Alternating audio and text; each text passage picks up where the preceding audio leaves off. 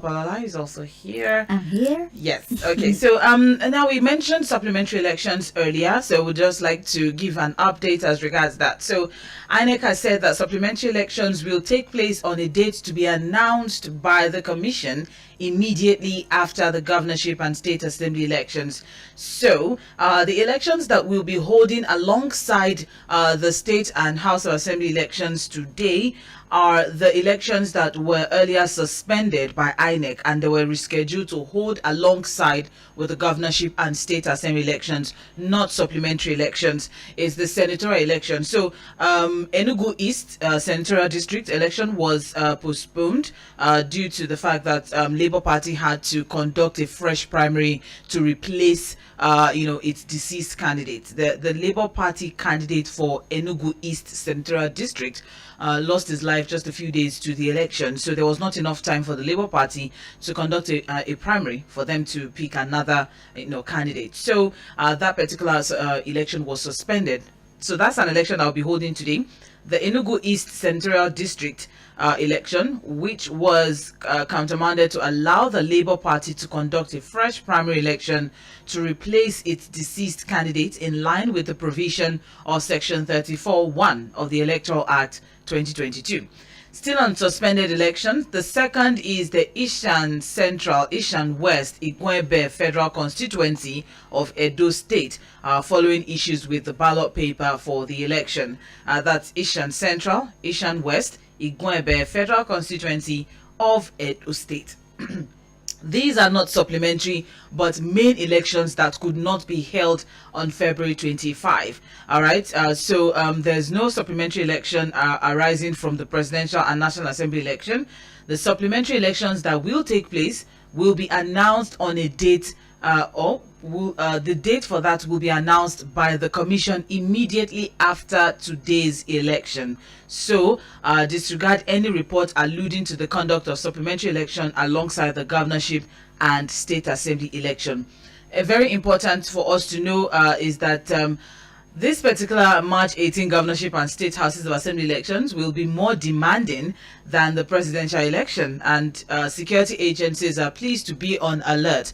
We have been getting reports from Oshodi that there are inconveniences already happening at Oshodi, Mafoluku Oshodi to be precise.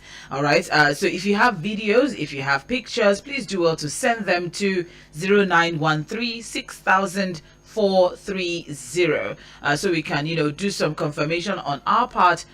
We won't be taking phone calls, okay? We need to confirm all of the information that you are sending to us before we put it out to the public. All right. So it's very important because the state assembly election involves more constituencies than the national elections, unlike the last elections that involved just 470 constituencies. The state elections involves 1,021 constituencies. So there will be more candidates involved, more collation centers to protect. There are also local elections involving keen contests. Remember, we had the conversation on Wednesday that, due to the upset of the presidential election, I say upset because, there were a lot of unexpected numbers that we got from that one. So, okay. Yes, of course. As we're progressing, you should know that new information has started to reach us by our correspondents on the field. While we were talking about arrival time of INEC officials, it would interest you to know that they are actually early this time around, at least in some places in the Lagos Central area. INEC officials have arrived at Ward 2, polling unit 025, Etiosa local government area. So far, so good. They have about 843 registered voters, and accreditation started at 8:45 a.m. That is when this report was filed. So the process has begun at the Etiosa local government area. INEC officials are there, and the process has definitely begun. So like we were talking about arrival time of INEC officials, with the process starts early, the process definitely is starting early. We have Okwe Miakiode. I think he has something for us from the field. Okwe, please go ahead. Yes, thank you. Good to have you back again, Sandra. Okay. Okay, we are currently at Ward 3, Unit 085. The polling unit of the President-elect, Asiwaju Bola Ahmed Tinubu, and there's a very heavy presence of security personnel here. We have the police, we have the DSS, we have everyone, and as against what we had at the presidential election, there seems to be bigger coordination around here. There are perimeter fence, there are restrictions, movement are being controlled, cars are being checked. It looks like it's a different conversation right now, probably because we're expecting Ashwadi Bola Ahmed Tinubu, the president-elect of the Federal Republic of Nigeria, to be here any moment from now to cast his ballot. This was where he had his own at the presidential election, which we also covered. So that is the update for now. The IMF officials are on ground. The materials are set. The names, the voter register has been displayed already. They're just waiting for the president-elect to arrive to cast his ballot. All right. Thank you very much. Thank you very much, Sandra. Okay, we'll get in touch with you again. I think Fuhad also has something to give to us, but then to keep you locked, I know that there's something happening in Oshodi because the messages keep pouring in as regards Mafoluku Oshodi. Just hang in there. We'll get more information from that particular area, and then would relay it to the necessary authorities. All right. So just hang in there. Thank you very much for the updates. Hello, Fuad. Yeah, well, good morning, Sandra. Yes, good morning once again. Yes. All right, we are in most parts of Sulere now, basically taking our report from Adeniro Gusoya Adelabu area. And somehow, in most of the polling units we visited this morning around Sulere, precisely Adeniro Gusoya Adelabu, Masha, Kilo area, INEC officials have arrived. Now, of course, from the reports we are sending to the studio, you could see backup picture. But we're noticing, well, maybe too early to say voter apathy, because I just spoke to a number of political party agents. Now, what they are telling me is that, yes, the voters will still come. But if we are to go by what we are seeing now, it's a bit troubling, it's a bit worrying that the voters are not in their numbers this early morning. I wanted to ask, as regards that, I've been meaning to ask that, the numbers, do we have the same numbers or energy? But you know that yesterday night, there was this really very unfortunate traffic situation that a lot of Lagosians found themselves in. A lot of people had to trek all the way to their houses. Some had to trek to their bus stops. And then, it also rained, also that same last night. So do you think this could be factors to why people are yet to arrive at polling units, or is it a serious case of voter apathy? Well, like I said, it's too early to say what exactly is going on, why the voters are not in their numbers yet. Despite INEC materials and officials arriving early, security agents are also on ground. But I just spoke to one or two party agents now. What they said is that the voters are still going to come in their numbers. That one of them pointed out to the usual rain, that the rain drizzled early this morning in parts of Sulere, and so that kept people at home. But he's expecting that people are still going to come out in their numbers. Like I said, we're reporting basically from Adeniro Gusoya, most of the polling units around the area. As I talk to you now, we arrived inside Buritala Jajani Mashan Community Senior Grammar School in Sulere. In this particular school, we have about 3-4 polling units all clustered together. And so one would have thought that by the time we get here this morning, we'll find people in their numbers. All the polling units have INEC officials and materials. In one of the polling units, voting has started. People have started to cast their ballot. And but again, in polling unit 001, right here at, let me quickly get the information, polling unit 001 at Ward 8, Adeniro Gusoya Adelabu area. Voting has started, people are already casting their ballot. But again, the numbers, is not anything impressive at all. But again, maybe it's too early to assume that the voters will not turn up. But somehow we'll continue to see what happens. Again, like I said, we'll be going straight from here to the polling unit of the government in Lagos Island. But Surulere is calm. No any incidents recorded yet. No case of violence.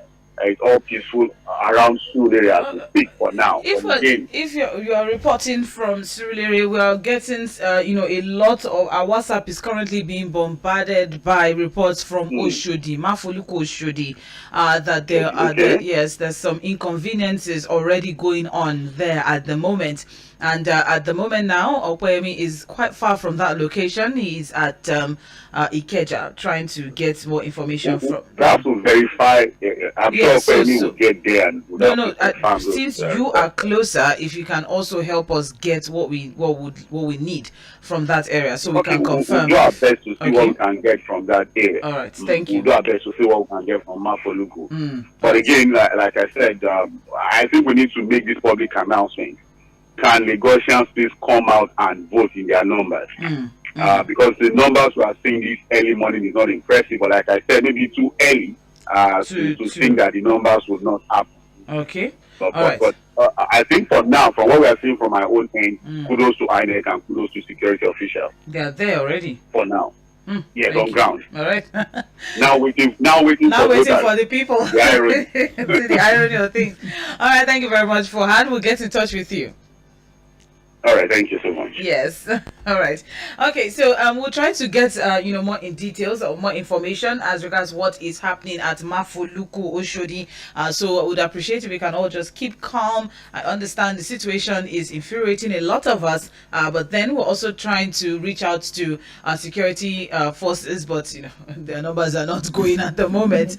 But then don't worry, we'll do what we can. All you have to do is, if truly this is happening, send in videos, send in pictures to our WhatsApp line. Would verify it and we know what next to do. All right, thank you very much for your support. Don't forget that if you have reports from any part of your polling unit or anywhere you are, maybe you're passing through a polling unit and you see something, say something via our WhatsApp line on 0913 6000 410. 0913 6000 410. That is the number. All right, so let us now get in touch with Enough is Enough Nigeria. They are, they have been trying to reach out. We are not taking phone calls. I thought I mentioned that earlier. We're not taking phone calls. Please just send in your messages. Would read them out, because we can't be too careful what is going to come out. Very important. All right, so let's get in touch now with Enough is Enough Nigeria. They were on the show yesterday. They were on Situation Room yesterday. They're a civil society organization. They are also giving us reports on what is happening, in different polling units across the country. That is what, and also voter education, very important. Yes. Good morning, David. Good morning. Good morning. Thank you very much for making yourself available. You're welcome. Thank you. All right, so our reporters are out in the field, and we've been getting reports of low turnout of voters. Yes. Okay, so first of all, I would like to say that statistical report from my head, our cost measures in general, has shown to certain extent that INEC officials actually are coming a lot earlier than they did during the federal election. Good. Yes. So I can say for a fact that at 8:58 at the Sheffield local government at Garo Estate, we already have elected the INEC guys are already there. I can say that regularly, I can see that voting process is already about going on in that process. Several other places like that. And I can also assure you that as I'm speaking to you currently, I was on the road like 30 minutes ago, and it's like really tight story than it was during the first election. So I would like to invite you to come out at VGC, we're going to call from the call center see that there are 40 minutes at the move in the office that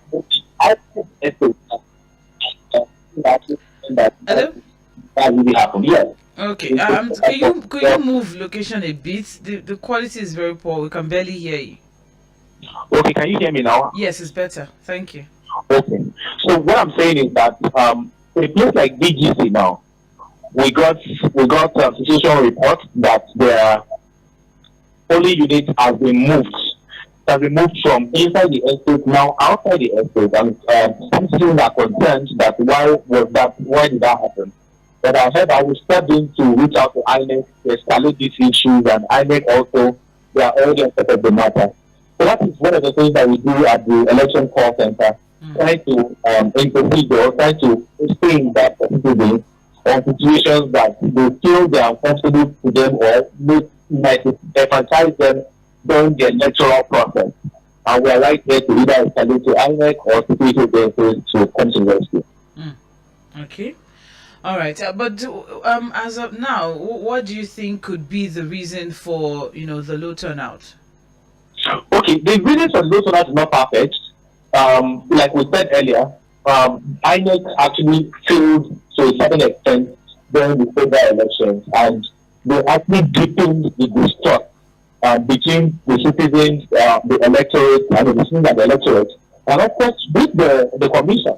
Because if you look at the Nigeria election that is fought with voter apathy for the last probably 3 to 4 elections, and we are hoping that this election period was going to at least be coming with a policy, and this actually bridge the gap of that distrust between electorate and INEC, and INEC has actually failed to actually help electorate gain trust in the electoral process.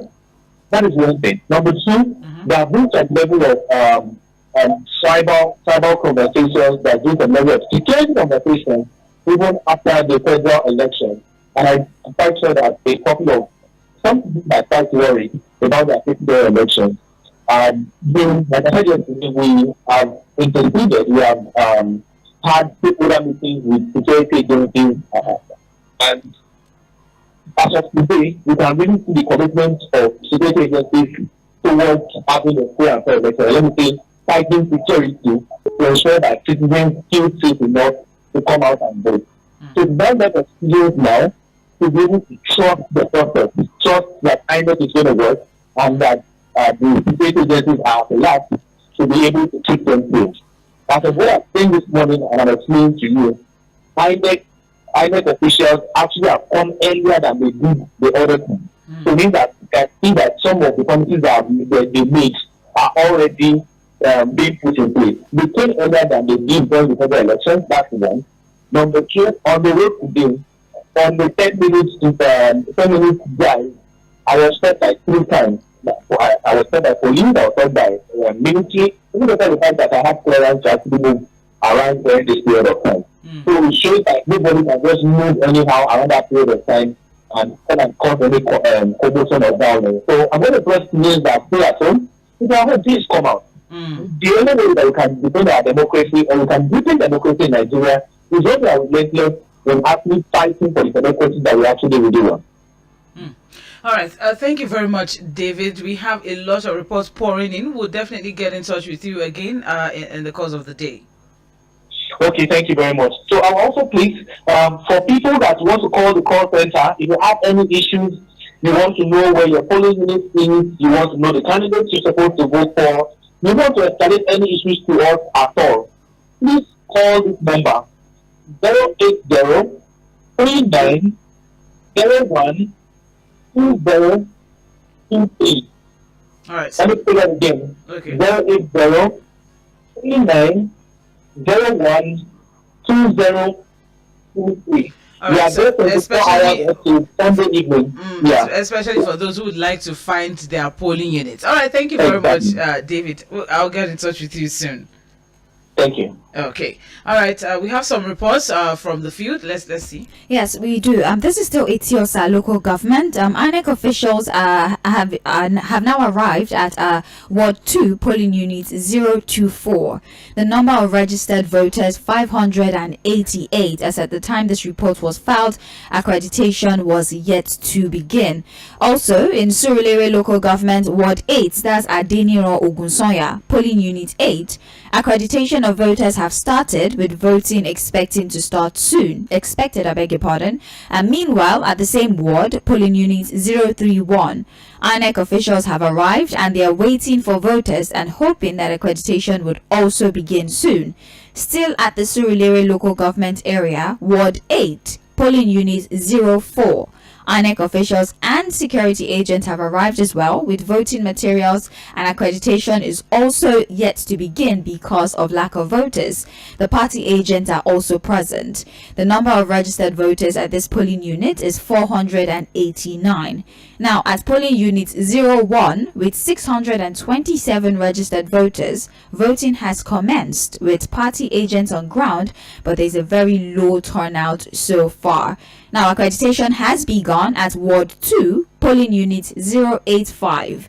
The number of registered voters 38, number of accredited voters 2, and all of this is still at the Etiosa local government area. Accreditation started at 8:45 a.m.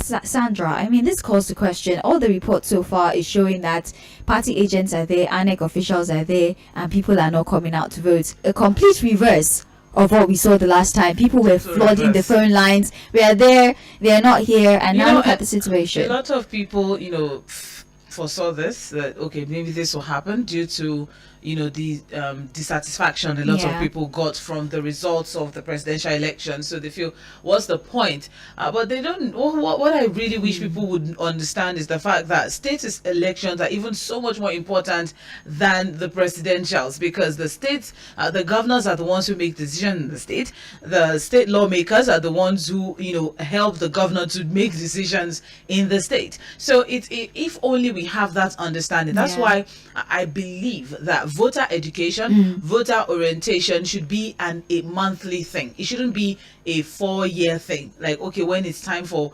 come and register for your card, that's when you start hearing people say, oh, vote not fight, make sure you vote, register for your PVC and all of that. No, I think it should be a monthly thing, a yearly thing. Why it's necessary for you to be a part of governance, what is happening there, who is representing me. We've always had the conversation of lawmakers. A lot of people totally forget the legislative, focus on the executive. The center, the governor cannot do it alone. And that's why we have the State House of Assembly. And who is representing your constituency? Who's presenting your case to the powers that be that would implement it? And that's why a lot of people have the mistake that it's about buying transformer, or it's about buying building water borehole for you. That's not the job of a lawmaker. That's not the job of a lawmaker. That would help you. Thank you. And that's supposed to be what your councillor or your local government chairman or your state governor should be doing.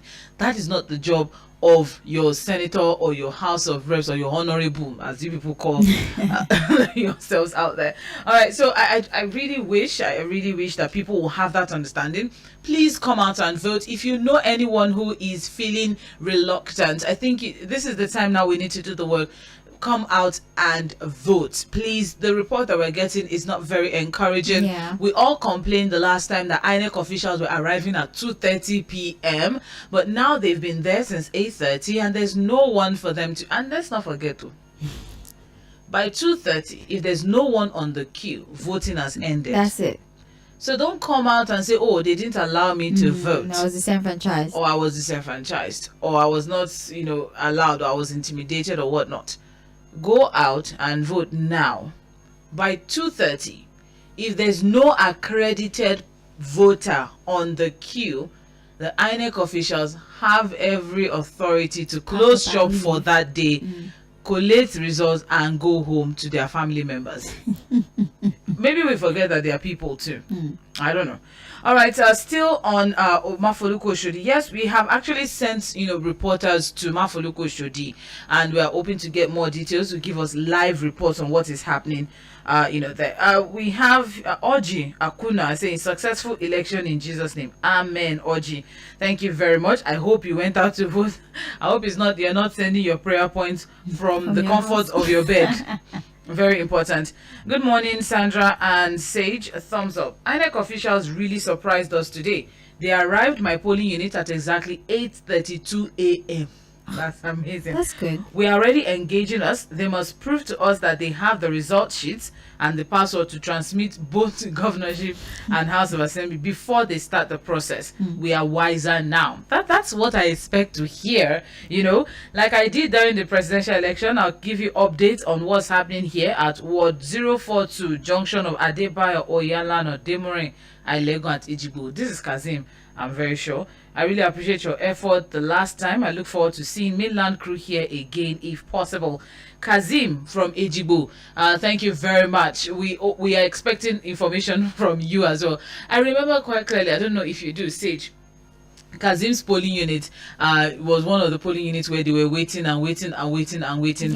INEC officials. But the good thing is, it said by 8:32 they were there, and accreditation has started. Okay, so we look forward to something better, or better scenarios happening in Yes, still in Etiosa local government, voting have started at Ward 04, polling unit 038. The number of voters that have registered, that's 636. Now, number of citizens that have voted, 6. Ad hoc staff are seen waiting for more voters to arrive in Etiosa local government. So voting has actually started in some places, and they're still waiting, hoping that more people come out to vote. I don't know what effect this would even have on the INEC officials, if they would even be encouraged to carry out their responsibilities when they are there, and it's still a little bit slow. But then again, since they've already they've registered 636 people, and 6 people have voted so far, it's still early in the day to really decide if voter apathy has really happened. So maybe in an hour or two we can be sure that, okay, this is voter apathy we're seeing. Maybe people, like you said before, are still a little bit sluggish about the fact that they spent hours in traffic yesterday. They are trekking to their polling units. You never can tell. It rained this morning. It rained too. When it rains, you feel very cozy in bed. You don't want to get out of bed. We weren't cozy. We were not cozy. We jumped out of bed to ensure that we give you all of the reports as they hot on the roads. So we are still getting reports from Oshodi. This is Anna from Oshodi. I really hope that we won't be seeing another form of voter intimidation, but then still unconfirmed. We're still trying to get reports. Okay. Good morning. Please, someone just called. Something is happening at Apapa. Okay, please help us verify. Something is really going on at Tolu and Wima areas. Soldiers have arrived there. This is Austin. Austin, I'm not really sure of this location. Can you be specific about the location? I'm seeing Wima Apapa. I'm not really certain what location that is. Can you be specific with the location? And if you can use WhatsApp, I'd also appreciate, so that it can be easier for us to communicate with you, so you have to burn credits. All right, thank you very much, Austin, for your report. That's for Apapa, saying that there's already inconvenience happening somewhere. I'm not sure if it's Apapa, or maybe I'm reading it wrong, but thank you very much. 0913 6000 430. 0913 6000 430. That's the number to send your text messages, your WhatsApp messages. That's where you send it to. If you try to call in, we won't pick up your calls, so let's not go there at all. The phone line is for our reporters in the field to give us live reports from the field. That's what the phone line is. But if you want to give us reports, we'd really appreciate it. Just send a text message or a WhatsApp message, and we'll definitely deliver it. All right, thank you very much. Okay, so we also have yes, we do have reports now. INEC officials are on ground, and voting have started at polling unit 085, Ward 3, Alausa, Ikeja. The number of registered voters, 325. That's the latest information we have right now. So let's see what continues to happen. Voting is starting early, so we expect that they could finish early, maybe before 2:30. Everybody has had the opportunity to vote. So far, so good. But then let's continue with the process, and hopefully we get more report from our reporters that we have on the field. All right, so we're also getting something from Divine from Mafoluku Oshodi. Wow. All right, so they said that as early as 5:30 a.m. today, there have been pockets of inconveniences in different parts of Oshodi, and he gave specifics. He said at Agbola Street, Ososonya Street, Branco Street, all in Mafoluku Oshodi. The development is causing a serious problem. Security personnel should be deployed to these areas to avoid breakdown of law and order. That's Divine from Mafuluku. And interesting to note is that Divine sent this message as early as 6 a.m. So it's not, he didn't send it now. He has sent it since, I just checked the time when he sent this message. He sent it as at 5:53. So 5:53. So that means that's how since then, people in Mafoluko Shodi have been experiencing that. So that means different people are saying almost the same thing now. But then we still need to hear from our own reporters on the field. But thank you very much. It's not like we don't believe you. No, just all right. Don't take it like that. It's not like we don't believe you. But then just we need more information. That's what we work with. All right. It's not just about what is happening. We need to know where it is happening. We need to know who are the people doing this. We need to know how is it being done and what exactly is being done. We can't just say, oh, something is happening. All right. That's why we need it from our reporters. They will give us all of the information that we need to put out there. Samuel is also sending a message. We're always busy waiting for them. They made us today. Please come. They made it today. Please come out. Okay. Thank you very much for that one. Very encouraging. They started voting at Apapa area ward D004 polling unit. INEC arrived before 8:30. There's no problem in our polling unit. Also, polling unit 0919 unit. The total voter is 315. Wait, okay, so but all the 315 already on ground, or we are still expecting people? What exactly is the situation? I would also like to know. All right, let's keep moving. We also have here, hello. Okay, well, this isn't for us. Okay, this isn't for us here now. All right, good morning, Sandra and Sage. I'm covering 2 polling units. INEC officials came at 7:47. You need to give them a round of applause. I mean, that's early. All right, in one of the polling units, there are no security men on ground at the moment. In any of the 2 units I will be officiating, there's no single police officer in any of the 2 units. All right, that's James Ogbona. Okay, but James Ogbona, as regards, the inconveniences at Mafoluku, different streets at Mafoluku, what exactly is the situation on ground? Can you give us reports on that one? Would also like to know. That's James Ogbona is closer to Mafoluku Oshodi, so you should be able to give us something from that area. All right, you are listening to Ballot 23 on 98.3 Mainland FM. As it is now, 28 new governors will be elected this morning. That's interesting. And this is Milan FM coverage of the 2023 governorship and House of Assembly elections. You are definitely at the right place for a comprehensive and detailed coverage. We'll provide you with all the live updates as they happen all over Nigeria. 28 of Nigeria's 36 states will elect new governors, or in the case of 11 states, keep their current governors in office for 4 more years. The House of Assembly elections, of course, will take place in all 36 states. And very important that you should also note that please go out and vote. Remember, INEC officials are only obligated to attend to people that are still on the queue until 2:30. If there's no one on the queue by 2:30, they have the right to close shop and go home. That is the deal. They came early, especially if they came early in your polling unit. And the report that we've been getting across board now is that INEC officials have actually been arriving early at different polling units. Some even arrived way before 8:30. Yeah. All right. Some arrived an hour before 8:30 to set up ground to ensure people that we're ready and available for you. So all you have to do, if you're listening, to the radio, maybe in your room, why not go out and just, do something about the situation that we're in this country? Let's take responsibility together. All right. So go out and vote. Anyone who has not been accredited by 2:30 and you're not on the queue by 2:30, let's not start dragging things with the INEC officials. They have the right to close shop and go. At the moment now, stick to us for all of the live updates in different parts of the country. Voting will commence all over Nigeria by 8:30, has already commenced in some places, and end at 2. But whoever is not on the queue, You know what comes after that. At the governor's polling unit in Lagos Island, Governor Babajide Sanwo-Olu's polling unit in Lagos Island, INEC officials are ready for accreditation. Yes, more information reaching us. Well, INEC officials are on ground and voting have started at the polling unit 085, Ward 3, Alausa Ikeja, and the number of registered voters 325. Now, in the same vein, the Commissioner of Police, Lagos State, has led an advanced team to the Alausa voting center of the President-elect, Bola Tinubu.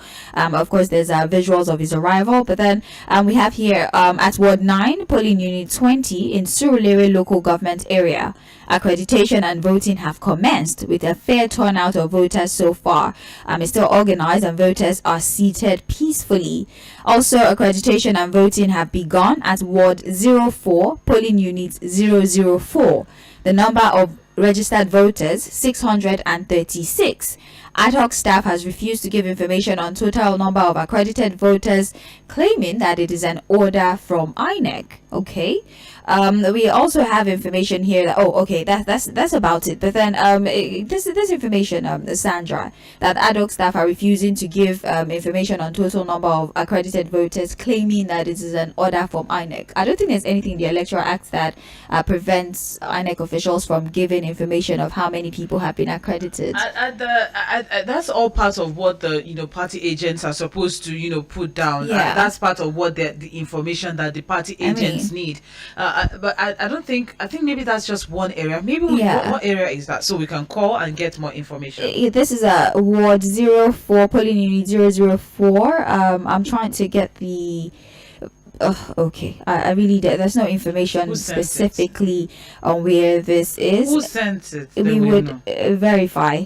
It depends on who sent it, then we know the area that they're covering. But as you confirm that, yes, you're listening to Mainland 98.3 FM, live updates on what is happening on the field at different polling units across the state, Lagos State. We're focusing on Lagos State for now. We'll be delving into Ogun State very soon, much later in the day, but we need to know what is happening around us first and foremost. Very important.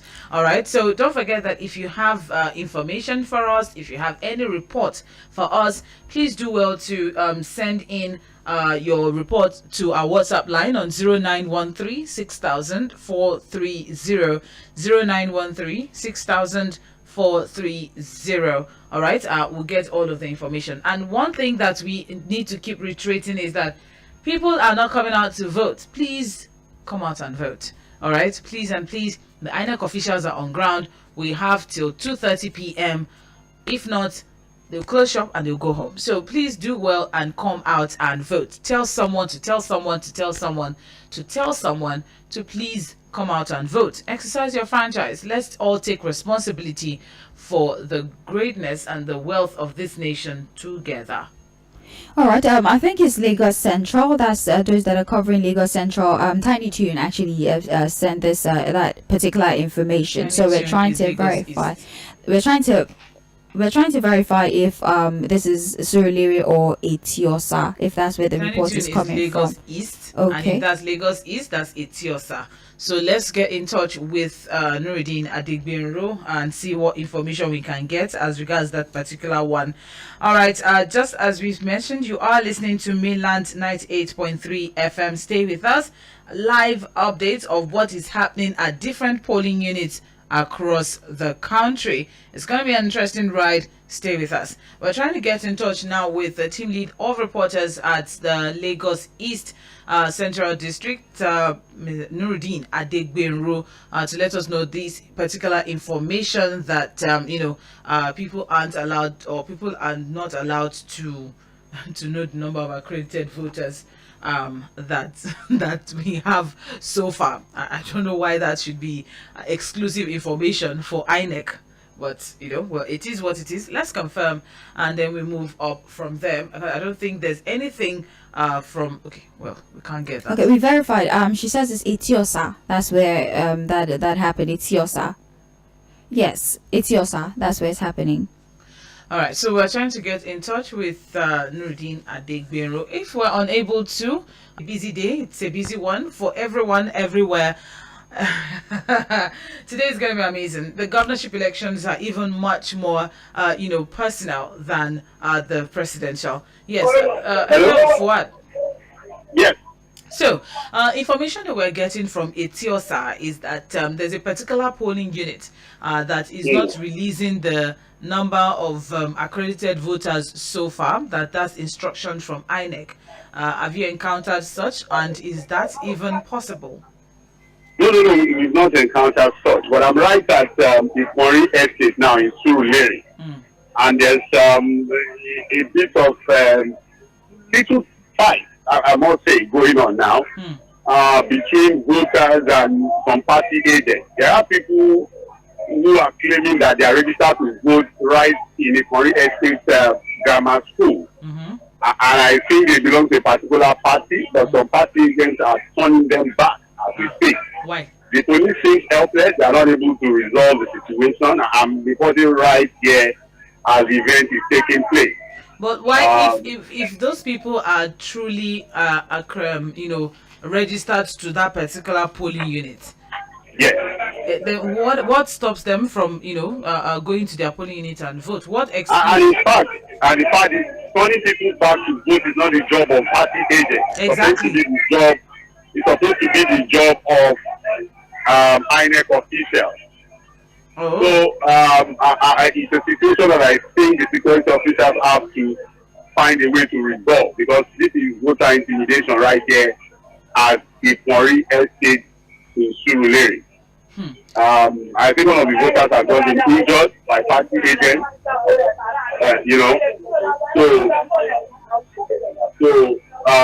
Again, now the situation of things, in fact, media men are even being intimidated and being harassed as we speak. Well, I'm really trying to have an understanding. Where are the INEC officials? Why can't they do something about this? Why can't the policemen do something about it? Why are they just?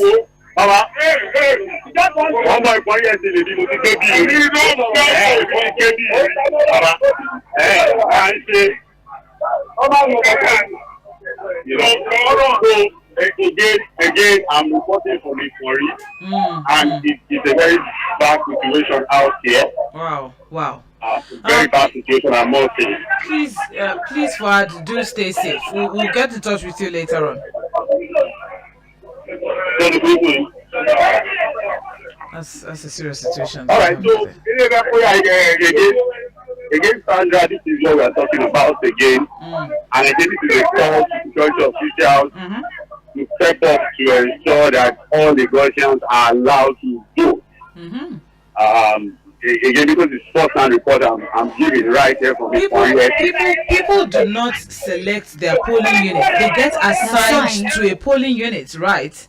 So the INEC officials should walk up to the police officers. I think, Fuad, I think we'll call you back. All right, it's becoming a serious disturbance. To what we're trying to do here. I mean, look at that. People are trying to exercise their, franchise, and then some people, normal people, not even INEC officials, or party agents, they are party agents. Yes, or security, because those are the only two people that have the right to turn people back from a polling unit. But now you have party agents saying that, you can't come in here and vote. Why? For what reason? Why? It's not your place, actually. I don't understand that. So that's why we also need to confirm what is happening at Oshodi. Yeah, if we're having the same thing happening at Oshodi, I really thought that the security agencies had this under control. It's really upsetting to come back today again for election coverage, and we're still hearing the same thing. INEC is doing what they can. They arrived early enough. Everybody should People are there. People are there, and now some people are turning some people back, and now we are also hearing in Oshodi that they are telling them not to come out at all if you're not going to vote a particular party. So I really don't know. We're trying to get in touch with the security operatives, but it's not. But so what is the essence of the security operatives there? I mean, this is not something that even involves you having to use weapons or anything. This is dialogue. You talk to them. You stop. move. Party agents are basically observers for the party. That's what you're supposed to do. Be sure that things go smoothly. That's all. I don't think you're even supposed to engage voters in any way, because even in the law, you're not supposed to even assist people to vote. You're just there to observe for your party. So why are you even engaging the voters? All you are there for is maybe somebody is inconveniencing your party. Yes. Your party's voters. You do something, or you go to you talk to the INEC officials during the collation. Yes. You stand and make sure that the result tallies. Okay, no problem. That's what you're there why for. are you engaging voters? Why are you there turning people away from their polling units? Well, that's the unfortunate scenario that Fuhad just reported from Surulere. Let's get in touch now with Nuruddin Adigbenro. Well, currently now we are inside Elegushi, Oba Yekini Elegushi Road. And you remember what happened the last time around this particular area where there was a lot of rancor, but I can tell you confidently that Oba Yekini Elegushi area is very, very calm as we speak.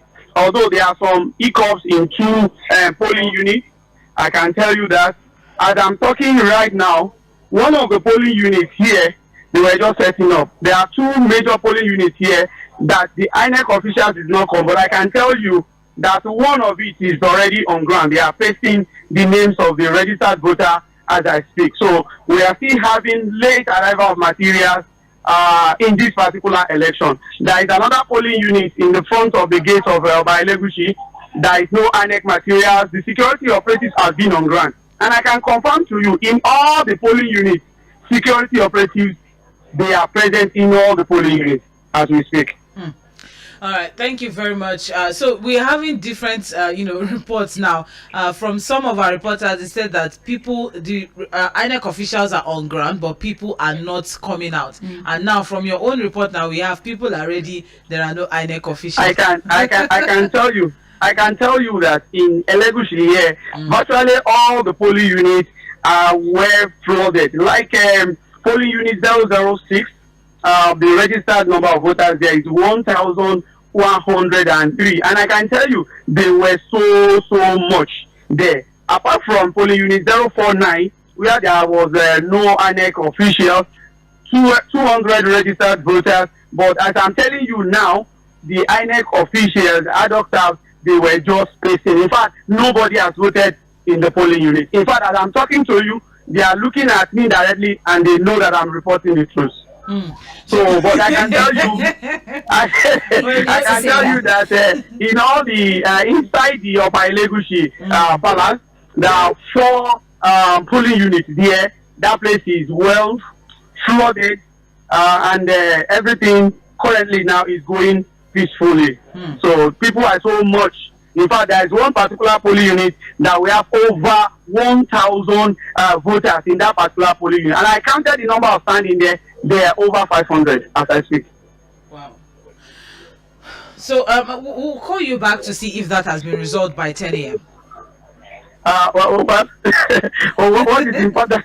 What is important there is that in this particular houses, they came very, very early. In fact, there are 2 polling units that the INEC officials with the materials, they came down there around 7:15, according to our feelers from that particular. So as we have mixture in this particular houses, apart from the 2 polling units, the other ones, according to the resident there, that they came very, very early. They were just waiting for 8 o'clock to kickstart the voting process. People are so much here, and everything is peaceful. And security operatives, they are well manned from both sides of that particular palace. They are all around, and everything is going smoothly.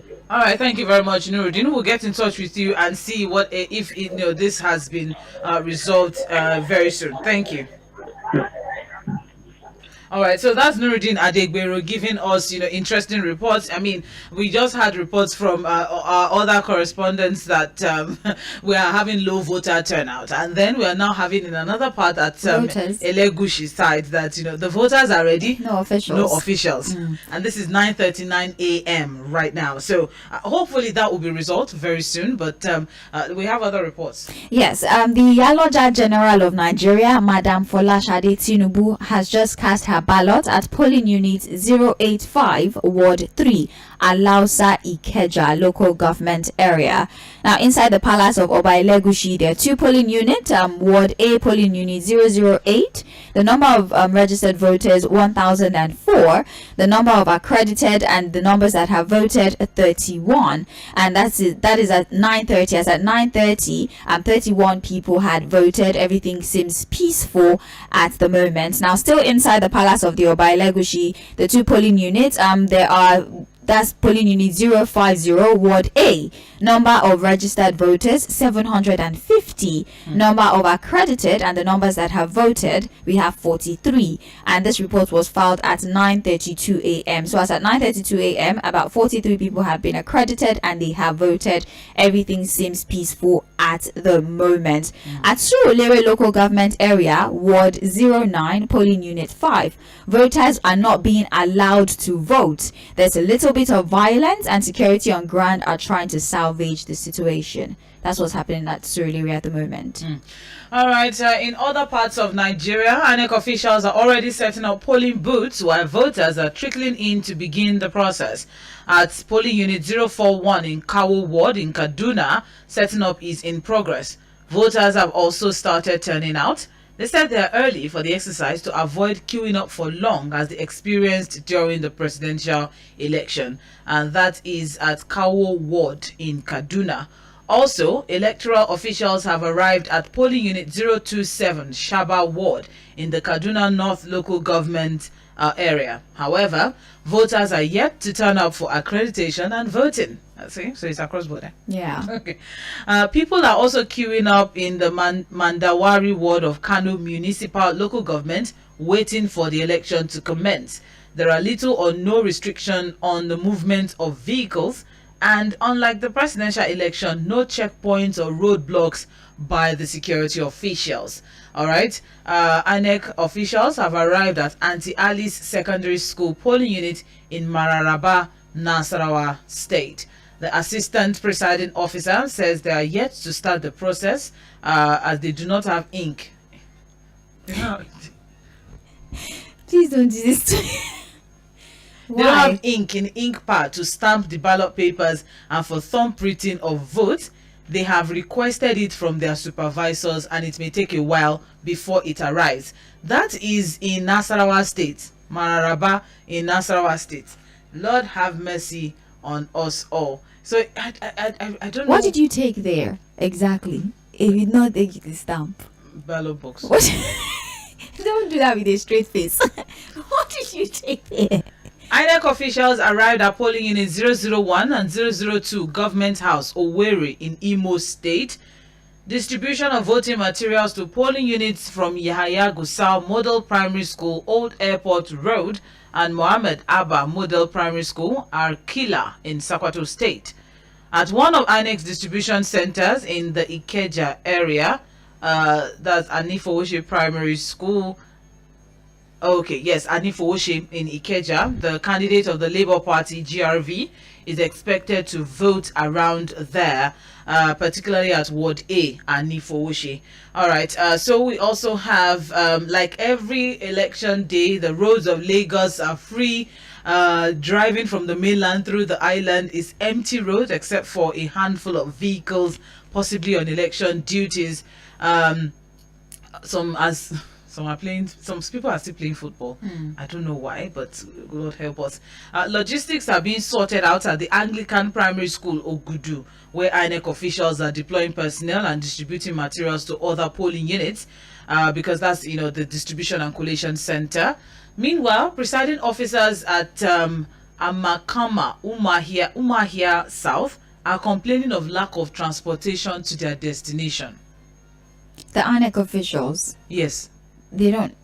Is logistics not a part of the process? I'm a little bit confused, Sandra. They say there's no car to take them to where they're supposed to go to. How? That's interesting.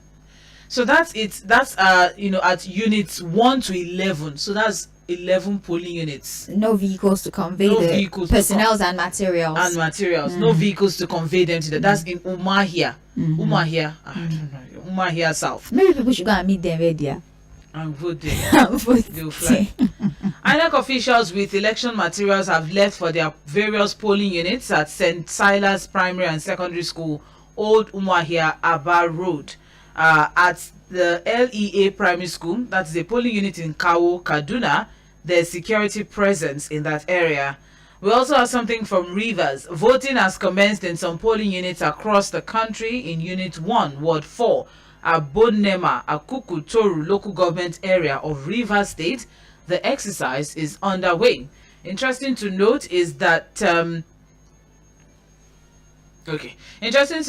Jamila Hamisu, a person living with a disability, was the first voter to cast her vote at polling unit 019 in Dorai, Baba Ward in Kano State, that's northwest Nigeria.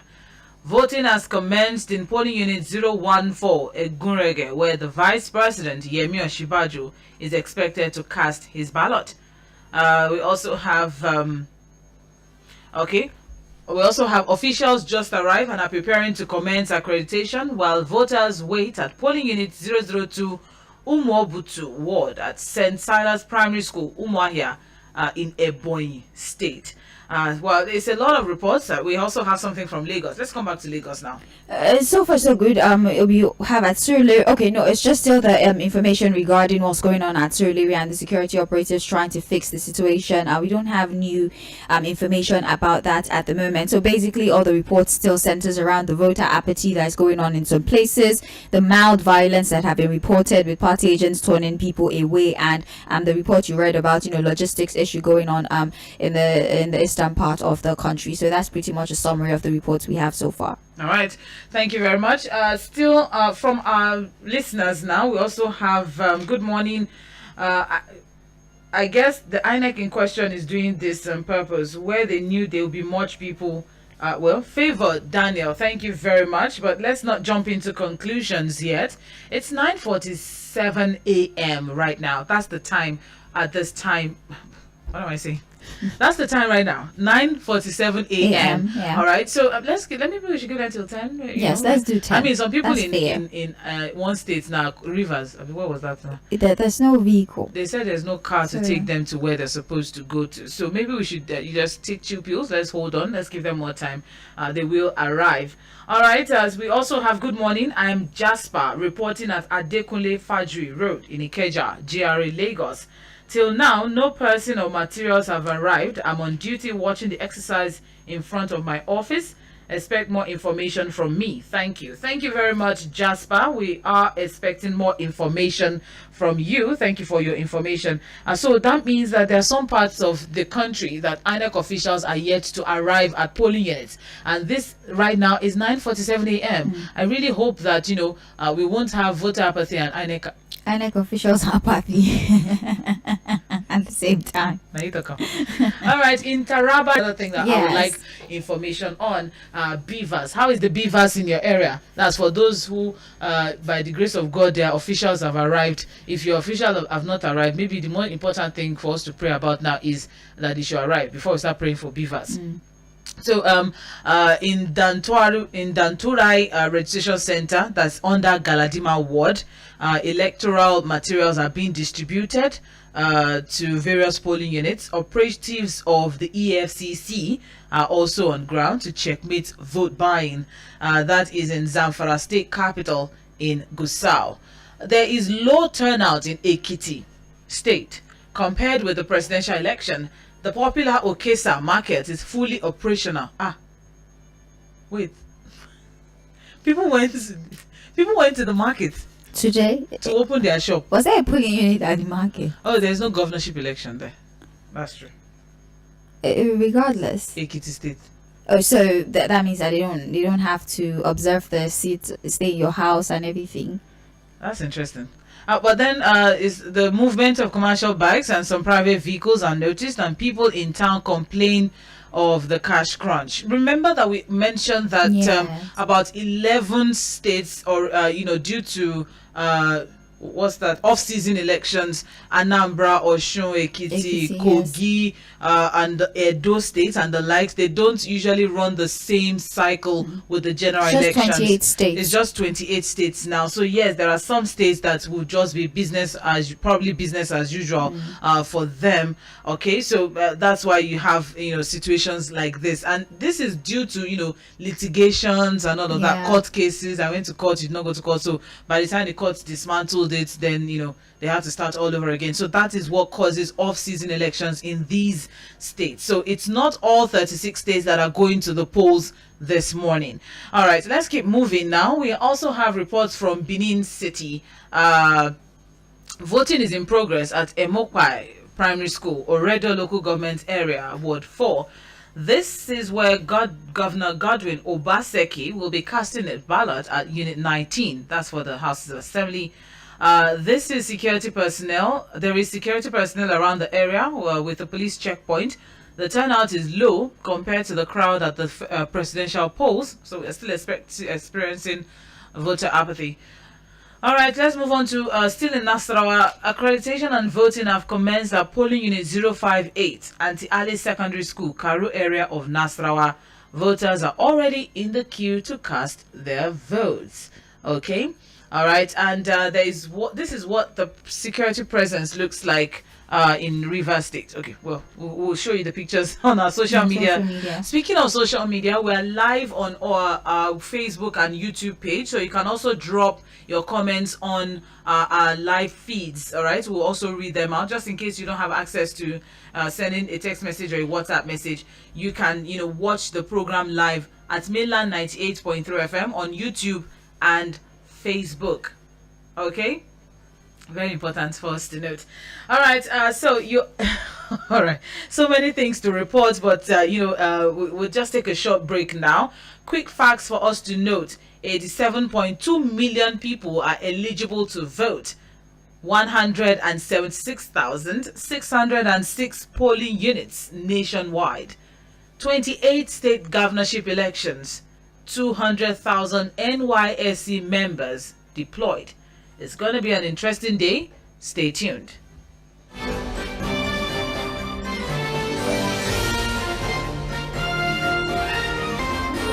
Oh boy, how far with your admissions this year? My brother, I have not been admitted. What's the problem? Which course do you even choose? Now, broadcast journalism and multimedia technology. Now, those are exactly my courses, and I'm already admitted. Now, lie. For which institution be that? The Broadcast Arts Institute. Oh, yeah, more they go. The Broadcast Arts Institute is accredited by the National Board for Technical Education to train and award the National Diploma in Broadcast Journalism and Multimedia Technology. If you scored 100 and above at the UTME exams and have 5 credits in your O-level results, including English, Literature, and a pass in Mathematics, you can now change your school to the Broadcast Arts Institute to kickstart your career. Part-time programs and short courses are also available. Contact us at number 38 Odofi Street, Igbogbo, Ikorodu, Lagos, or you can call 0806 149 9992 or 091 2379 9071. Visit our website on www.bai.sch.ng. Every day, there are transactions in the digital space and amazing profits are made. To join the league of those cashing out daily, you need CardPlug Limited, a reliable digital asset vendor offering you amazing rates for your transactions. CardPlug Limited is a CAC registered company and a household platform for trading all kinds of gift cards such as Google Play, Amazon, Apple iTunes Card, and other digital currencies at Chinese rates. CardPlug Limited has very fast transactions and payout methods, and this is why it is the name on everyone's lips. What are you waiting for? Contact CardPlug when you call or WhatsApp 0810 189 7712. You can also reach CardPlug on Instagram at CardPlugOfficial. For more details, visit the website cardplug.co. For swift and profitable digital assets exchange, CardPlug is your plug. 98.3 Mainland FM.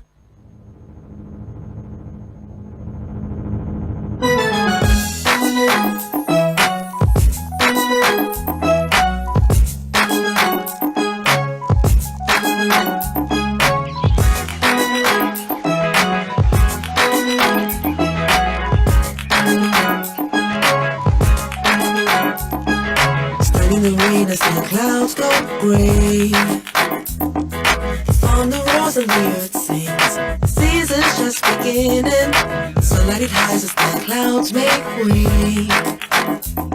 For the pouring of my blessings, I will not be afraid. I see it now, I understand, I know. So I embrace it, dance. In the rain, it's for my seed to grow. For every prayer and every seed I've sown, the Lord of the harvest knows I'm reaping back 100-fold. The land is green, it's green, oh, oh. The land is green, it's green, can't you see? The harvest is ready, the Lord of the harvest told me so. It's green for me. It's green for me. Standing alone can be a heavy load, but my vows I won't be breaking. Though my heart is aching, I got a word and I won't let go.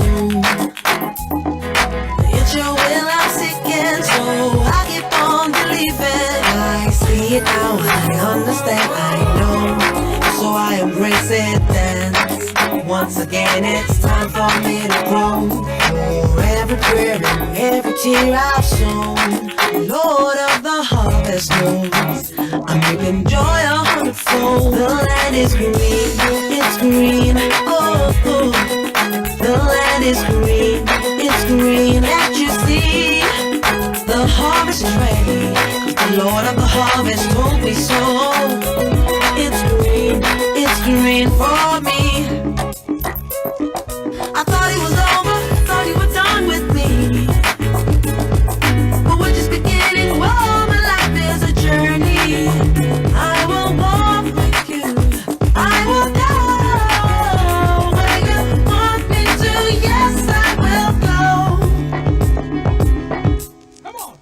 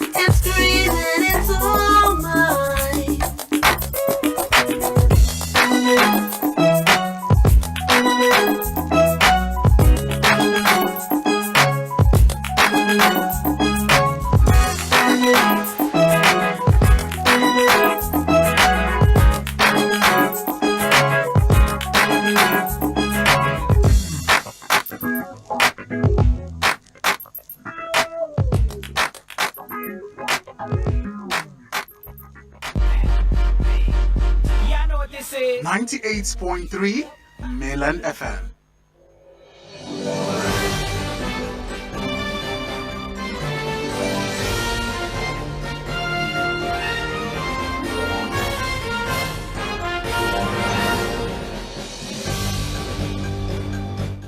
You're still listening to Mainland 98.3 FM, the sound of Lagos. We're giving you back-to-back information about what's going on with the Gubernatorial and State House of Assembly elections. As you know, contrary to information that we got during the presidential, INEC officials are on ground, or at least the majority of the polling units. We have INEC officials ready. You know, people have started voting. We already have people who have accredited as much as 41 people, and they have proceeded to vote. Like we told you before, voter apathy is going on in some places. Mild pocket of violence have been reported in some places.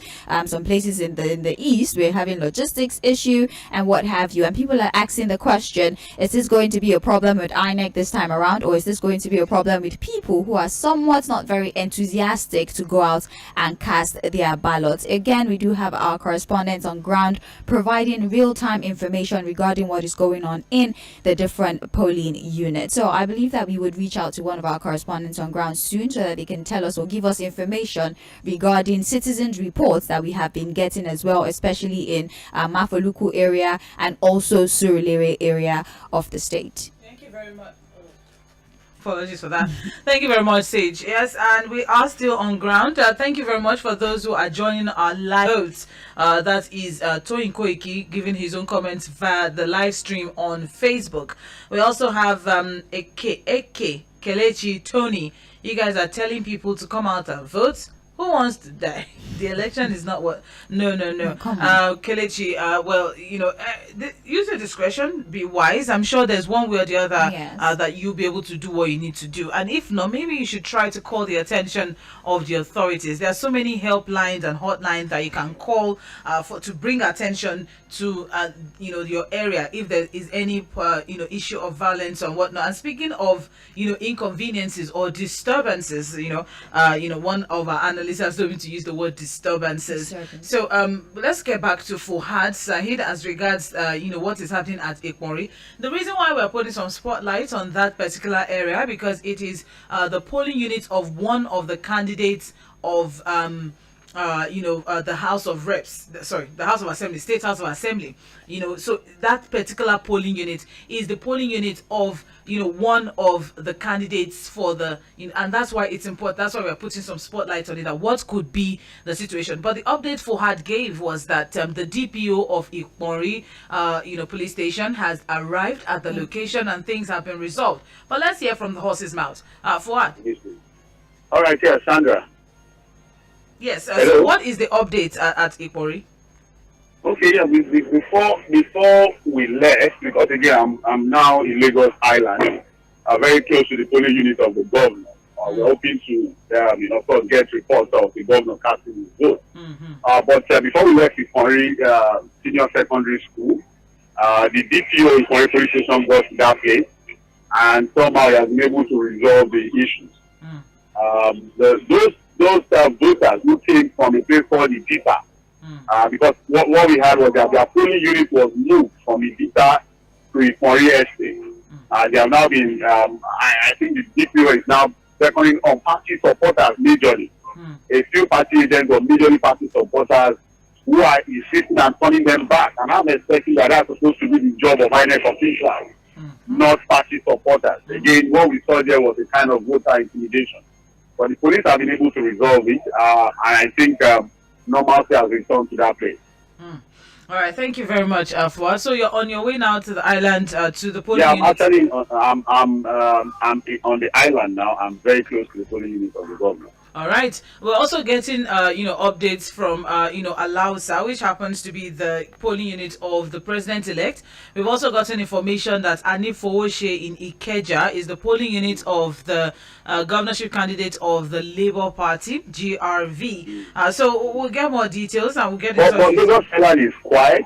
No reported cases of violence. The turnout is good here in Lagos Island. At the gate, what we saw in some part of Surulere. Voting has commenced. I think it commenced earlier. INEC officials are on ground, and it's generally peaceful here.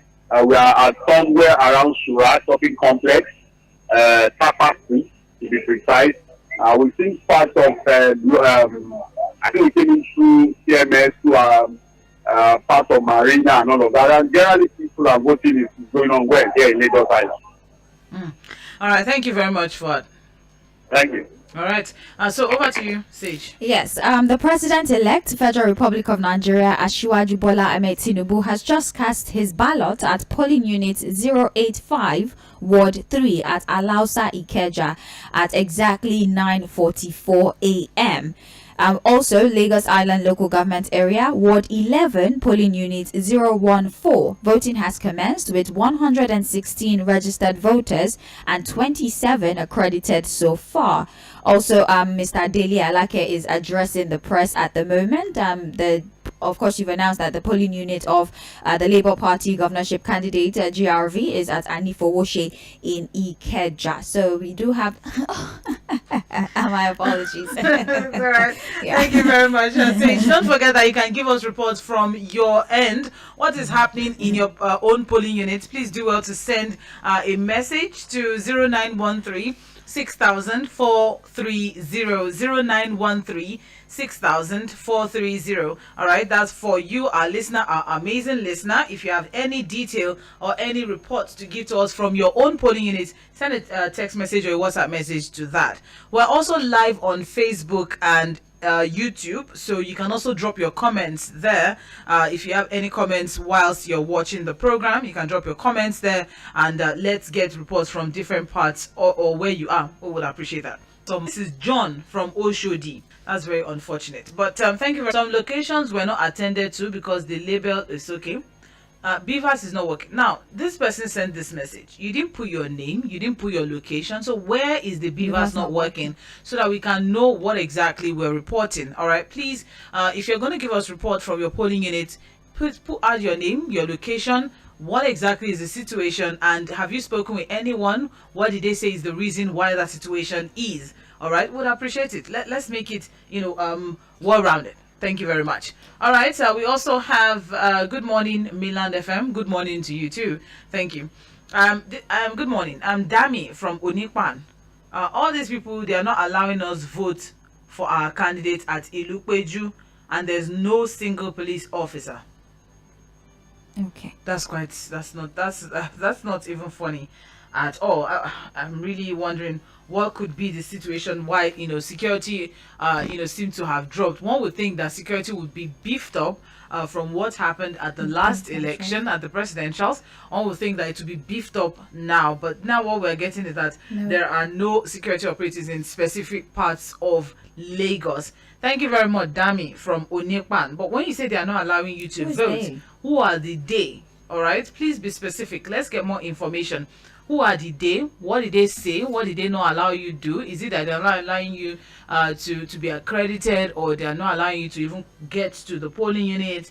What exactly is the information that you're trying to pass to us? Would appreciate if you can, break things down a little bit further. All right, let's go back now to see what is happening in other parts of the country. The secretary to the Rivers State government, Tammy Danagogo, has cast his ballot in Unit 4, Ward 10, Abonema, Akuku Toru, local government area in Rivers State. Accreditation and voting is seamless at Beavers, and as Beavers is working in all polling units in that local government. All right, we also have accreditation and voting is ongoing at Biara community in Gokana, local government of Rivers State. All right, that's all we have for now. In Lagos State. Well then, let's move on now. Let's come back to Lagos. The Lagos governorship candidate of the Labour Party GRV has arrived, and he has joined the queue. That's okay. That was at 9:30, and now we also have in polling unit 024 Ungwan Sariki ward in Kaduna North local government area. Governor Nasir El-Rufai is expected to cast his vote here, but one significant issue in this election is that accreditation and voting commenced as early as 7:45. I mean, it's 8:30. Isn't that the time that... That's interesting. Okay. In most polling units, due to the early arrival of INEC officials. So very probably what it means is that as soon as the INEC officials got to work. They got to work. All right, unlike the past elections. So far, there has not been any report of Beavers malfunctioning or failure as witnessed in the past, and that is coming from Kaduna North. ICPC officials are also there. They are there to monitor the exercise, especially the menace of vote buying. Is that still a problem? I mean, I don't think anybody has said anything about anybody inducing voters so far so good. So I don't think that should be a problem. Though some people might want to say, oh, now that there's supposed to be cash available, it might or might not happen. That's why I said they're supposed to be, because of what the CBN has said. So I don't think that so far we've seen anything like voters inducement. So far we've not heard any reports of that. But if it's happening, you know the right thing to do. If somebody's trying to seduce you know the right thing to do. Vote your conscience, don't vote against your conscience at the end of the day. But you see how in some places they're reporting adequate security. There's ICPC, there's the police there, and then in some places they're like Ilukweju, they're saying there's no security operator. So I don't know why. Maybe it's because of, I don't know if there are recent events that have happened in certain places that's causing them to move security agents to more places, and then they're not paying attention to some places at all. One would think that there will be like a balanced distribution of security across all the polling units, but then it might be difficult to answer these questions until we have official statements. True. Voting has started in some polling units in 028 in Ugwa, Abuja, Tunuwada of Jos North in Plateau. The polling unit has 947 registered voters. So thankfully, voting has started. So hopefully they'll be able to, get things done before time. Across, voters are also on queue at Ward 4, Unit 6, Ibadan North, local government in Oyo State. Also, we have... we also have the fact that trading is ongoing in Tombia Market in Yenugwa, Bayelsa. Tombia is in the heart of Yenugwa, the Bayelsa state capital, and there's low voter turnout in that area due to the fact there's no governorship election. So maybe that's why. But then they have their state house of assembly election. So, at least that should, encourage people one way or the other. But then that is for Bayelsa state. So we still have more reports coming in. We still have more reports pouring in. Don't forget that you can also drop your reports from your different polling units. All right, from your different polling units to 0913 6000 430. 0913 6000 430. That is the number for you to send your reports to. Don't forget, you can send in text messages, WhatsApp messages. You can send videos. You can send pictures. All right. If you have documentary evidences of any disturbance of any sort, please do well to send them to us. We would really appreciate. All right. Okay.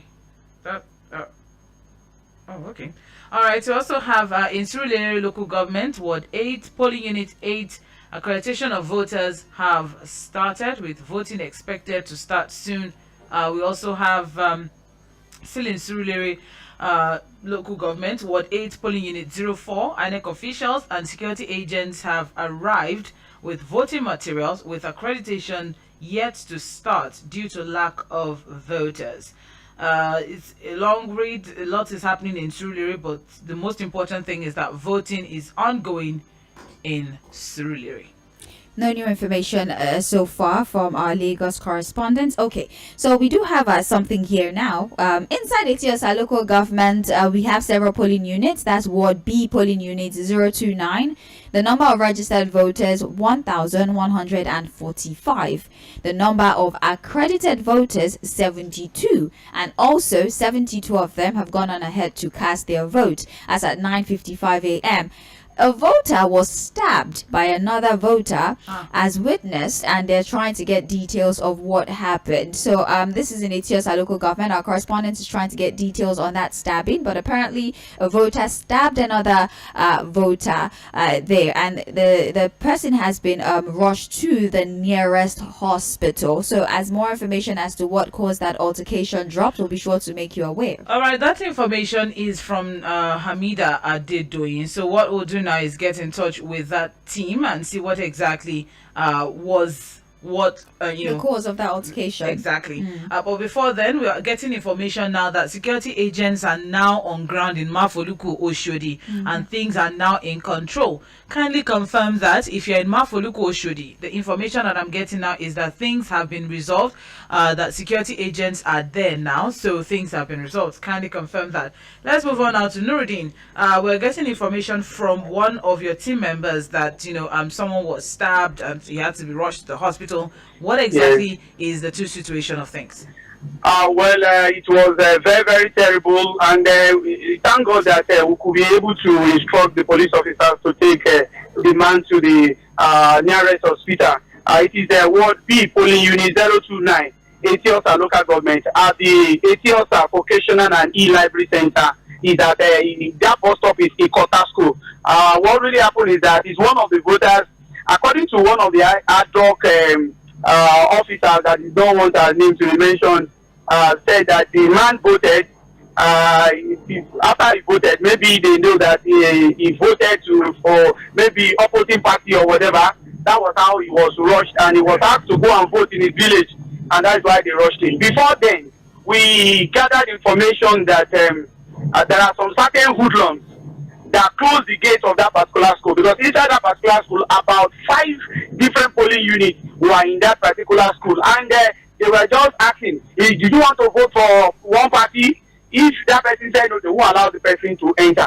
So, and according to one particular officer that headed the team that did not want to speak on camera, she said that there was the one particular actress that started the brouhaha. According to her, allegedly, she said that the name of that actress is Chioma Chukwuka. That when she came in to come and vote, because police officers here, there are about 7, that they were not harmed according to the electoral law. But this woman came in with harmed inside that party. Came back, she had to ask her, why did you bring harmed men inside this and they really maintain the sanity. But I can tell you that the man is wounded seriously, and we facilitated how the police officer really helped him to the nearest police, to the hospital. Currently now he's being treated at that particular officer. We just left there, and currently now we're at VGC as we speak. We are in the front of gate of VGC, a lot of polling units here, and people were so much. And we are trying to see what is happening to really talk to 1 or 2 people to know the current situation as we speak. But I can tell you that we are within the boundary of Etiosa local government as we speak. All right, thank you very much, Nuruddin. We just wanted to get more information as regards what transpired for someone to have gotten a stab wound. Yes, thank you very much. Okay, there you have it, and that is what happened. I mean, what we understand what happened at the last elections, and the security operatives had already said, okay, we're going to do better.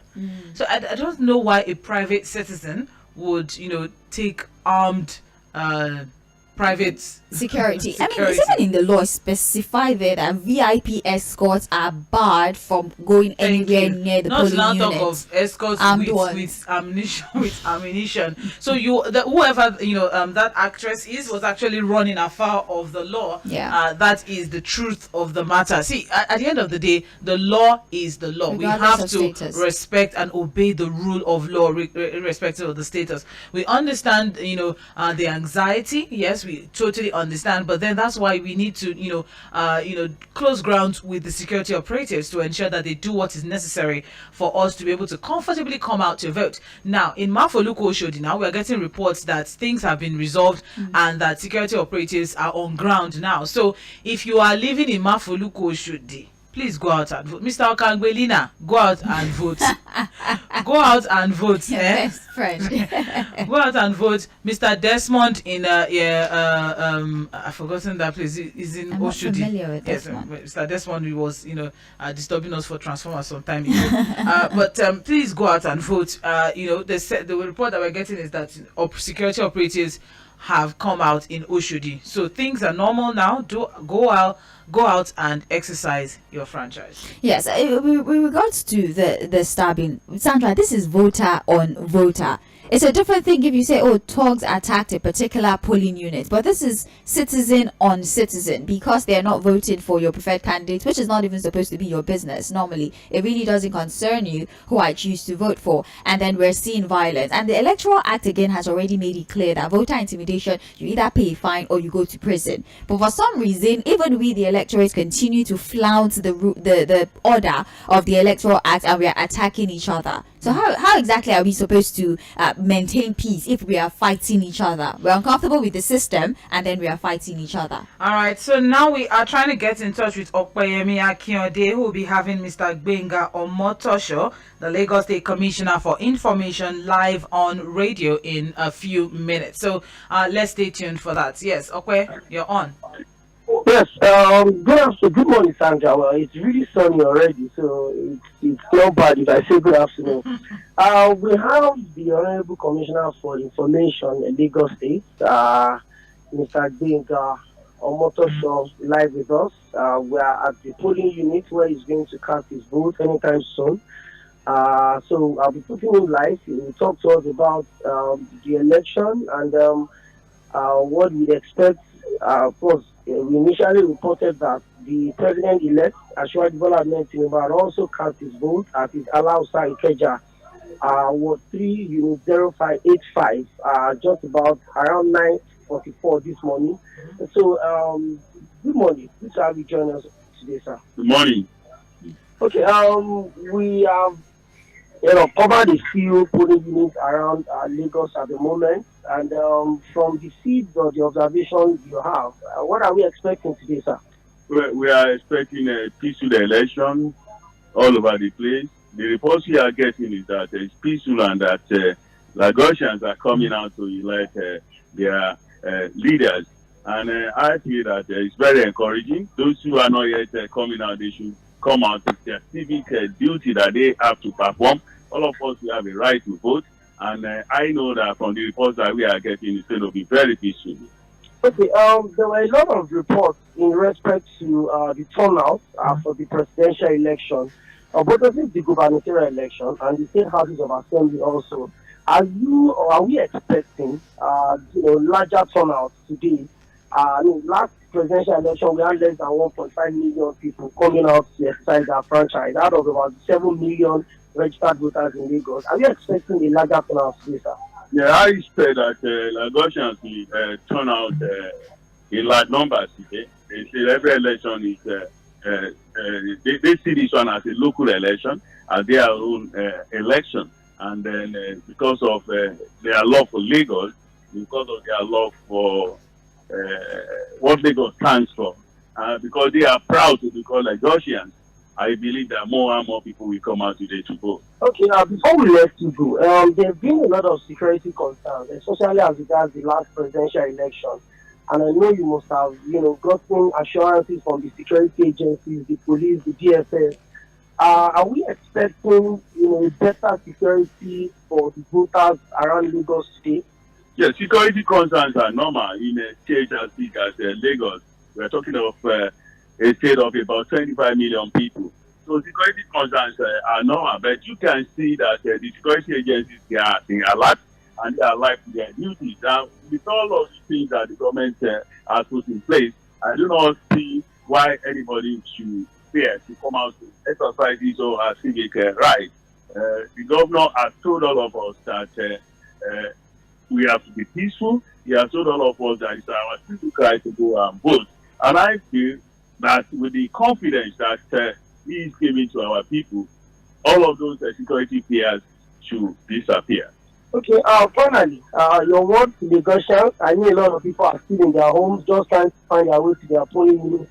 I don't tell them, being the Commissioner of Information, the spokesperson of the government in Lagos, sensitize the people in Lagos as the reason for them to exercise their franchise.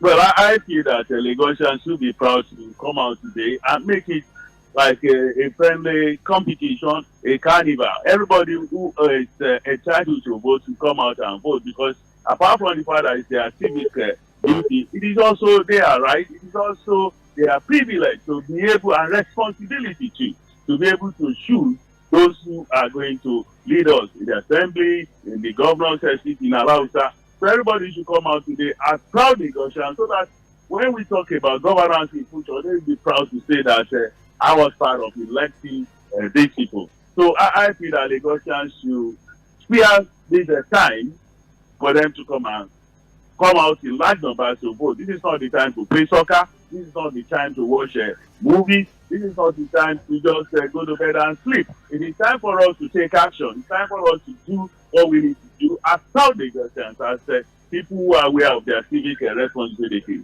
Thank you very much, sir. Thank you. Welcome. Okay, Sandra, Yes, that thank was you. the voice of the Honorable Commissioner for Information, Lagos State, Mr. Denga Motosho, addressing Lagosians, the need for them to come out and exercise their franchise, and also, most importantly, assuring Lagosians that the security of their lives and properties is paramount to the government of Lagos State.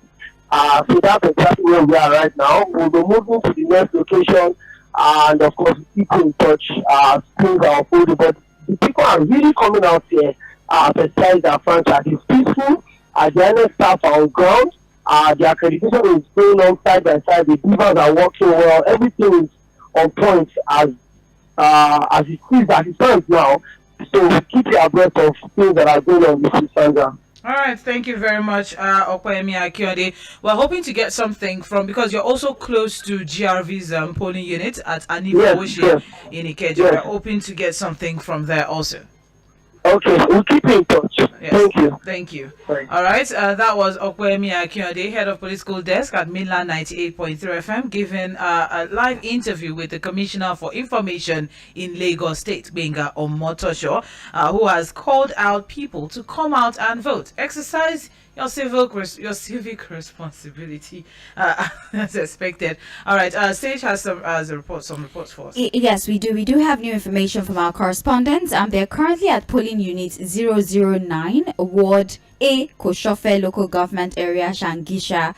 The total voters registered is 675, and accreditation is about to begin. This report was filed at 10:15 a.m. So hopefully accreditation is actually started by now. We also have here that the governor has arrived at his polling units, that is Ward 15, polling unit 006, Lagos Island, Ayikole, I'm sorry, I pronounced that totally wrong. Molu, that's the governor. He has also casted his vote, and that is the Lagos Island area, Ward 15, polling unit 006. That's all that has been reported so far. All right, thank you very much, Sage Papalola. You are listening to Ballot 23 with live coverage of the gubernatorial and State House of Assembly election in different parts of the country. We've been bringing reports even from outside of Lagos State, of course, with focus on Lagos State because that's closer to home. All right, we have reports here. Good morning. This is Peter from Ajegunle Olodia Papa. Voting is ongoing smoothly here as at now, but the turnout is very low. Then, security and INEC staff are on ground. They were even on ground before 8 a.m. But 70% of the youth are on the street playing football, while some are busy talking. In fact, INEC staff are waiting for people to come out and vote. I've covered like 21 streets now. This is really, really unfortunate. I really don't know what else we can do or what else we can say.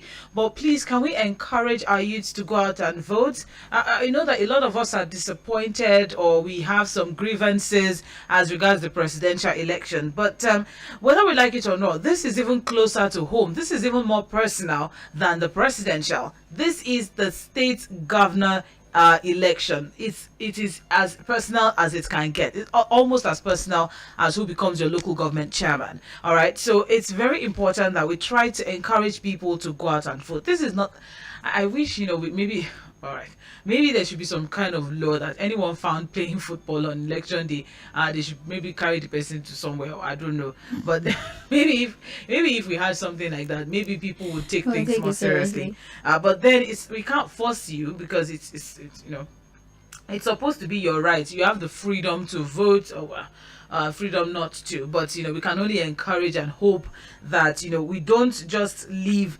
the governance or the progress of this nation in the hands of just a few people. All right, please do well to go out and vote. All right, thank you very much. Okay, so we have here reports. Governor Ifeanyi Okowa of Delta State has cast his ballot at the Egoma Primary School 1 polling unit Owa Alero. That's in Delta State. And also we have reports here the Deputy Governor of Lagos State, Kadiri Hamzat, has cast his vote in the Ekpe area of the state. Governor Babajide Sanwo-Olu, as reported earlier, has also casted his vote at Ekole at Adeniji Adile, Lagos Island. There's heavy security presence on major roads and junctions in Gusau. As it is now, that's the Zamfara state capital, as residents vote to elect their governor and members of the State House of Assembly. Checks around the city showed heavy security presence at major checkpoints and INEC of registration areas. Also heavily manned is the main entrance gate of the government house, Gadabiu Junction, Lalan Junction, Tunduwada Roundabout, Central Police Station Roundabout, and Sokoto Gusau Road, among other flashpoints. Although these junctions are barricaded, security agents on duty were seen refusing unauthorized motorists and pedestrians access. We also have residents of Yola, the Adamawa state capital, turned out in their numbers early to exercise their franchise. The electoral officers are early, and accreditation and voting commenced at exactly 8:30 a.m. in most polling units visited. Voting started without hitches, and Beaver seems to be working well without issues. Security officials are around to secure the polling units. It's also interesting. We've not gotten any information from any of our team members as regards Beaver's malfunctioning. No. Okay, but we have other reports. Yes, we do. Still at the Etiosa local government area, that's Ward B, Vocational Library Center, polling unit 031, number of registered voters 750, number of accredited voters we have 32. For Ward B, polling unit 030, we have number of accredited voters 1,049. The number of voters, or those that have voted, 43. Now for Ward B, polling unit 109, they're actually just setting up the ballot box and ballot sheet.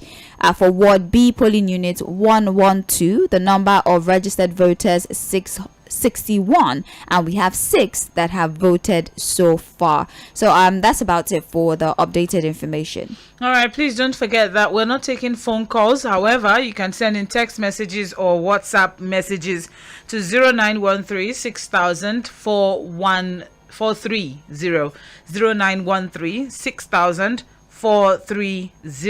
That's the number. Send text message, WhatsApp message. If you have any report for us, if you you can send videos, you can send pictures, you can send voice notes, and let's get on from there. Don't forget 0913 6000 430. Now we're going back to Lagos East. Apparently there is another situation running in at VGC. Yes, so there is something happening. There's an incident at VGC now, so we'll get in touch with Nuruddin at Digbero. Over to you. Hello? Yes. Yeah, well, currently we are in front of VGC as I speak. There is rumble all around here. I can tell you, I can confirm to you that in front of VGC now, the reason is that the residents are accusing the INEC of shifting the polling unit that was called to the station inside the VDC. They are putting it outside the place. So at the express, and because of that, they said they would never involve in anything illegal. That the original polling unit situated this place for them to vote is what they want to vote. That they will not vote outside by the election expressway VDC for so, and because of that, they did not vote. As I'm talking to you, all the other staff, the voters are inside, but the other staff are just sitting down, doing nothing, and they insist that they will not vote until these polling units are being taken to the original place inside, and that is the current situation I can talk to you. In fact, we have interviewed the ADC governorship candidate, and it's confirmed that all the residents are insisting that particular vote must be at the original polling unit inside, that they've never voted outside, and they are not going to do that. As I speak, that is the current situation. Yeah, but who moved the polling unit? Is it the ad hoc officials or INEC? Well, for the ad hoc officials to put their things, their materials outside, automatically they were being instructed to do that. I am very sure that the ad hoc staff will not just pick a a particular location, a place that has been directed them to is what. But originally, according to the residents inside the PTCS, they are saying that they've never voted outside. That they want to make sure that vote counts, they are ready to vote, but they will not vote outside the VTC originally where they normally vote. Wow. All right. Thank you very much. Is there any way that you can reach out to any INEC official, that what exactly is happening? Because if we have that large number of people not voting, it says a lot about that particular polling In unit. fact, according to the information we gathered here, if across the 10 polling units, about 8,000 voters were billed to vote in this particular election. And one of the INEC officers that spoke to us behind the camera the other time said that they were being asked to situated where they are now, and they are still communicating with their other superior officers to know the next line of action. But I can tell you, Adam, you have 1 minute remaining in. All right, thank you very much, Nuruddin. Okay. They are still sitting down in front of the gate of the VGC, and they have their boxes all around. I don't know if sensitive material are also with them, but I can tell you they were here. The tent is on, everything is on. They were sitting down, but the voters were still insisting that they will vote outside the gate, that there are some restricted dates, and that is the truth. So, and it's along the road by that gate by Lekki Ekpe Expressway. All right, thank you very much, Nuruddin. We'll get in touch with you later on to see if this has been resolved. All right. All right, thank you. That's the unfortunate situation that we have found ourselves now. You need to head on to our social media pages. We have videos and social media channels on Facebook, YouTube, and Facebook, Instagram, and YouTube at Mainland 98.3. At Mainland 98.3. That's Facebook, Instagram, and YouTube. For Twitter, where you get live feed, you can also follow us on Twitter, Mainland FM on Twitter, so you can get live updates on any one of our social channels. We're also streaming live on Facebook and YouTube at Mainland 98.3 FM. Okay, so stay tuned. Don't forget that you can also share with us different reports from your different polling units. Let's try to encourage one another to go out and vote. We can understand the anxiety and all, but please let us turn out and vote. Hello there in Abeson Estate in Iyanokwaja. Things are going on smoothly. Thank you very much. You didn't put your name, but thank you. I'm living at Mafoluko. My polling booth is at Orile Oshodi. I can't go because of the warning. I have only one head. Anna from Oshodi. The report we have gotten is that security operatives are in Oshodi already. So you should, with that information, you should be able to go out and vote. All right, that's the information that we have gotten now, that security operatives are now in Oshodi. So you're encouraged to go out and vote. Anna from Oshodi. Thank you. We also have here, well, there's no location, no name. I don't understand I just see INEC 30C. But thank you for sharing your information. Adewoye Adeola Buru in seeing INEC official. That's interesting.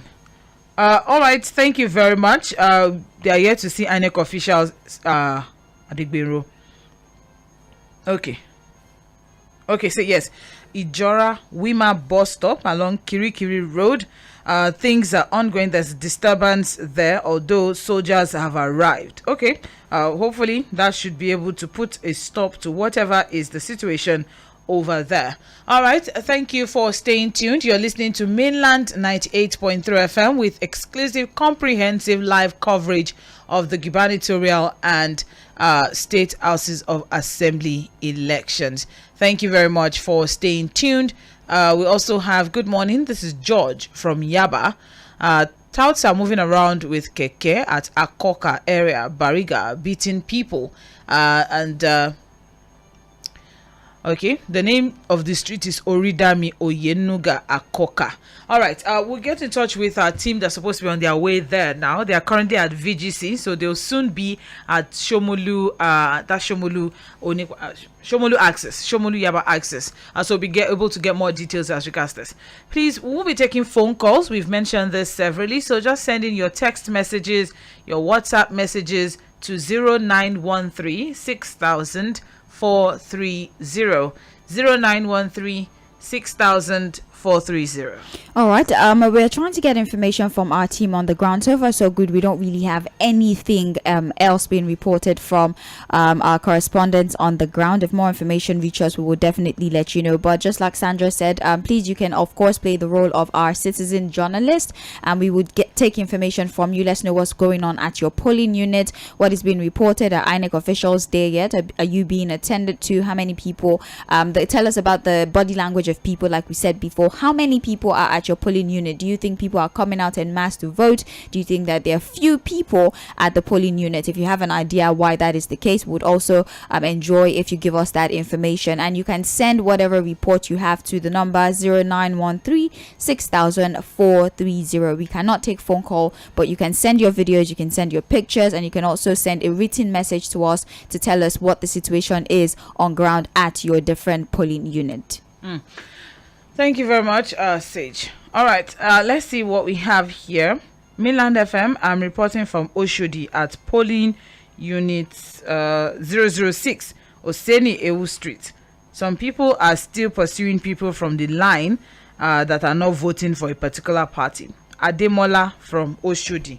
Thank you very much for your report. So, Ademola from Oshodi, what you're saying is that despite or in spite of the security presence of security operatives, things are still, disturbances are still occurring in Oshodi. That's quite unfortunate. Big Me Day from Mushi. The election is going on well, but a certain tribe isn't coming out to vote. Of the voter is also something that is important in the electoral process that we need to take cognizance of. So it's probably the fear of what might happen, which may not even happen at the end of the day. All right, thank you very much. We'll be right back. Of course, getting reports from different parts of the country is just to ensure that you stay updated. So stay with us. This is Mainland 98.3 FM, the sound of Lagos.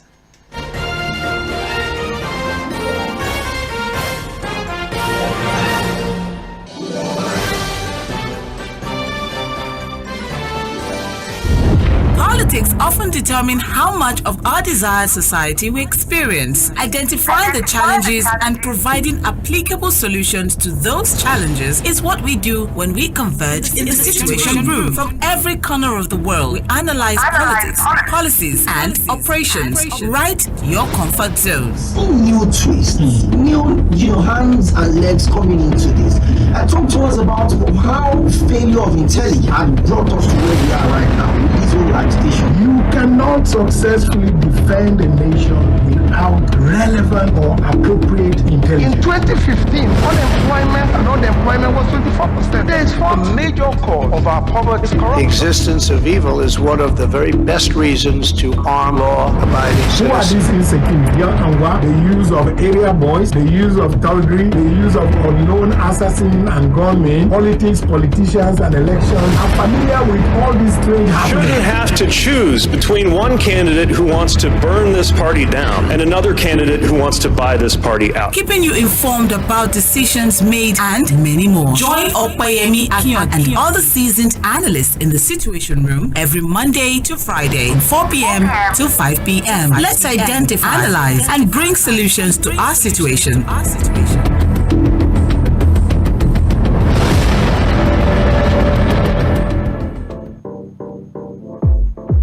This is Mainland 98.3 FM, the sound of Lagos.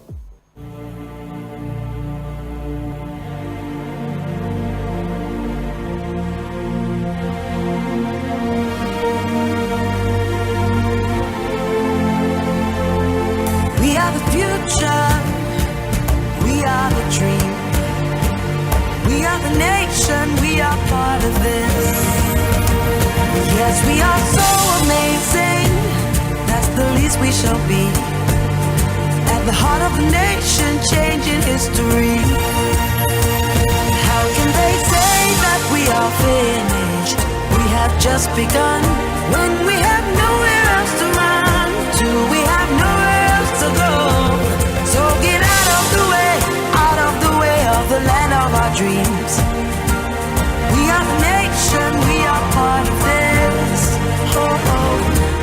We are the nation, we are part of this.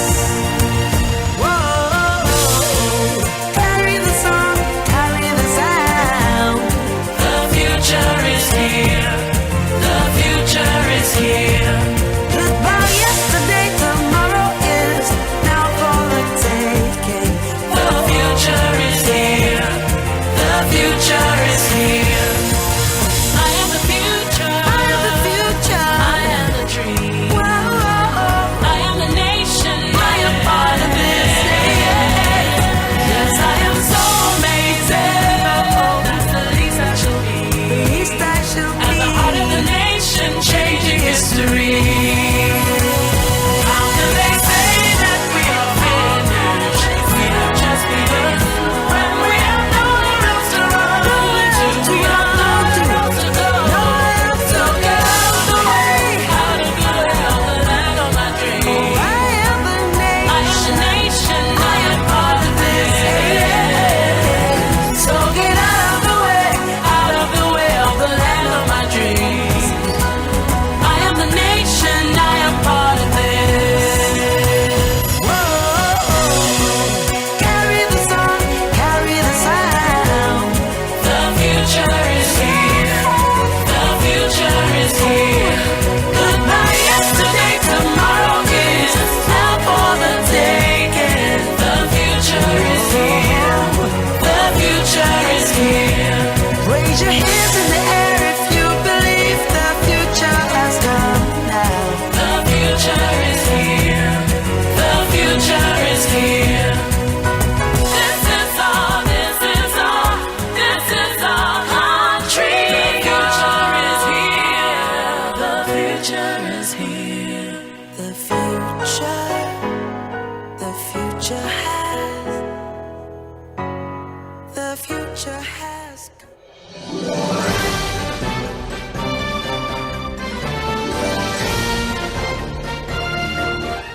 All right, welcome back. It is still Ballot 23 live coverage of the Gubernatorial and State House of Assembly election, especially in Lagos State, or with focus on Lagos State. And right now we're going to be speaking with Nuruddin Adegbenro, who is currently with Funsho Doherty, the ADC candidate, the governorship candidate of the ADC here in Lagos State. All right. Yes, Nuruddin, over to you. Yeah.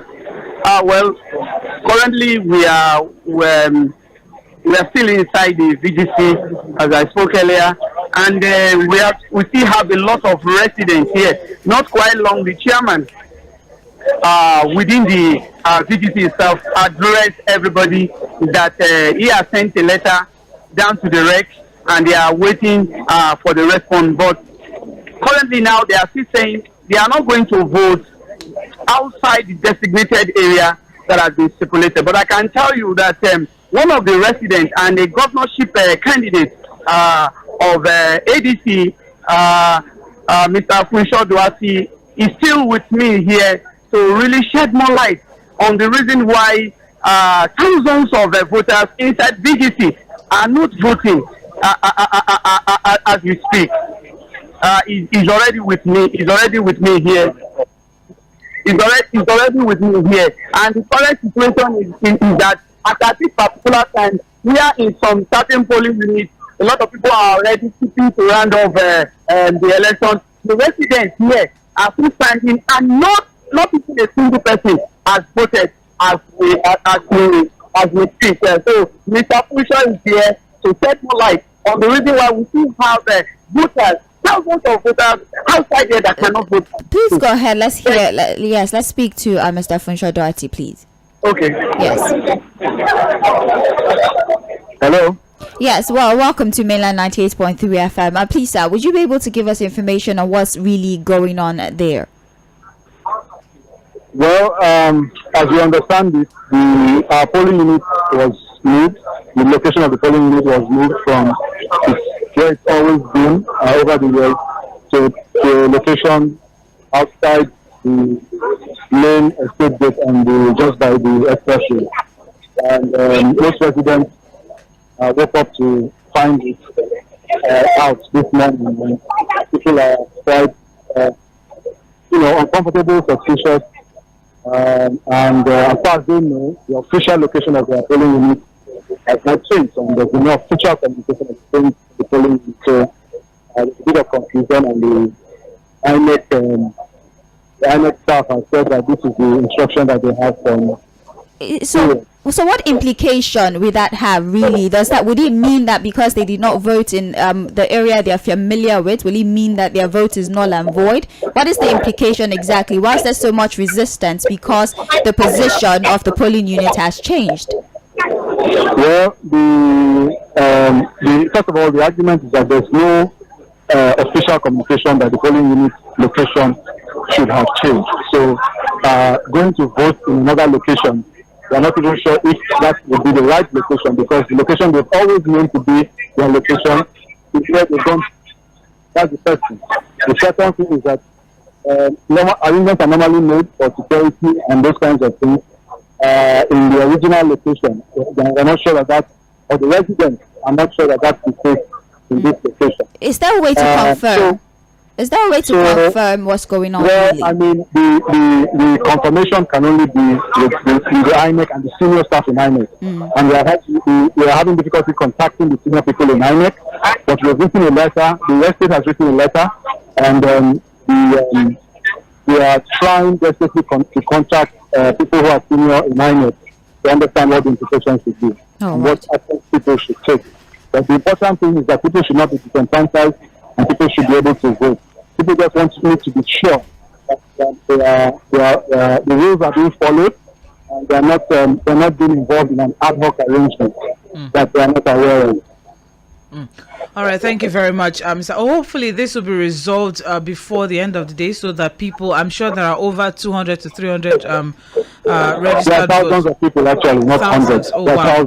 Thousands of people. Hopefully this will be resolved as soon as possible. We'll put some spotlight on that area to see how it's resolved soon. Thank you. Well, that is the situation. All right, but is there no way that we can, talk to anyone in INEC as to why, thousands of people's polling unit was moved without any proper communication? One of the staffers that we've spoken to did not want to speak on here, said that they were given that instruction basically from the office, and if anything is going to change, then it's going to be from the office.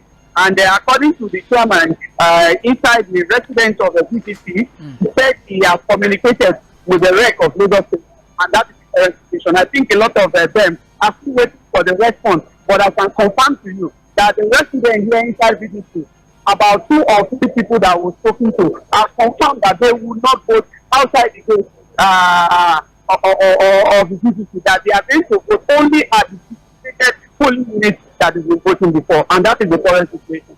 Wow.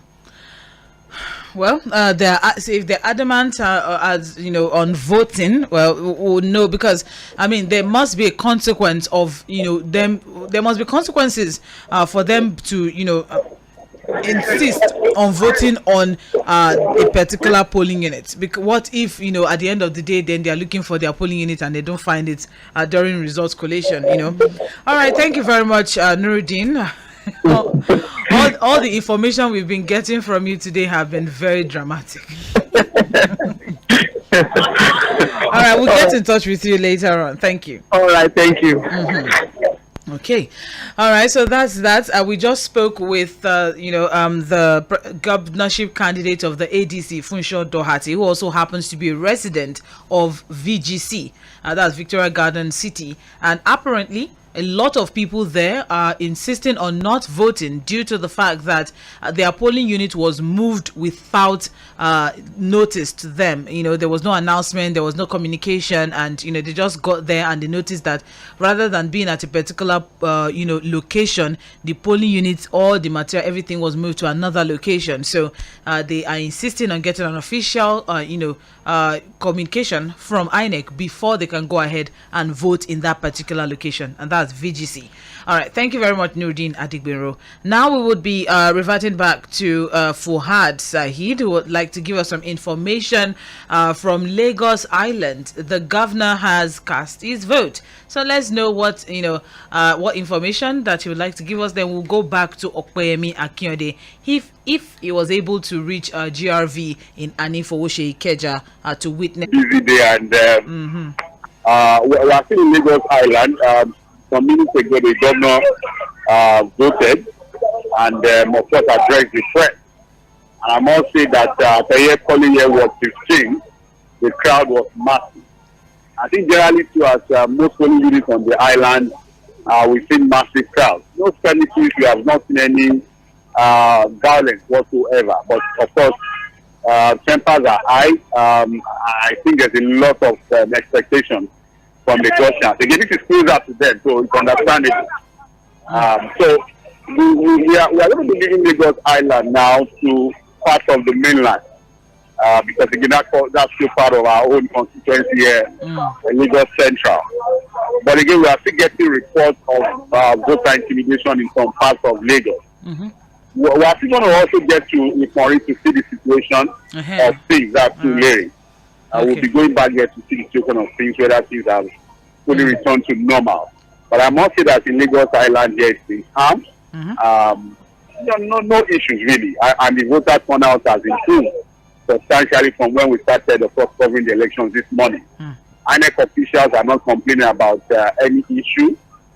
So I think Lagos Island has been good so far. No issues. All right.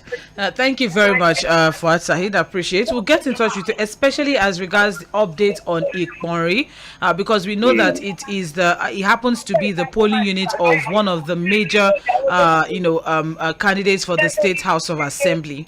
So we'd like to know what the update is as regards Ikponri. Then in addition to that, I think there are also issues with movement of polling units. In some areas, and I think the number of voters are struggling really identifying their polling units. But again, like I said, generally it's a peaceful year on Lagos Island. Okay, thank you very much, Fuad Sahid. All right, there you have it, and that is as for Lagos Island. There is still the general, notice of voter apathy. Please do well to go out and vote. We're also getting reports of, the youth are on the streets playing football. That's a serious concern for us here. We had really hoped that we had done enough education and orientation that we hopefully won't see a repeat of what we saw at the presidentials. Now INEC officials are on ground, materials are on ground, but no voters. Please do well to go out and vote. Tell someone to tell someone to tell someone to go out and vote. Now let's go back to Okpeyemi Akinode, who is covering the Lagos West Central District. He seems to be moving around. He has covered the president-elect cast his vote. Also, the Yaloja General of Nigeria cast her vote. So let's see what else we can get from. It seems to be smooth from Okwe's side. Yeah. From Okwe's side. But then let's see if we can get more info. Oh, okay. Oh, he doesn't want to talk to us. He's tired. Stop calling me. All right, time check right now is 11 a.m. What is the situation of the election process in your area? Talk to us. Send us a message on 0913 6000 430. 0913 6000 430. I have here, good morning. Accreditation and voting is going on smoothly here in my polling unit. Ige Estate Gate, Ikola Agbenaje. Voters' turnout was much compared to the presidential election. INEC officials came on time. The only worry is that some party agents are still canvassing for votes, thereby disturbing the voters on queue. That is illegal. That is a crime. That is why we are not taking calls right now on this show, because campaigns ended on Thursday. Yeah. Campaigns ended on Thursday, and there was not supposed to be any campaign of any sort between yesterday and today. Now leave the voters to do what they want to do. Leave them to follow their choice. All right, would really, really appreciate that. Thank you very much, Toba Adeyemo, for giving us this update. But I would really appreciate it if the party agents can you are there to observe. The party agents are not there to canvass or to campaign. They are there to observe and to ensure that the numbers tally with whatever is announced at the collation center. That's all. Very simple. And also, to protect their votes. They are not there to campaign or to canvass. All right, thank you very much. All right, let's keep moving now. Good morning to you all in Mainland FM. There's problem over here. I heard some group of boys saying that they will not allow a particular ethnicity to cast their vote inside Agodo. Please, they should do something about it before it's too late. Please let the government send some security agencies to Egbe.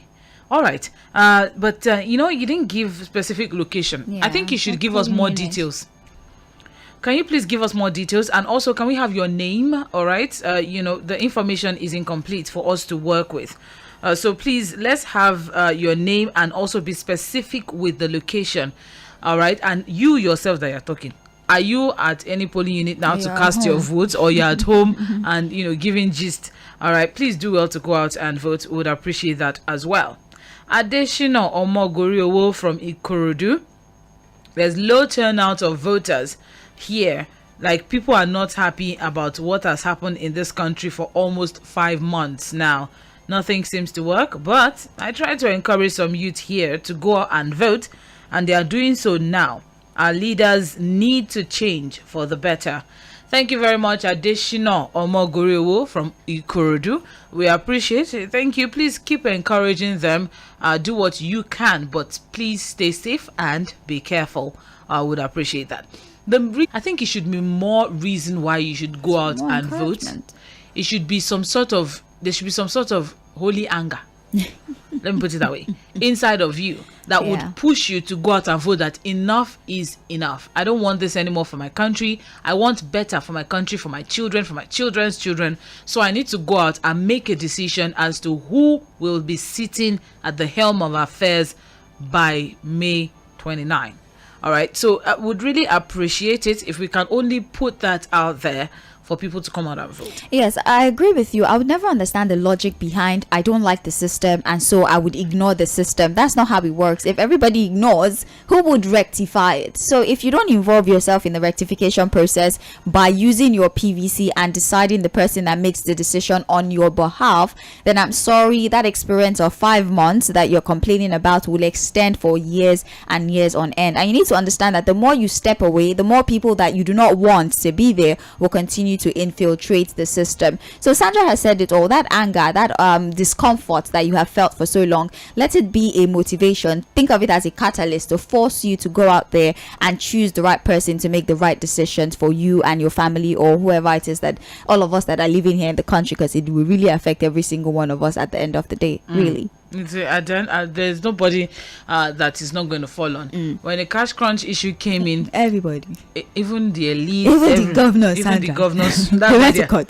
That's why they're upset and they went to court. All right. So at the end of the day, whatever happens from the system is a problem for all.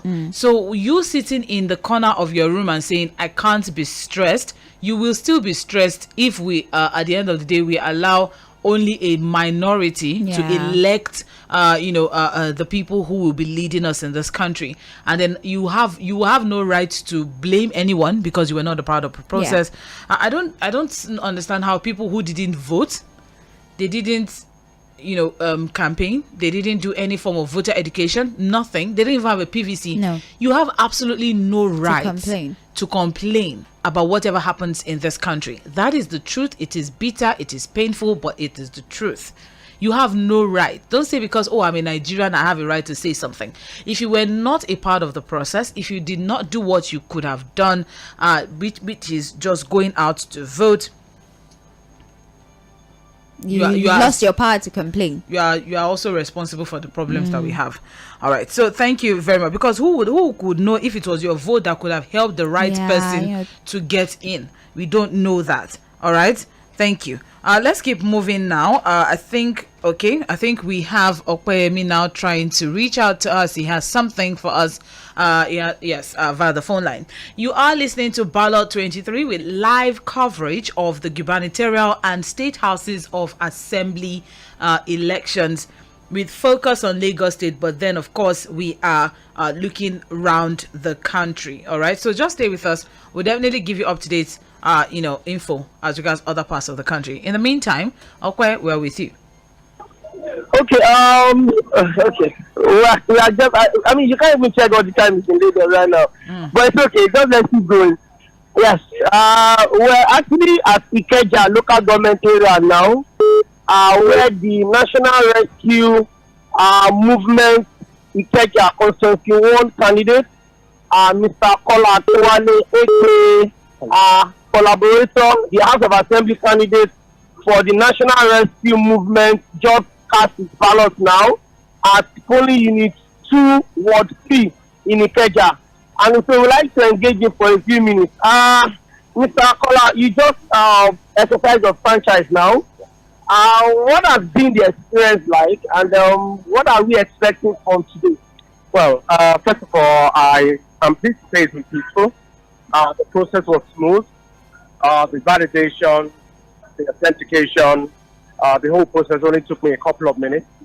And looking around, everybody seems to be in a bit of a jolly, joyful mood. I also took the opportunity just to, make some eye contact and say, look, guys, we need to just keep it peaceful today. We're trying to vote for change for our country. And I believe, I'm a faith person, so I believe that God's will be done in terms of who rules and who wins in the end. All we need is just a turnaround in this country. We've gone through too much pain as a nation. And, it cannot continue like this. So whoever gets in, they have a duty of responsibility to provide happiness to people, deliver an enabling environment, and give people something to hope for. There were a lot of concerns, especially security-wise, after the presidential election on the 26th of February.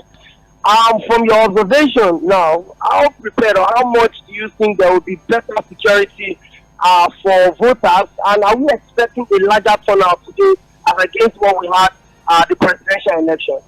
Well, I know that following the incident that happened on the 25th of February, I know that a lot more effort has been put into security.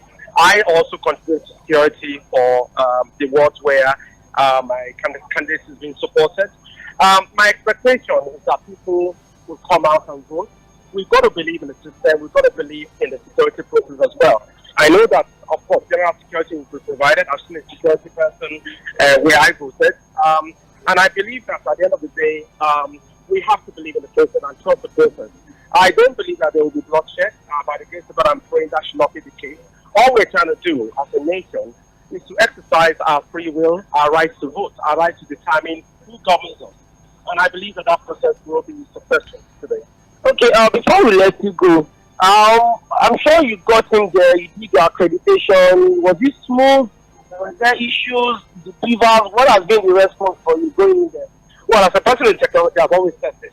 We're only as good as the system. A system is only as good as those that, sort of developed it, and also the people that have interacted with it. The process is very simple. They authenticate, you vote, they count, they upload. So far, what I went through this morning is the same thing I went through on the 25th. They were able to do the printing authentication. That went well. They did the face recognition capture. That also went well. And that's part of the process as well. So that part of the system has worked without a shadow of a doubt. I think where we are expecting, this is where the human element comes into it, is that the airline for that to happen. that should be able to happen, because the person or persons entrusted at the polling booth are doing the input. All Nigerians are asking for is let's follow process, let's trust the system, and at the end of the day, the people determine, the numbers determine who actually wins. So my prayers are the best persons are elected, if from the House of Assembly all the way to the presidency to rule our country. Thank you very much. My pleasure. Thank you so much, Lisa. Okay, Sandra, that was the voice of scholar Atuale, aka collaborator, the National Rescue Movement House of Assembly Ikeja Constituency 1 candidate. He just cast his ballot, and like you heard, he said it was peaceful and he didn't have so much of stress. So we're moving out from here now. We're expanding. We are going to the next local government, and we'll certainly look up with the studio anytime soon again. All right. Thank you very much, Okwemi. We appreciate. You're welcome, Sandra. Okay, so let's keep moving now. We also have reports from our amazing listeners, who are also tuned in now. Thank you very much for giving us updates in your areas. Hello, Mainland FM. The area boys in Ilasamaja, Isolo, are going round and threatening people, saying anybody that doesn't want to vote a particular party should not come out. And this is Tunde from Ilasa. So we have solved the problem of Mafoluko Shudi. Now we're going to Ilasa. Now we're in Ilasa Isolo. Lord have mercy. But, we're calling the attention of security operatives to please attend to Ilasa Maja in Isolo. Please, let's do what we can to attend to that particular situation so people can be free to come out and exercise their franchise. We are currently experiencing voter apathy. Very, very high voter apathy. There's low turnout of voters in the streets. So let's not compound issues with voter intimidation. Please. All right. So whatever the security operatives can do in the situation, they should please help us out. Ilasa Maja. Tunde from Ilasa is reporting that there are, there's a disturbance of some sort in Ilasa, saying that people are going around threatening people that anybody that doesn't want to vote a particular party, they should not bother coming out. That is very unfair. That is very wicked and very, very, very just not cool at all. Okay, so hopefully the security operatives will bring that up, take that up. Good morning. As I speak to you now, they have hijacked and burnt election materials in Bayelsa State in Ogbia. That's interesting. George, where are you texting from? I would like to know where you're sending your text from. How do you know? Were you there? Do you have the full information? Thank you very much, George. But Bayelsa State, Ogbia, we haven't gotten anything from our correspondent in Bayelsa. So please, are you in Bayelsa, or somebody is feeding you this information as well? If this is third-hand information, now this is not first-hand information. If this is third-hand information, please, you need to also put it in there as well. Okay, please, very, very important. Thank you very much, George.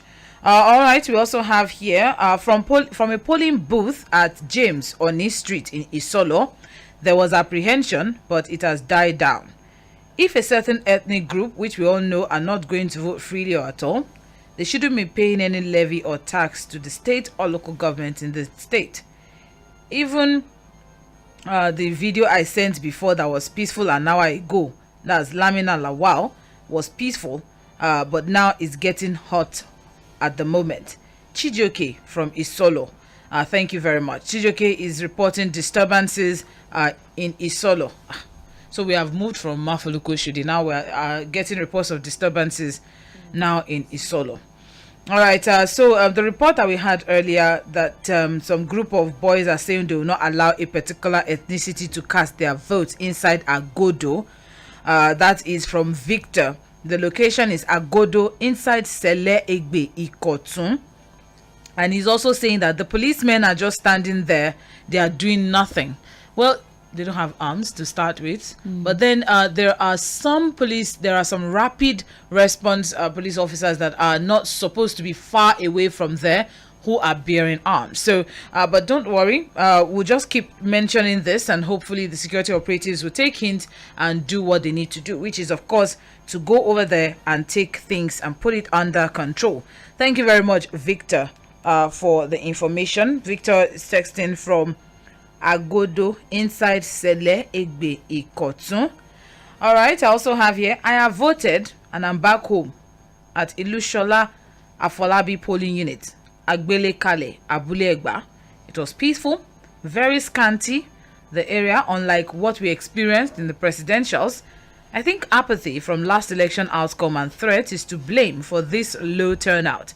I encourage people to come out and perform their civic duties. Thank you very much, Fred, from Abule Egba, and congratulations on exercising your civic responsibility. Yes, we do have information now. Ward 2, polling unit 3 in Ikeja.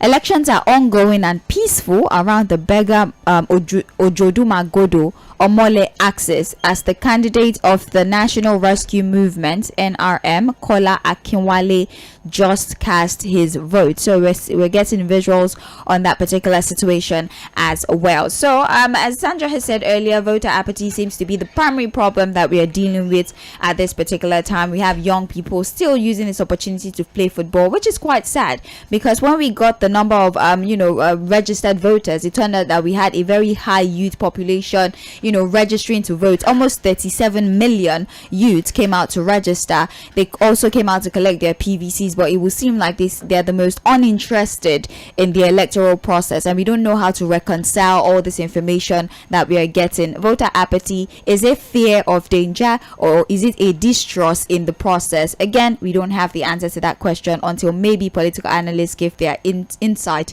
into the matters at hand. Thank you very much, Sage Babalola. We also have here favor from Okafa. There are some group of men here in Association Avenue. They chased voters away. Some people got injured, and they are still making sure that a particular ethnicity does not cast their vote. Well, Lord have mercy. All right, thank you very much. Good day, everyone in the studio. Here in Maryland, Onigbongo Central Mosque, we're going yard to yard and telling people that if you know, they were going round and telling people that if you know you will not vote for a particular party, don't bother to come out. So this thing is across the state. Yes, but then That's again, worrisome. it is worrisome, and which is why I'm saying that everybody has a right to vote for whoever they want, and then the law provides that there's a punishment for anybody who intimidates. But then these people are very publicly announcing and yelling at people with their faces everywhere, almost like they're not afraid of the law and the punitive measures that have been attached to these laws. So then again, what we will say is responsible for this audacity that they are displaying at polling unit, threatening people and telling them that you cannot vote because you belong to a certain region, or if you will not give us your vote, you might as well not vote at all. I really don't understand it, because I'm not a security expert and I don't know how to make sense of the situation. It's all right. It's okay. It's okay. But then it's not a funny situation. It's not a gentle situation. If we're getting the same exact report from different parts across the state, it means that it is something that is worthy to talk about. Voter intimidation is a thing. It is currently happening in Lagos State. Now, let's keep moving.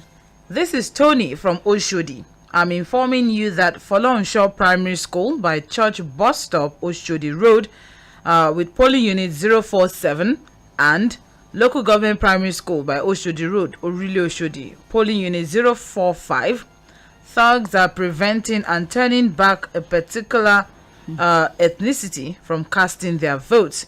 They are hanging around those places. Military personnel should be drafted to these places for people to be able to exercise their franchise. That is still on Oshodi. So we have Oshodi, Isolo, one part of Ikpori, not the entire Ikpori, just is one part of Ikpori. Now that they are having issues with voter intimidation. That's really unfortunate. I really hope that the security agents are going to do something about it. We talked about it a lot. What are the expectations that we have for INEC and for security operatives? And which is, of course, the fact that there were a lot of voter intimidation, dramas that happened at the presidential. And we had hoped that, there won't be a repeat of such at the gubernatorials, but here we are. I think it even got worse. Yes, it got worse. Aside from the voter apathy, the voter intimidation is something that has continued to be at the top of most of the reports that we are getting right now, and it can be linked. The voter apathy can be as a result of the reports of the voter intimidation that has been that have riddled the airways since. We cannot disconnect these two concepts. So I really don't know how we're going to get past the situation, because how do you encourage people to go and vote when reports are indicating that certain people are being threatened at so polling unit? It might be a difficult thing to do. All right, thank you very much. So let's keep moving now. Good morning.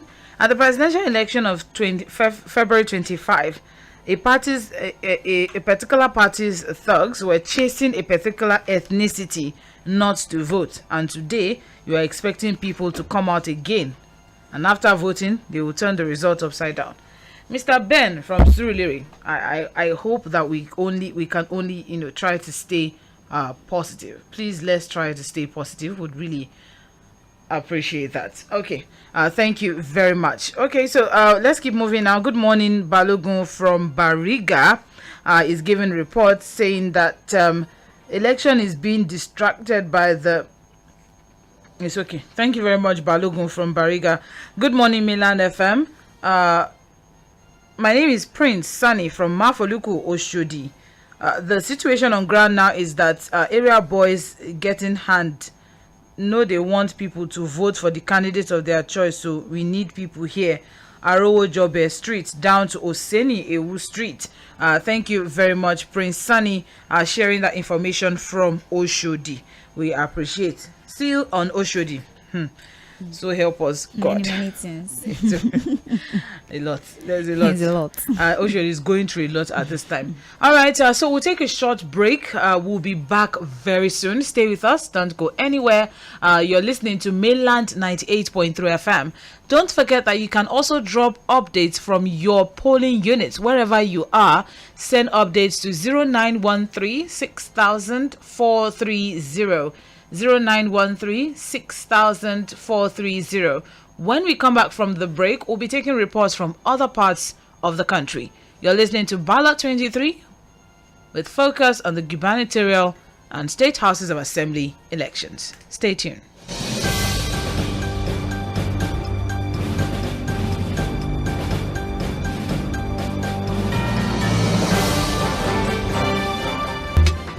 Mainland 98.3 FM. Don't touch the dial.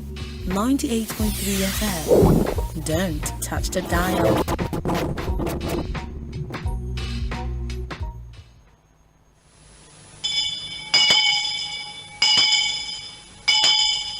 Diribusa. Bosa, bosa, bosa.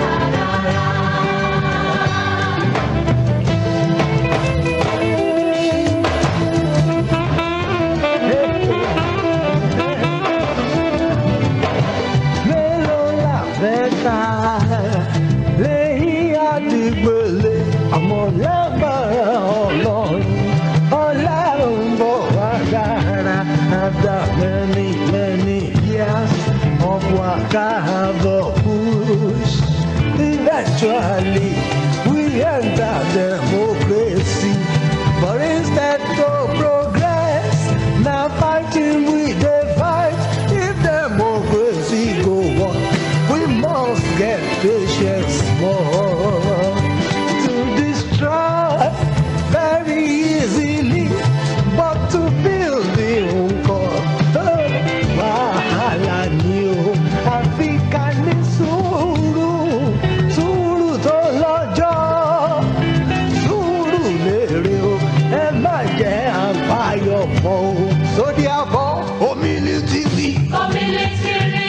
democracy.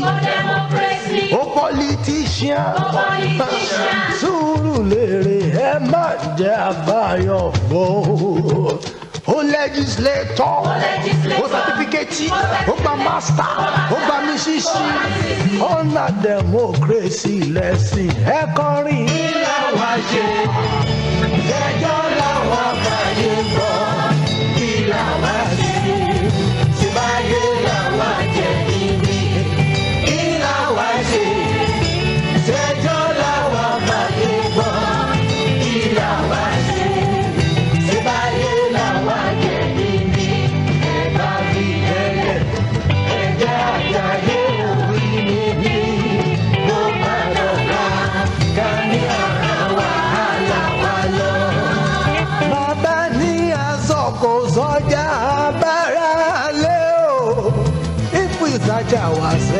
Nobody innocent you. Bàbá ní asọ̀kò sọ́jà ṣe afárá lé lórí.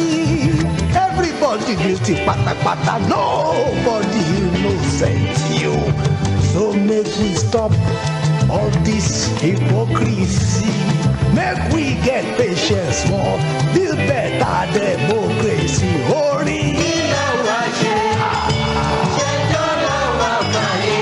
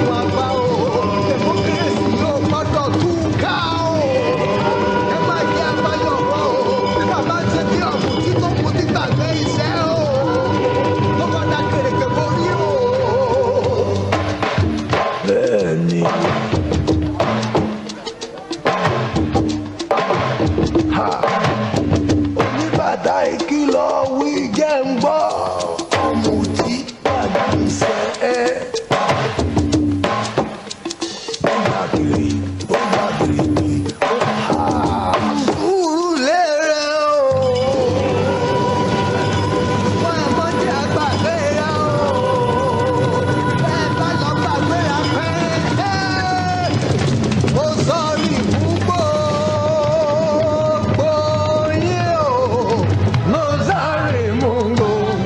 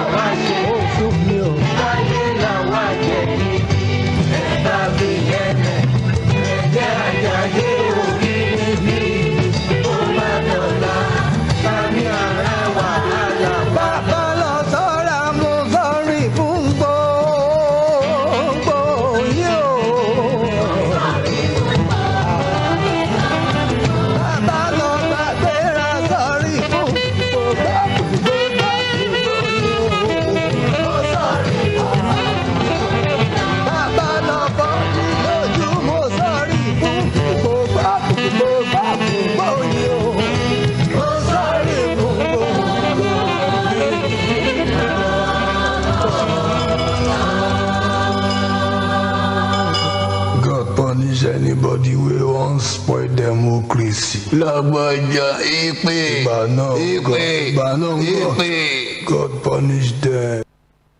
When your whole world comes crashing down, is look up. Assemble the team. It's showtime. The brains. Wake it up. What'd you have for breakfast? We are the sound of Lagos, and this is Mainland 98.3 FM. You didn't see that coming, did you?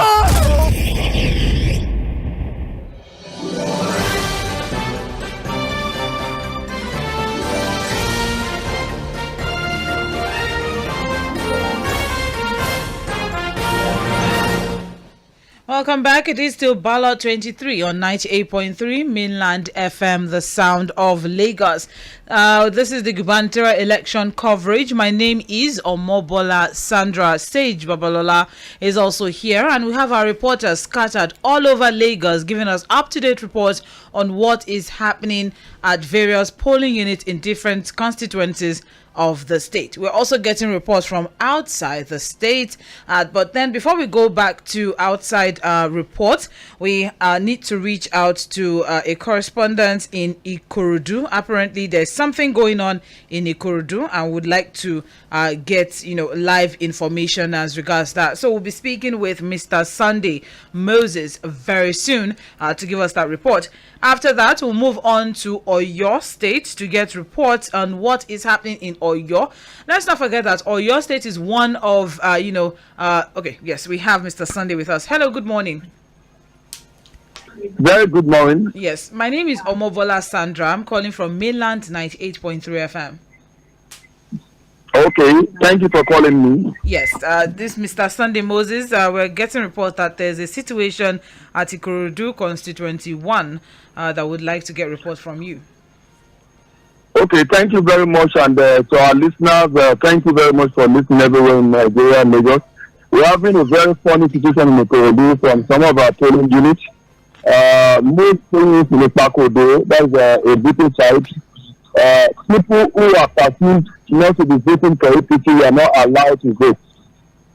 Presently, at the polling unit under Odebia Ward, Baba Jebuda 045, thugs are many there. They are not allowing anybody to vote. Except if you told them they are going to vote APC in their presence. Other polling units along that Odebia also having the same issue. So we don't know why this is necessary in a democracy. It is hard.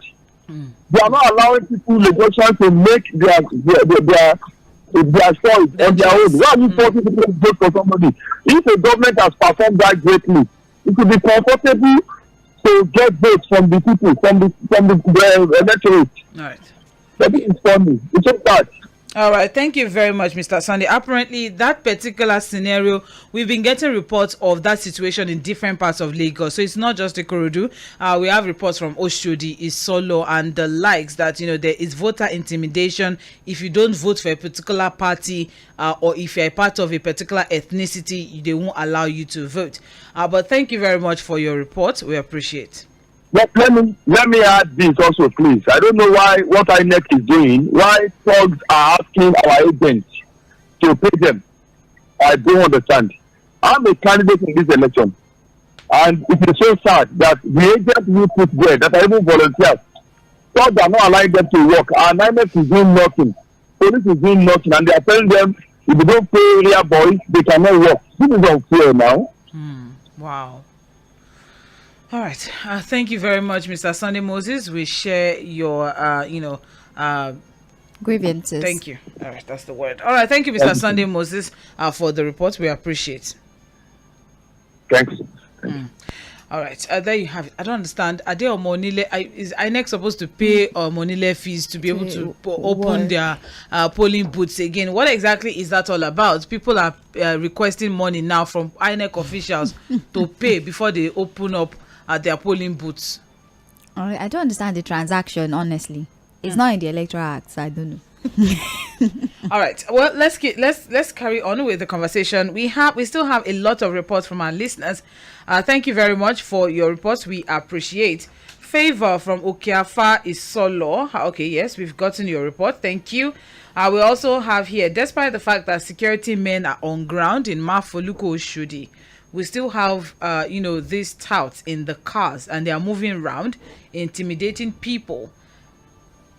They mount all the area boys at all polling booths to make sure everyone votes a particular party.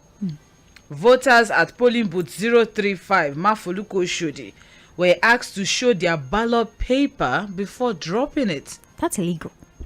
That is illegal. And money were being given to those that vote APC. That's illegal. That's vote buying. How many crimes can be committed in one day? In one place by one particular group of people.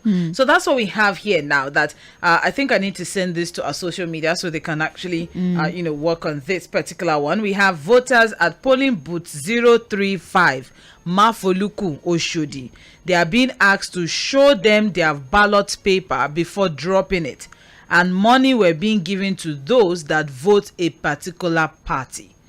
That both situations, showing somebody else your polling your ballot paper. I remember when the president did it at the presidential election, there was a lot of controversy and uproar about that. So showing anyone apart from you and your leader and your creator your ballot paper is illegal. Now there's also the information that there's money being given to those that vote for a particular party.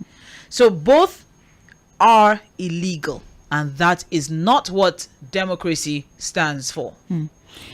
Anyways, let's take information now from our own correspondents on the ground. In Lagos mainland local government area, Ward 2, polling unit 061, voting has commenced. Total number of registered voters 66. Total number of accredited voters 20. 11:21 is when this report was sent in. Still in Lagos mainland, Ward 2, polling unit 005. Voting is ongoing as we speak. Number of registered voters 1,040. Accredited so far we have 92. Turnout seems to be impressive at Lagos mainland, Ward 2, polling unit 005 and 061. Also at VGC, Lekki, Ikate and environs, they have about 10 polling units in total. Polling units 032, 033, 119, 120, 121, 122, 123 and 124. That is where the voting will be taking place inside the estates. Now for polling units 125 and 126, they are supposed to vote outside. The SOP who was meant to give the ward number was not on site, and the residents are saying that yesterday the estate coordinators gave INEC officials all the necessary security access into the estates, and as at 11 a.m. EFCC came around and voting has still not started in those areas.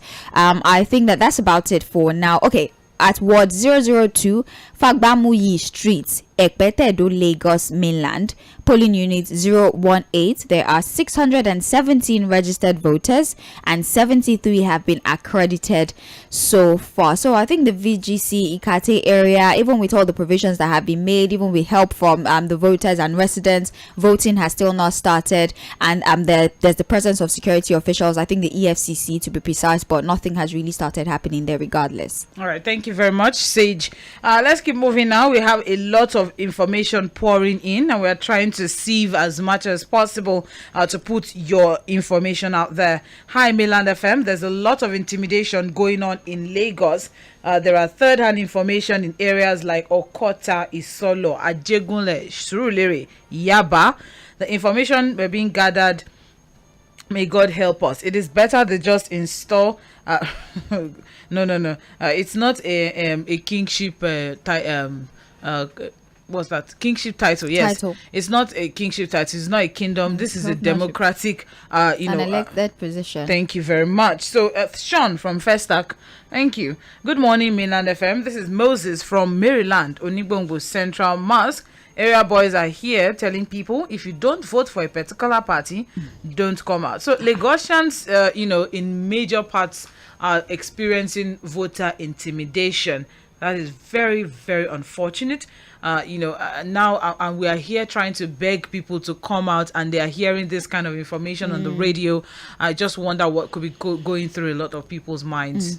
It's surprise. I don't think surprise is the emotion that we're feeling right now, because even whilst conversations were happening, even on Ballot 23 and Situation Room, when conversations were happening, it came out there that people might be intimidated, especially with viral videos that were going around, all of the things, especially on social media and on Twitter, certain individuals pushing certain propaganda. Political analysts were saying that the aftermath of this thing might actually be voter apathy, and we might see voter intimidation happen at the end of the day. But we were using optimism, like, let's hope that it would not be enough to derail the course of the election. But unfortunately, our optimism did not do anything. We're seeing live reports from actual people at polling units saying that they're being intimidated. And different parts of the state, so it's not just a cluster. Yes. It's not just one particular area that that, okay, maybe that area just needs some across states. Help. It's across the states now, so it's a serious problem, and that we are really hoping that the security operatives will take into consideration and quickly do something about it, because we are here complaining about voter apathy, and we are trying to encourage people to come out and vote. But then with this same mouth of ours, we are reporting voter intimidation in different. So I wonder how we're supposed to do what we're supposed to do when the system isn't making it any easy for us to do. Because I can't understand why a particular or different polling units have security operatives, security agents are on ground, they are there live, but intimidation is ongoing. And I know that in other parts, there are different parts of the state that EFCC, ICPC are also on ground. So the situation of vote buying and all of that, what is being done?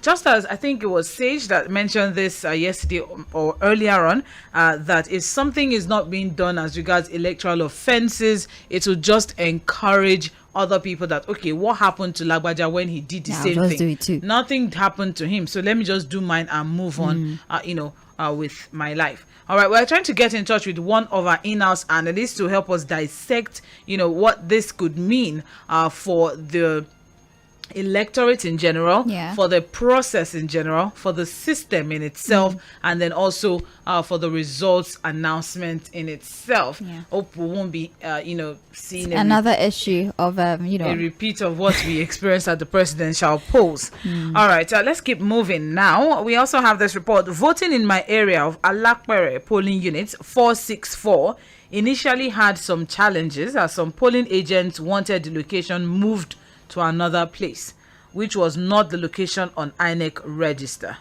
After a heated argument, they finally resolved to use the INEC recognized location. Voting started, and it has been very, very peaceful. Policemen are also on ground. Some boys are playing music and drinking.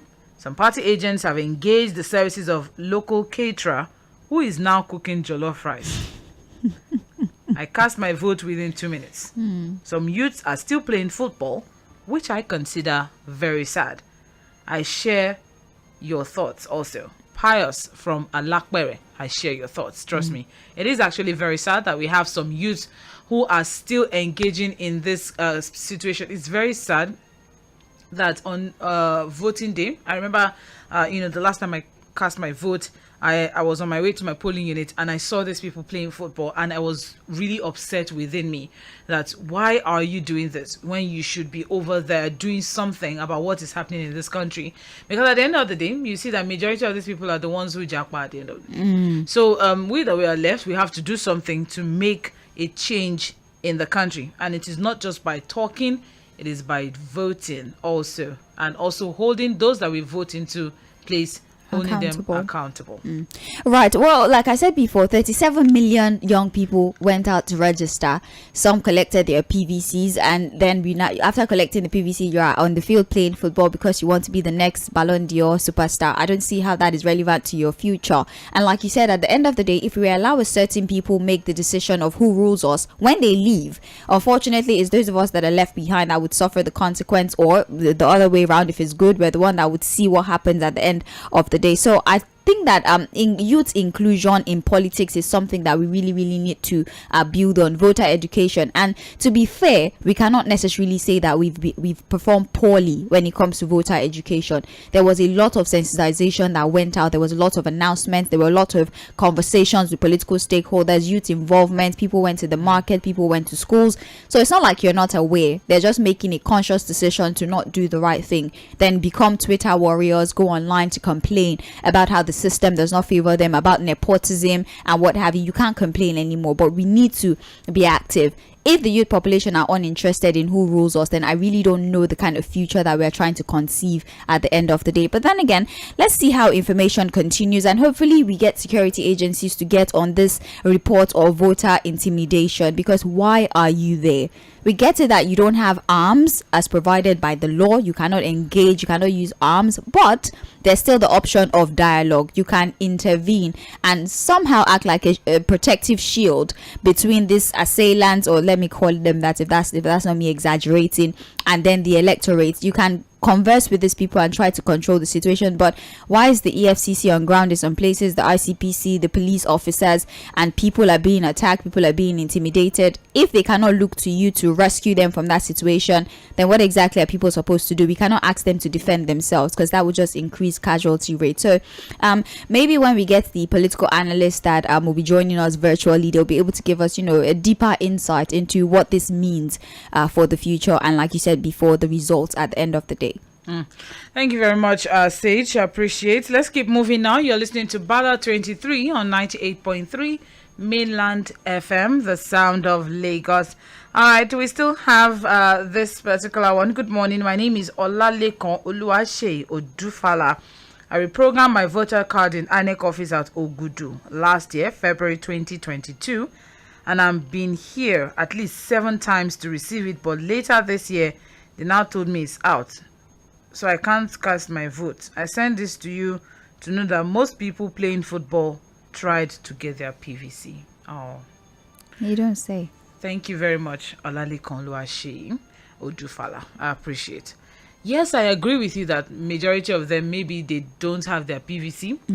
But majority of the people that don't have their PVC, a lot of them probably did never register at all. Yeah. Some of them did not go and collect their PVC. Some of them went to collect and they didn't find it.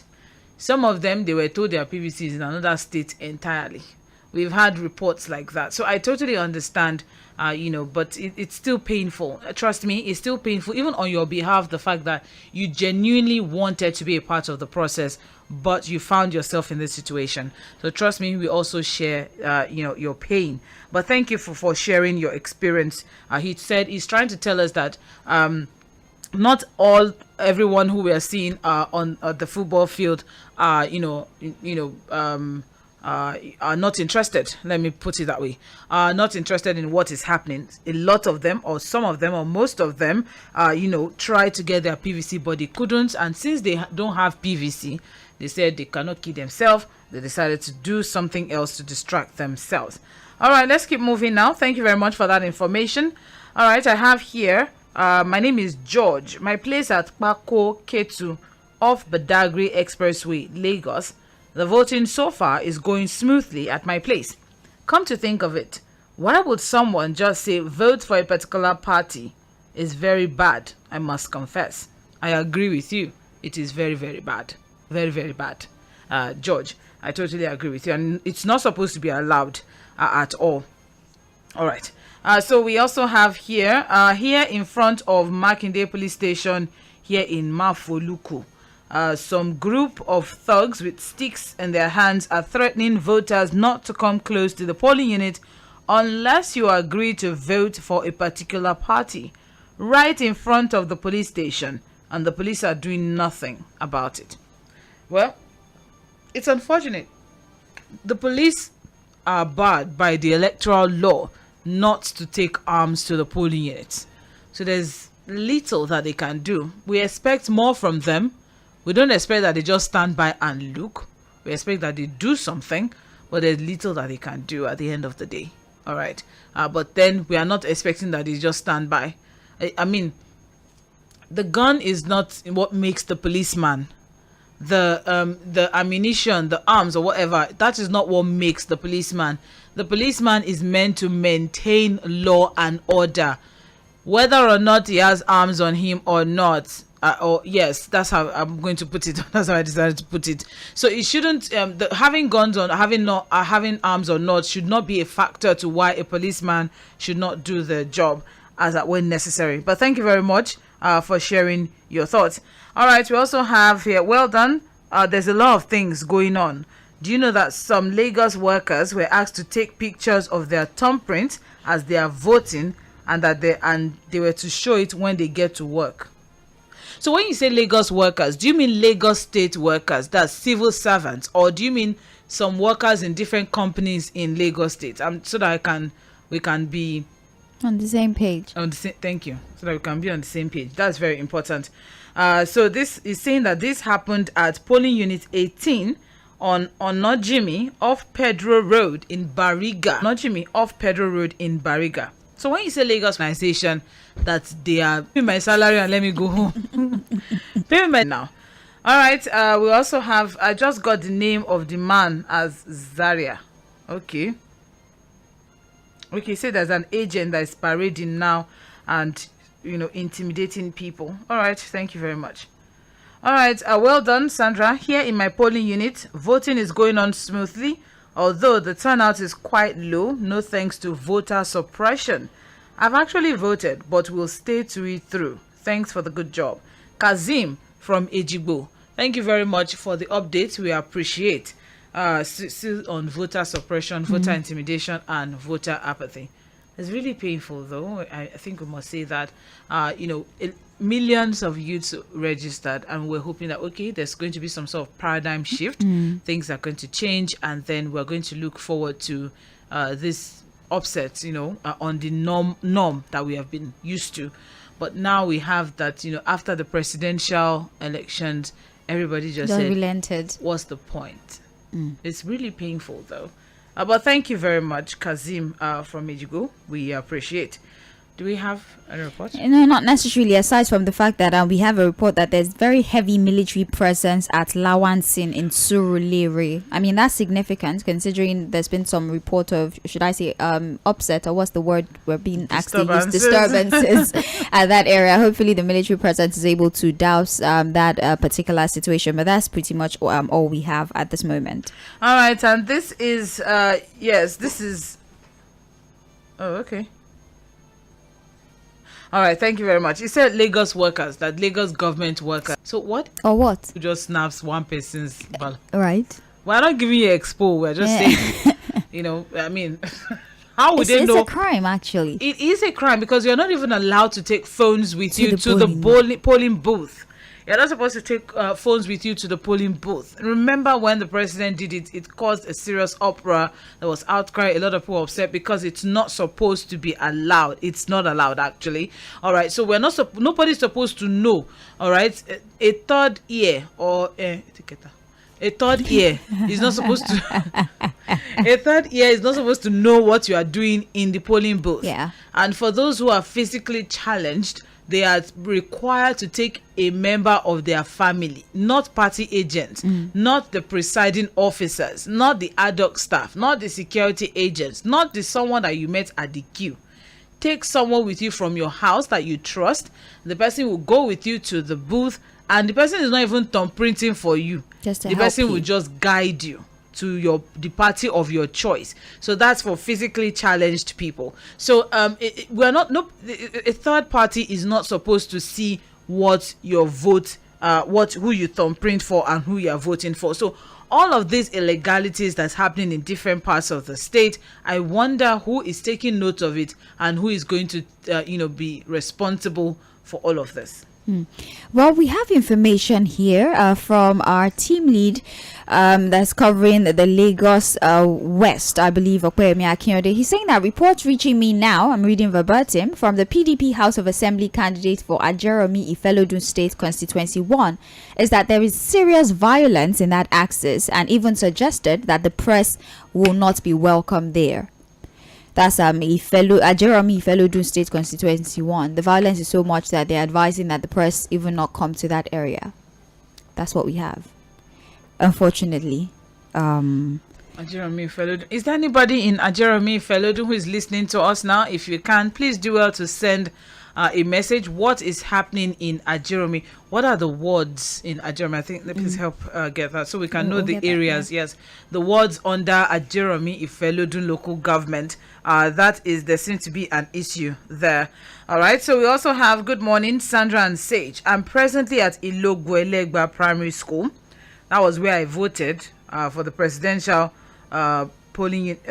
presidential polls, which contains polling units 05, 005, 006, 007. Everything is going on fine, but the turnout is extremely poor compared to presidential election.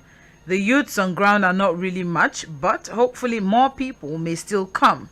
I equally moved around the polling unit vicinity and I observed that the major road that linked Ilogwelegba to one Agbo was demarcated in sections by youths playing football. Damilola from Alaba. Thank you very much. I remember quite clearly the last election, the presidential election, Damilola complained that they moved his polling unit and he had to use the whole morning looking for his new polling unit. But he finally found it. He was able to vote at the presidential polls. But now he's saying that, the turnout is really, really poor. The turnout is really, really low. That's quite unfortunate. But thank you very much, Damilola from Alaba, for your report. We also have here, good morning, Mainland FM, Sandra and Sage. Voting is going on well. Those intimidating people have been arrested by the police force. And now the arrival of immigration officials and defense officials as well. Why is there intimidation all over? Alakowi from Owode Oniri, that's around the Iketu Ikorodu area. All right. So he's saying that, those that have been intimidating people have been arrested. Please, I hope that the police force who did that in Owode Oniri can replicate that in Isolo, Oshodi, and different parts where there's intense, Ikpori, where there's intense voter intimidation. Now we're trying to get Ajeromi Felodun. Yeah, the list of wards in Ajeromi Felodun local government area, there's 11 of them. Agwausa, Alaba Oro, Awodiora, Layeni, Musafejo, Ojo Road, Olodi, Temidire 1, Temidire 2, there's Tolu, and then Wilma. That's the 11 wards that are under the Ajeromi Felodun local government area. So if you're at that place and you have information, please do well to send the information via WhatsApp to 09136000430. If we can get an eyewitness account, it would really help. Thank you very much. Okay, so let's also try to reach out to one of our analysts on the field and see what we can get from there. And after we come back from that phone conversation, we move now to other states of the country and try to get information, starting with Oyo and then to Ogun State, and we'll see if we can get something from other parts of the country. Mainland 98.3 FM with comprehensive and detailed coverage of the Gubernatorial and State House of Assembly elections.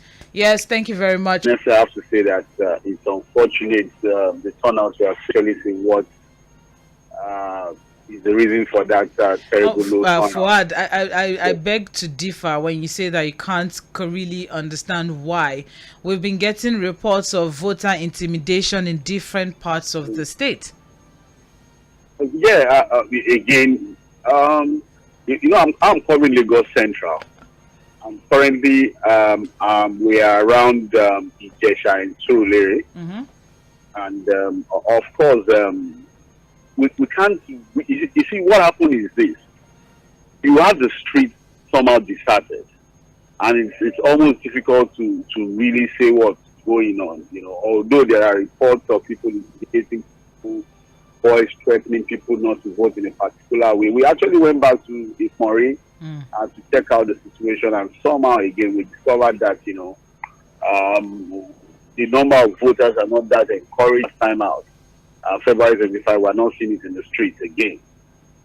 So you have a situation where in most parts of, for example, Surulere, Ijesha, Lawan, this is just about 12 o'clock, and most of the INEC officials have nothing to do. They are just waiting for 2:30 to come there for them to count the votes. So that's the situation we're seeing. It's not like before when, again, most of the polling units most of the polling units are empty. Most of the polling units are empty. When I say empty, voting has ended practically because there are really no voters waiting to vote in most of the polling units. So, and you want to ask yourself, the voting process is supposed to end by 2:30, and it's just about 12, and then all has ended in most parts of Sweden in terms of the voting process. So it's I don't know. I think again we'll do a post-mortem of this.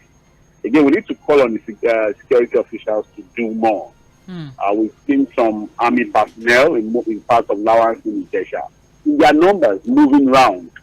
But again, most of the violence that have been reported, I think, are in the inner streets.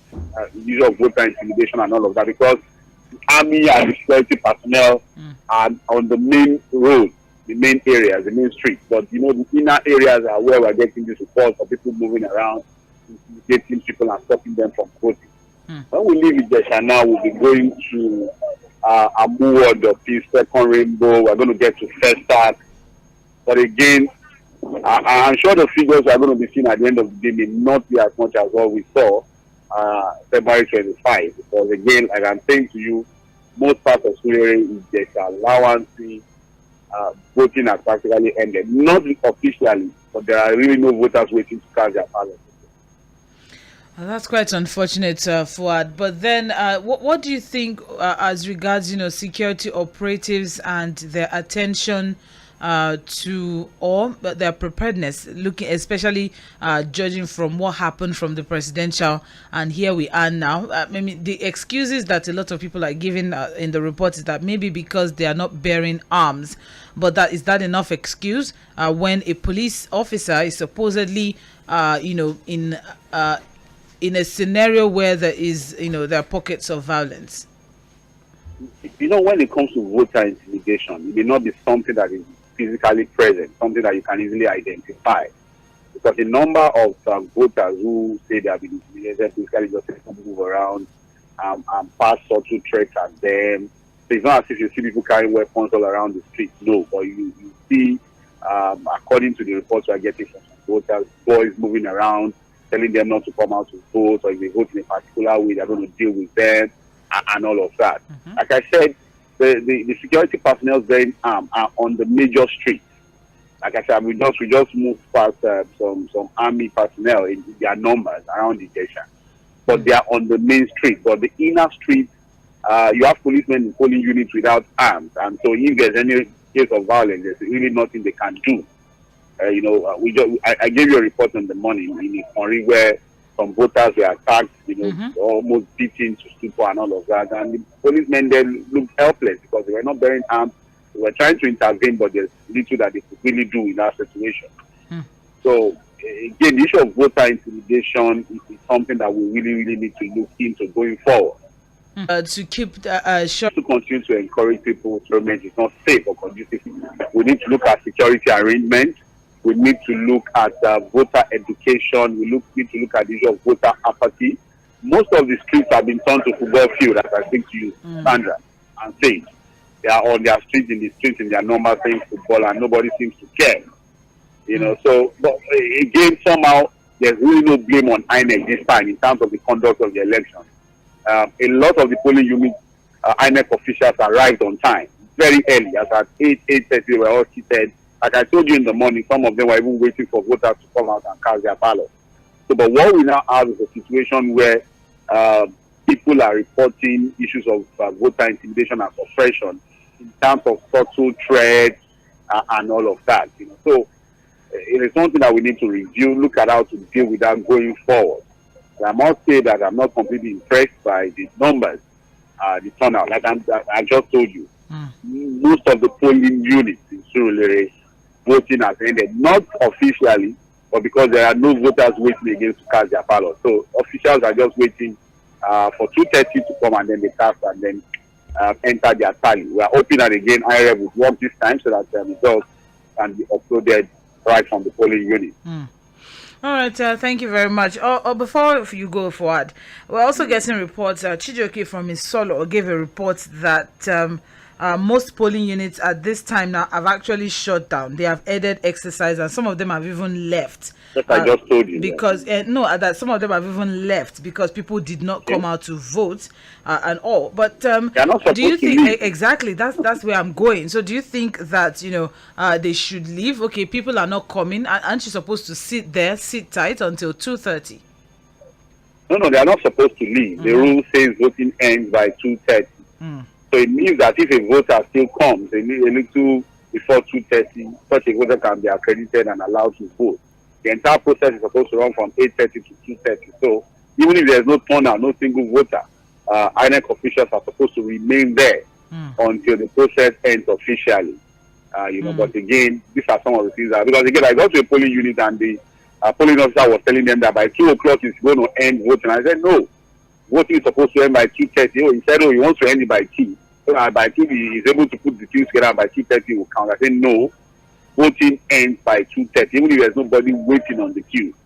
Because again, you don't know. There might be people who will still eventually come. So, but again, I'm not impressed by the numbers at all. There's a lot of cooking going on in parts of Lagos. Big party supporters supposedly cooking, dishing out food to people and all of that. We've been getting reports that some party agents came together and they got a caterer that is sharing jollof rice. I think we witnessed that in Ikonre too. In a particular place, serious cooking or standard, but because we have our own.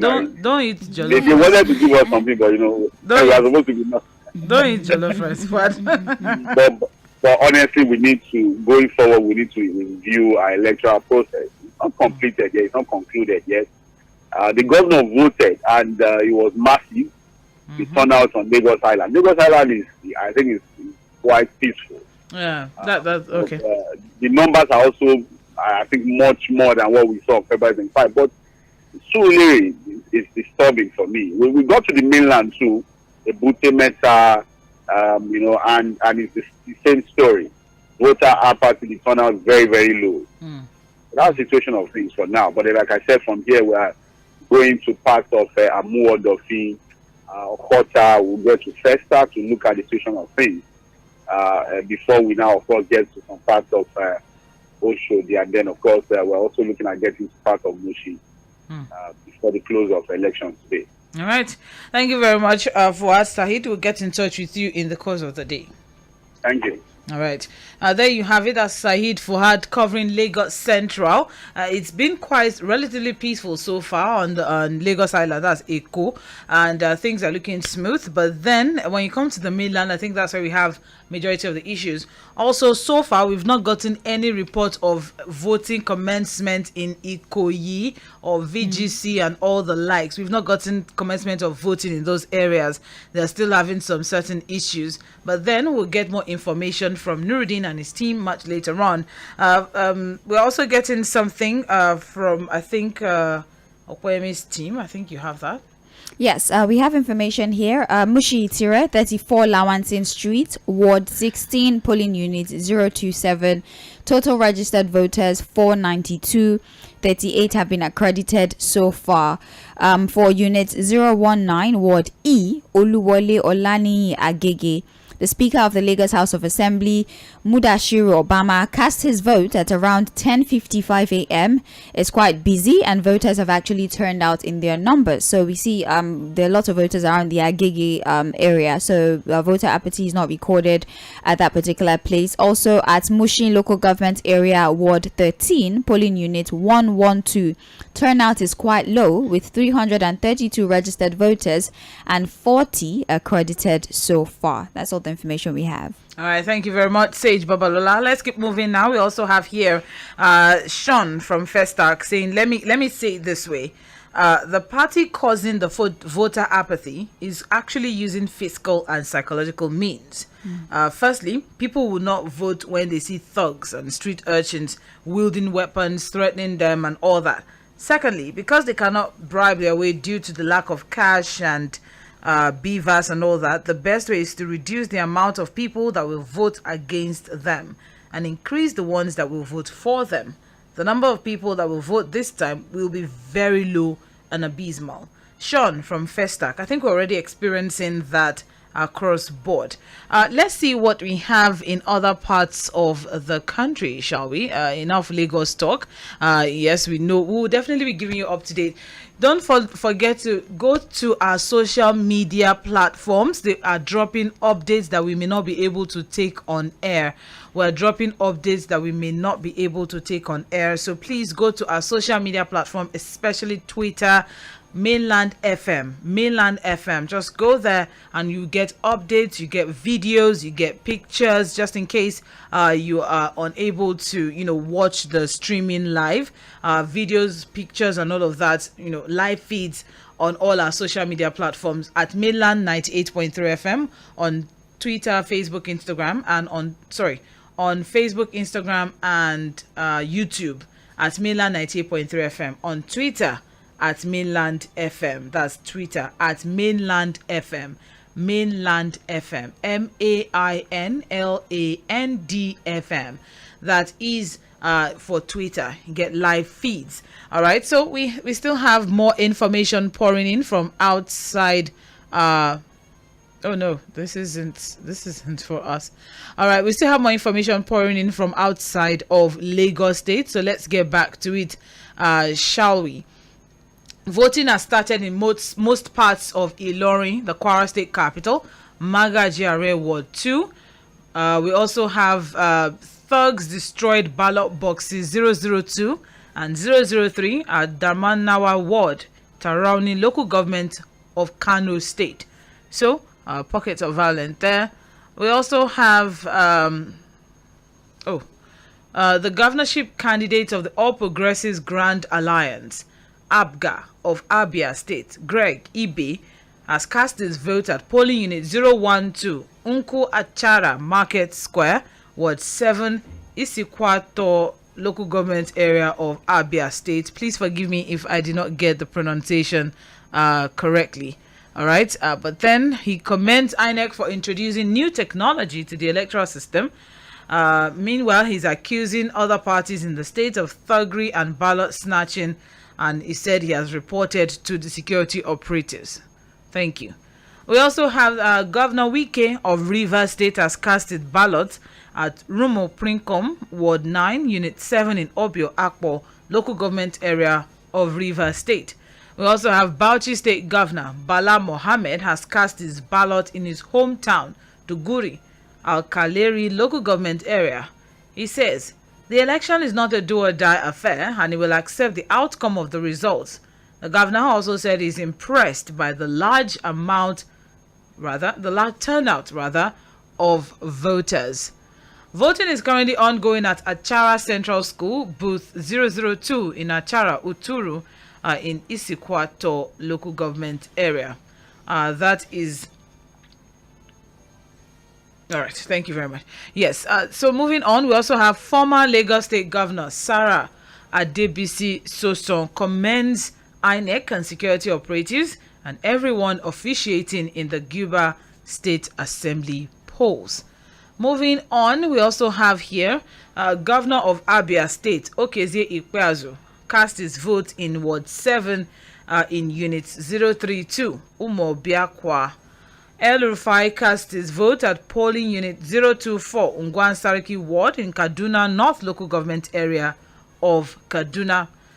Now, also we have Governor Ben Ayade of Cross River alongside his wife, Linda Ben Ayade, cast their votes at polling unit 033, Ikpon Ward, Kakum, Obudu local government area amidst high hopes of APC.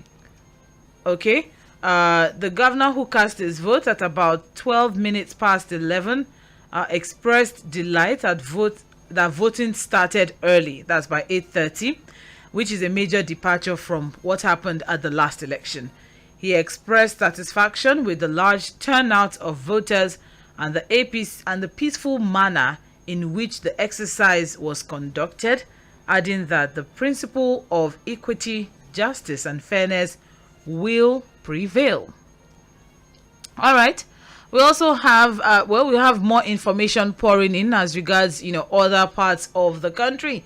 Let's not forget that of the 36 states in the country, The governorship polls is being held in only 28, namely Abia, Adamawa, Akwa Ibom, Bauchi, Benue, Borno, Cross River, Delta, Ebonyi, Enugu, Gombe, Jigawa, Kaduna, Kano, Katsina, Kebbi, Kwara, Lagos, Nasarawa, Niger, Ogun, Oyo, Plateau, Rivers, Sokoto, Taraba, Yobe, and Zamfara.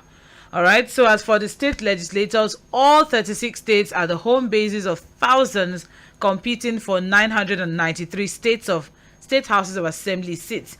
Yes, we have about 11 or so states that are not having elections due to off-season elections. But in those particular states, they still have their state house of assembly elections. So they may not have the governorship election, but the state house of assembly election is still being held. So it shouldn't be an excuse for people not to come out and vote. So don't say, oh, they are not voting for governors in my place, so I don't need to come out or whatnot. So let's do what we can in this pursuit for good governance. Right. All right then. With regards to people saying that, oh, we're not coming out to vote because the governorship election is not happening regardless, it would interest you to know, as we have continued to preach, that even those who represent you at the State House of Assembly is to an extent even more important than who is at the center, because they're the one who would table your matter. So if you, because of the peculiarity of the situation of your state, choose to stay at home or join those, maybe become the referee of those who are playing football on the streets, the outcome will still tell on what happens at your particular state. And these are some states that don't exactly have very great economic record, so to speak. They're not exactly doing great at this time, and we can say it's maybe because of the policies or their leadership. So it becomes very important that they participate and have the right people represent them, so that the matters that are affecting these states are brought to the front burner and presented properly to the center. And thank God for the president's decision to sign in the recent bill that he just signed, that devolves power to state governors. Now that means that your governor will be able to attend to you directly now without having to revert to the center. So I think that should actually encourage people to want to participate in the elections. All right, thank you very much, Sage, for that update. With that, I hope that people would be able to see the importance of actually coming out and being a part of this process. All right, we have voting going on smoothly around Pedro Barriga Road and environs. The polling units are not scanty, but they are empty. Like one voter in 20-minute interval. I just voted. The General from Pedro, congratulations on casting your vote. But then he's also reporting voter apathy in his own area. Let's keep moving now. We also have here that's a lot. All right, I'll start with the top one. Good day, crew. Austin from polling unit 044 Odewale Street, Alausa, Ikeja. Here it's just vote buying and voters intimidation by anyways. Okay, well, you were able to cast your vote. Congratulations, Austin. But then so we're still having reports on vote buying and voter intimidation. All right, we also have, my name is Bashiru from Abulegba. Sandra and Sage, well done. Thank you very much, Bashiru from Abulegba. Have you cast your vote? What was the experience like? Thank you for thanking us. Yeah. But give us more information. Yeah. Were you able to cast your vote? What was the experience like? Was it peaceful? Was it done smoothly? Nobody's saying anything about beavers. I mean, there's no malfunction, so that's a good thing. I mean, the presidential, they were saying that beavers had little issues. People had to go and bring their generator from their house and all that, but nobody saying. Wi-Fi and everything. I think so. Maybe INEC did really learn a thing or two from the presidential. From Shogunle in Oshodi say, and don't like the other, it is the same with the other. So please, Yusuf from Shogunle in Oshodi, thank you very much. I appreciate, and I quite agree. I am reporting from Isolo, LSDPC Estate. The polling unit in this place, we didn't vote because they said if you are of a particular ethnicity and you will not vote for a particular party, that you should go back to your house. They are going around with sticks and bottles. They told me that they will follow me to the place I will thumbprint. So he said he did not vote. He went back home. I mean, Fuad said that the voters' intimidation that was going on there, it might not be people wielding weapons, just subtle threats here and there, but these ones are actually holding the weapons that will follow you. Let's see who you're voting for.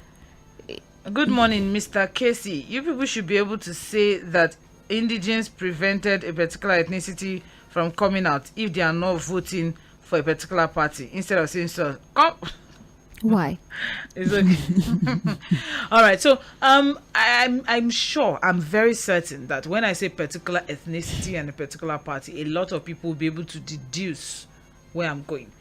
We have to be very careful. There are millions of people listening to us right now, and we will not be a party to inciting anyone.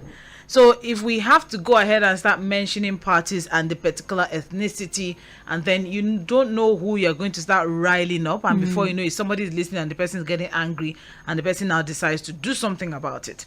So that's why we are diplomatic. We are censoring. Yes, let me put it that way. That's why we are censoring, the particular party and the particular ethnicity.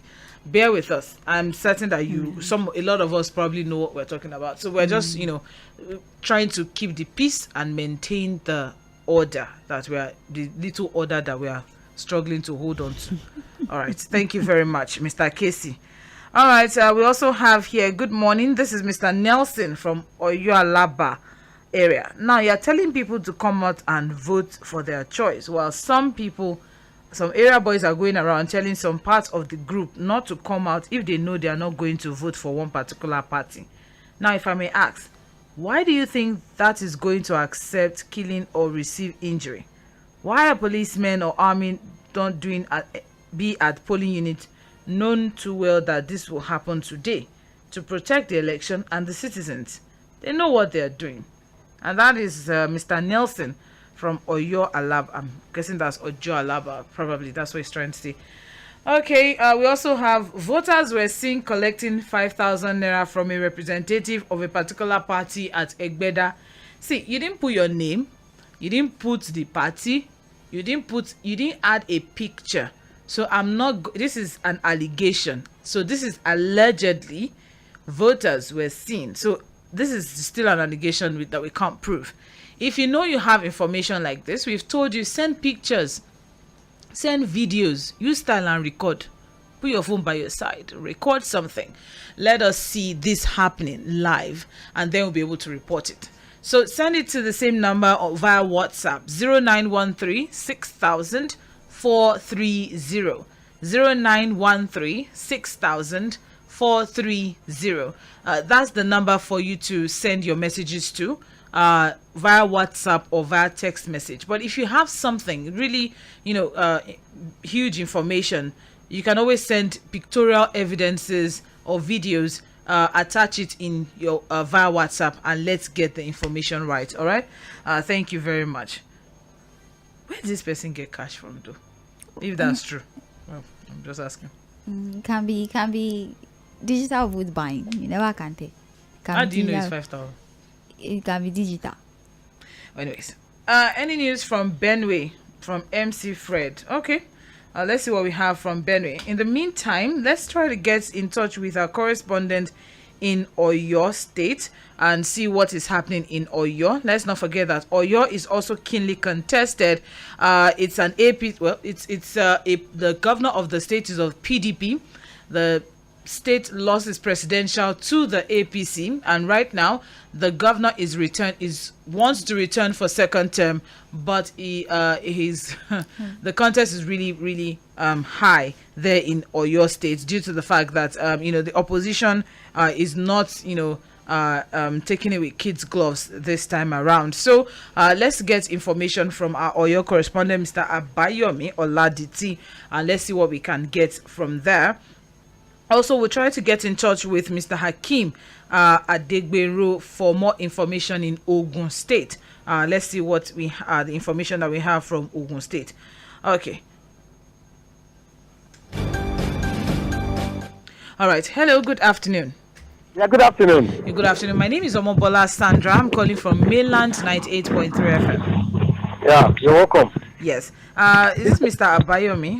Yeah, this is Mr. Abayomi. All right. So we'd like to get information. What is happening at the moment in Oyo elections? Well, so far it's been peaceful compared to what people envisaged, because some thought election in Ibadan will be very critical, deadly, or it will bring on a hard. But so far it's been peaceful. At least the polling unit where I cast my vote this morning, there wasn't any. So fine, there was a delay in when these people came on board. The arrival of INEC staff. Yes, they came late. They came around 10:30 or so. And when they came, they didn't even wait time. They apologized and we commenced voting and accreditation. Accreditation and voting immediately. So, and then my other friends that have been in town that have called, so far everywhere is people. Apart from some interior Ibadan where we had some APC supporters and some CPC supporters were fighting. Of course, we knew that would happen. But for now, everything is peaceful. All right. Thank you very much. Oh, but what about voter, participation? What has been the turnout in Oyo State? Well, compared to the last election, the one we had in February, there wasn't that much turnout today. Because as at 10:30 when these people arrived this morning, when it was last election, the presidential election, we already had so many people on ground. But here some people had to be calling, and then party agents had to be calling people that please come outside now. So like that time, so the turnout is not that much. Let's say 30% turnout compared to what we had during the presidential election. Not encouraging at all. But it's peaceful. Yeah. All right. Thank you very much, Mr. Barami. We'll try to reach you before the end of the day once again. No problem. You're welcome. Thank you. All right. That is the report from Oyo State. Things seem to be looking smooth here and there from the report that we're getting. But then I think they're also experiencing low voter turnout. Well, let's see what we can get from our correspondent in Ogun State before we go to the hinterlands. We will be having Hakeem Adigbero joining in via the phone line very soon. You're listening to Ballot 23 on 98.3 Mainland FM. We're giving you live coverage from different polling units, different parts of the country as regards the gubernatorial and state houses of assembly elections. It's been quite an interesting one, just as we've been having the conversation on and on. The major issue that we seem to be experiencing now is low voter turnout. That's voter apathy. But then can we tie it to voter intimidation? Let's have Akim Adigbero. Hello, good morning. Hello, good morning. Yeah, good afternoon. Oh, good afternoon. I'm so sorry. This is Mainland 98.3 FM, Lagos. Oh, good afternoon. Good afternoon. Thank you very much. So what is the situation as regards the election in Ogun State? All right. Today I am in Laro, and early this morning, the governorship candidates of African Democratic Congress, by Fabian Yotegbere, cast his vote at his polling unit. After casting his vote, newsmen approached him for a brief interview, and he commended the. Okay. Have there been an issue as regards voter participation in Ogun State, or No, presently everything is going on smoothly. Voters have turned out en masse to exercise their franchise, and there's no element of disturbance at all at the time I'm talking to you. And where I am right now, there's massive turnout at the polling unit.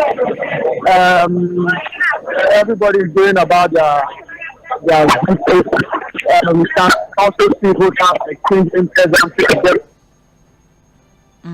Hello? All right, I think we lost. Things going on smoothly, and there's no violence at all. All right. Thank you very much, Mr. Akim. We'll try to get in touch once again before the end of the day. All right. Yes, thank you. Okay, so generally things are looking smooth in other parts of the country. Seems to be Lagos. Yes, it's the issue seems to be here in Lagos. I think we were expecting this. Can we say we're surprised or shocked?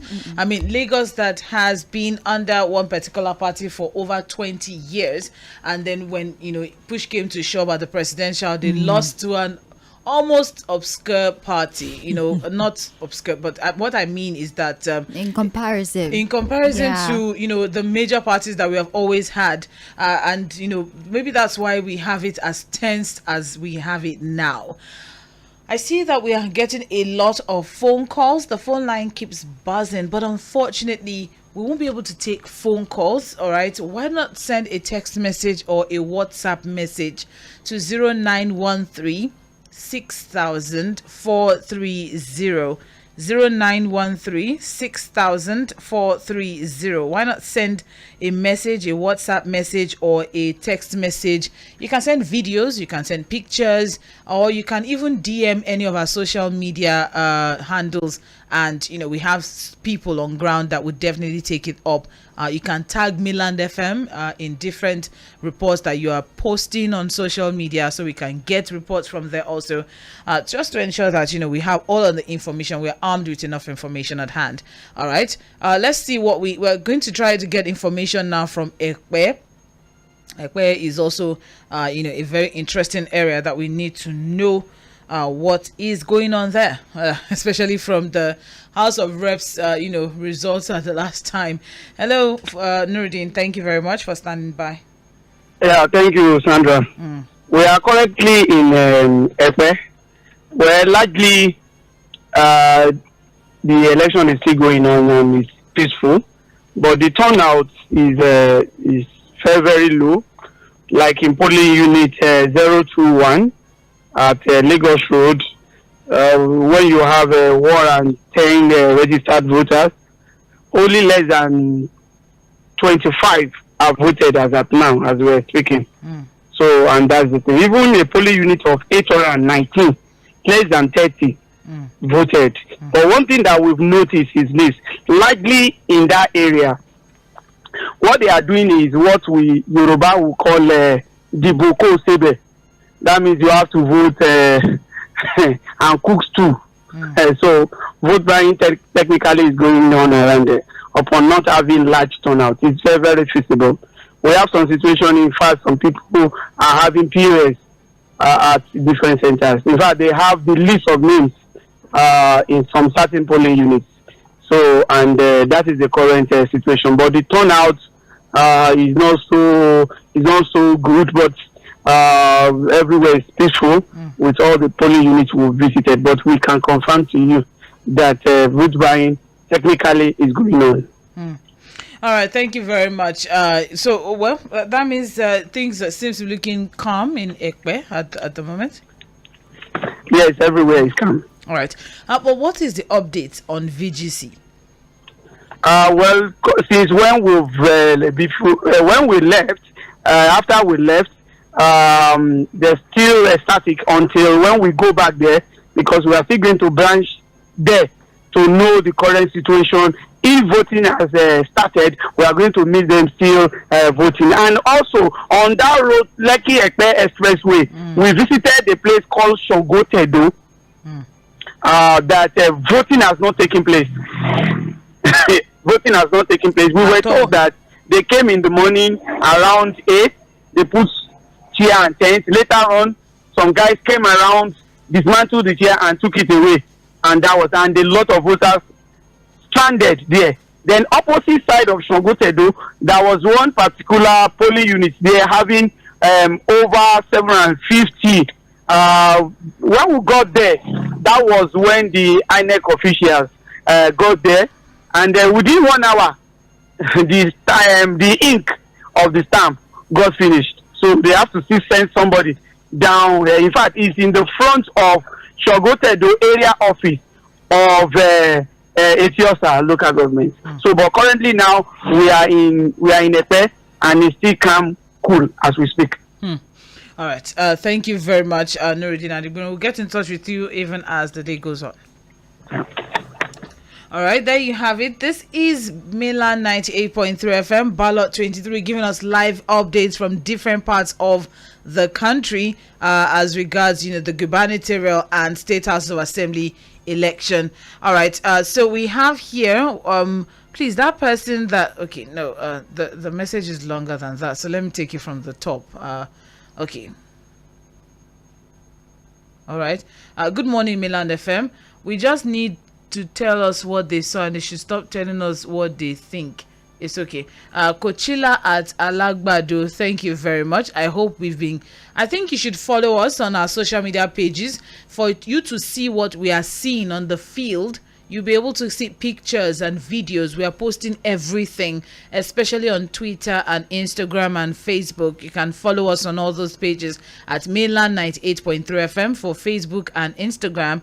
For Twitter at Mainland FM. If you go there right now, the engagement is good and you can get pictures and videos. Our social media team is really on standby for all of that. You can also tag us if you have pictures and videos. You can tag us in your reports on social media. All right, thank you very much. All right, Kochila from Alagbado is concerned about the news. Is concerned about the news that's coming, out from the elections so far. I think I can understand your concern. I mean, it's something that even we are also worried about. We are hearing things like vote buying. We are hearing things like voter intimidation. We are hearing things like impromptu shift of. You just get to your polling unit and you find out that your polling unit has been moved. No information, no notice, nothing. All right. Well, we also have reports here. Where are the security men in all these troubled places? People, that is Ejike from Ajegule. I'm asking the same question as you are, Ejike. I think Sejan is asking. We're all asking the same question. Where are the security personnel in all of these troubled places? The information we are getting is that in some of these places, the policemen are even on ground. They are there, but there's nothing much that they can do due to the fact that they are not bearing arms. That's I don't know if that's enough reason why we should be going through whatever it is that we're going through in different parts of the polling units. But then, good afternoon, Milan FM. Adeni reporting from Sabo Ajangbadi in Ojo local government, precisely Sabo Oniba Primary School complex. The turnout is low, and a particular ethnicity, they are not being allowed to come into the complex to vote, but security men are on ground and they are not doing anything. That's part of what we're talking about. So what are they there for? Or what can they do? That question again, what can they do if push comes to shove, really? Policemen are meant to maintain law and order. They don't have to carry arms to do that. That's what I'm saying. Dialogue, are they vast in using dialogue as a means of conflict resolution? If we know the answer to that, then we can maybe proceed with the conversation. Shut up. No. Seja said I should. I did not say that, everybody. I said I should shut up. But then what we have here is, please, I would like to remain anonymous. There's a report from Igbo area, or Joe precisely. Thugs are really disturbing, and a particular man of a particular ethnicity was beaten seriously. Where are the security personnel? Okay. Wow. That's very... Before, the disappointment was with INEC, and now it seems the disappointment is with the security operatives. I think that's what it has been consistent in all the personal reports we've been getting from people. I beg your pardon. All right. Just as we said, we also have a good afternoon, Milan FM. Excuse me. In Orisumbari right now, the election is going peaceful. If, as I'm not voting, but I've visited about 3 polling. Why? I visited about 3 polling units and it was peaceful. I visited a polling unit in front of Coca Estate Main Gate Hotel, Bali bus stop, and roundabout opposite MP filling station. Chinedu from Orisumbari, why are you visiting polling units? Are you an observer? Why are you not voting? What happened to you? It's journalism. It's doing his work. Journalism. But it's in his area. Journalism. If you're in your area, that means you are somewhere within your polling unit area. So, Chinedu, I would appreciate if you can also vote. Go out and vote instead of going around. Tell us your own voting experience. I went out to vote. When I got there, I cast my vote and it was smooth. Beavers was working. That's what we'd like to hear from you. So the next time we're hearing from you, Chinedu, I hope it is that you have cast your vote. All right, from Itire, I have cast my vote. Everything is peaceful. The turnout is so worrisome. though a particular party was trying to woo me. I applied wisdom by assuring them that I will vote for them. On getting to the voting cubicle, I voted my choice. Larry from Itire, God will bless you. In Jesus' name. Amen. But maybe, other people do not have it as easy as Larry had it. Some people, they said they should snap it and come and show that, yes, so true. I did vote your candidate. Vote for your candidate. But thank you very much, Larry, for, applying wisdom there. We appreciate. I also have here person just gave us ward and local government. What's happening at ward B polling unit 029 Etiosa local government? Okay. Oh, right. Triple, please stop. Please stop chatting. Triple, please stop chatting our WhatsApp group. Thank you very much. We also have here from Ilewe bus stop in Ikotunigbe up to council bus stop. All the polling units are almost empty as at now. The youths are busy playing football on the main roads. That's in Ikotun. So, I mean, are you telling me that is all the youths that are playing football, all of them did not collect voters card? They did. They just didn't. They don't want to use it. Because that's that's the excuse that someone is giving. That so for me now, he said, I tried to get my PVC, I could not get it. That's why I can't go out to vote. So what do you expect him to do? But are we saying that all the youths playing football on the road did not collect their PVC? I mean, if you go by statistics, the youths were the largest population, especially in Lagos. So I don't understand. That's not really an excuse. I mean, a lot of PVCs were collected, especially in Lagos State. So I don't understand why that's not an excuse at all.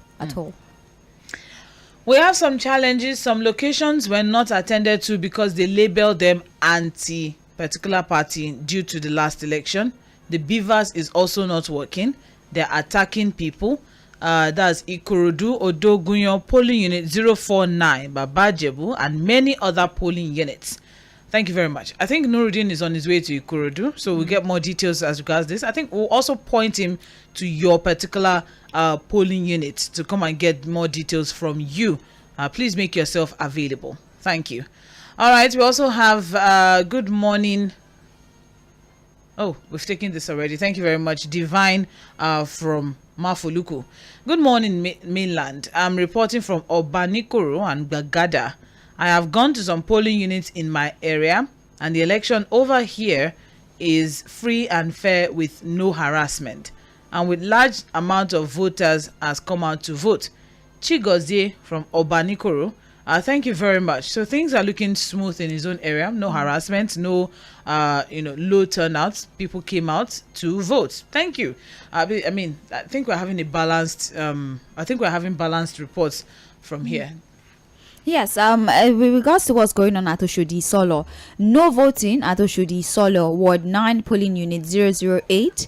Voters are being chased and ballot boxes are being taken away. The police and military are now present at the place, and we actually have visuals of, the papers being shredded. That's the ballot papers being shredded, and you see the security operatives already there. So they're saying that the thugs were chasing people away, the ballot boxes were taken away, and we have images of, the papers being destroyed and thrown on the ground. But now the security operatives are there and they're taking control of the situation. All right, this is why we're telling you to go to our social media pages.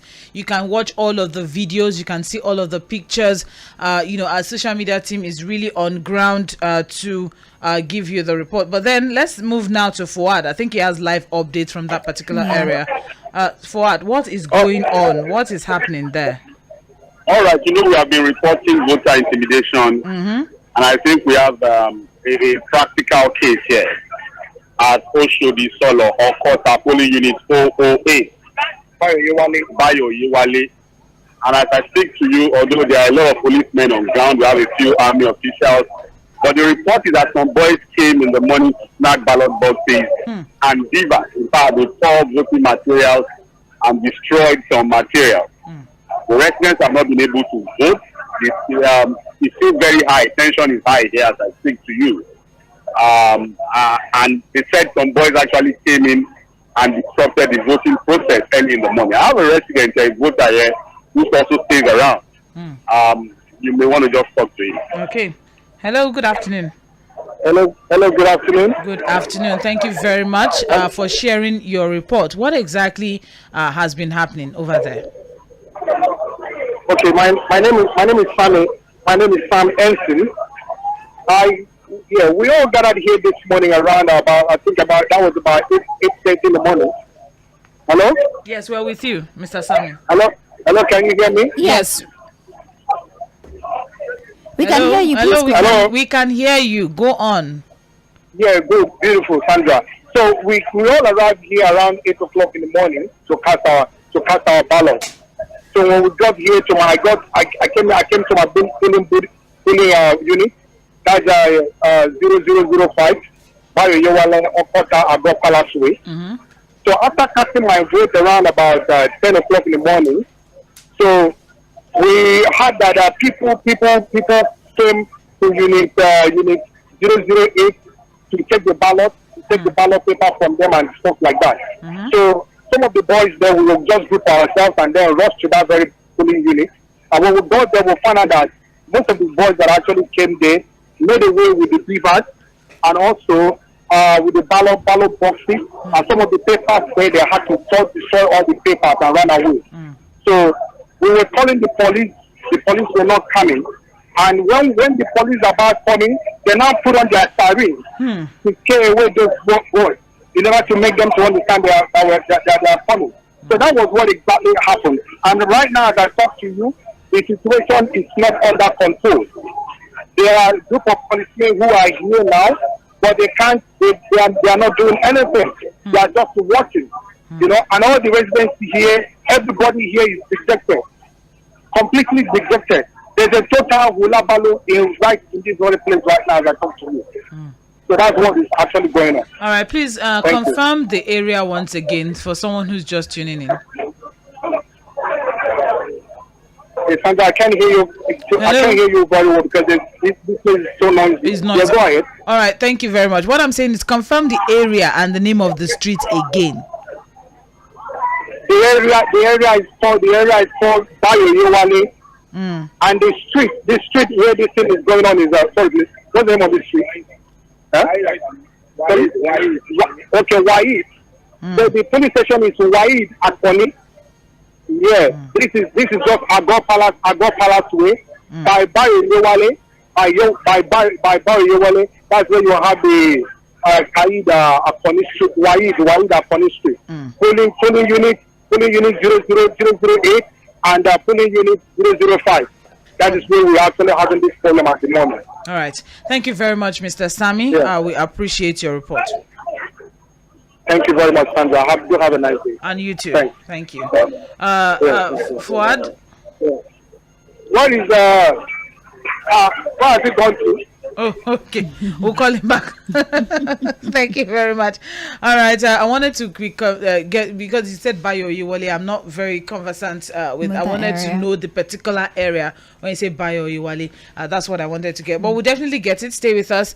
You're listening to Mainland 98.3 FM. Sage has a report. Yes, we actually have messages from people at the, when we say thugs and urchins, majority of them are not necessarily Lagosians, if you know what I mean. I can tell you that most states in the West will be peaceful, at least to a large extent. About the voter apathy, the result of the presidential election played a major role that led to it. A lot of people now feel their vote will not count.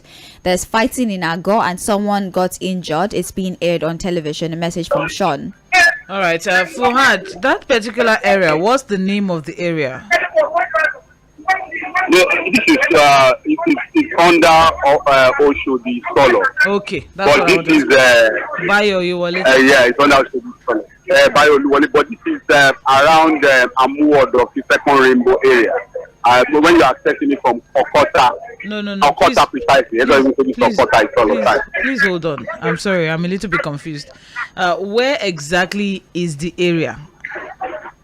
This is Okota Isolo. Okota Isolo, under Oshodi Solo local government. Solo, yes. Okay, yes. All right, that's what I wanted to confirm. So, what's the update? Because Mr. Sammy gave, his own report, and it's actually I don't want to use the word scary, but it's actually worrisome what is happening in that particular place. Well, the thing again is this.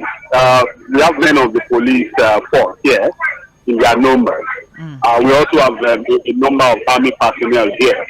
The boys, according to reports, came in disrupted, tried to hijack ballot boxes. In fact, they said they hijacked the beavers. But residents picked them down, were able to recover the beavers machine. They are still insisting that they want to cast their ballot. We've seen materials destroyed, but I think they were able to salvage some ballot papers and some voting materials. But some voting materials have been destroyed and all of that. But they are still insisting that there's enough time for them to still cast their ballot. They are insisting that election officials to start the process so that they can cast their ballot. But again, this is the situation here. It's tense. There's so much tension out here in Okota and Solo. All right. Thank you very much, Fuad Said. I appreciate it.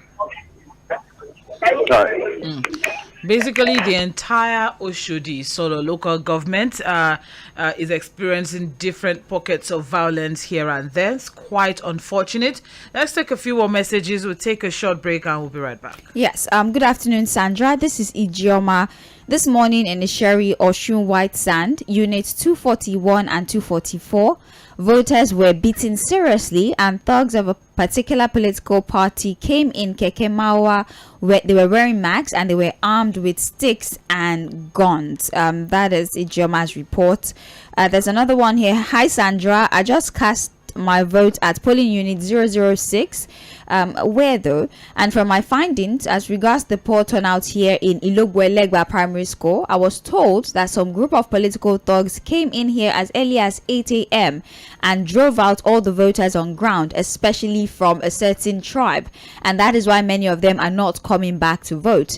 Aside that, I saw some boys coming in right now with local cane called Atori, aiming to flog some people or some individuals precisely of a certain tribe, and we can see more than 20 of them. They're scaring people at the entrance of the gate. They're looking at people's faces. Honestly, I think this governorship election is very tribalistic.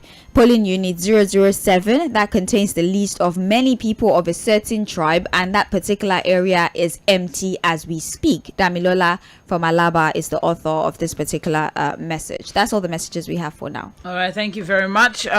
We'll take a short break right now. We'll be right back after this break to give you more details, especially for outside of Lagos stories. Please don't forget that we aren't taking phone calls. All you have to do is send text messages or WhatsApp messages to 0913 6000 430, or you can always tag us on your posts on social media, on Twitter, Facebook. You can always tag us, especially on Twitter at Mainland FM. That's for Twitter. You can also see videos and pictures of what is going on all in and around Lagos on all our social media platforms. All you have to do is follow us, or you can just check the pages for all the details that you need. We'll take a short break now and we will be right back. Don't touch the dial. This is Mainland 98.3 FM giving you exclusive, comprehensive gubernatorial election coverage.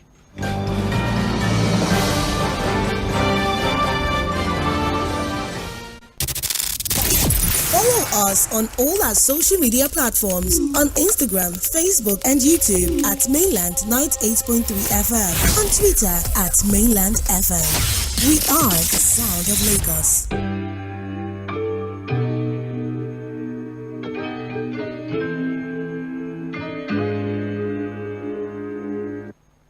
I get it. I just wanna hear from him. Just a healing, and when I hear his name, I get more triggered. My feelings, they really got hurt and now I'm bitter. Oh, I waste this time for nothing. I faked it for nothing. Can't talk to my friends, cause they hate you do. And if the option's violence, don't make me choose it. God knows my heart, I'm wildin', so close to doing something. Maybe I should go and take it to church and wash it away, cause I wanna hear where it hurts, but I'ma just pray it away before I give him what he deserves first.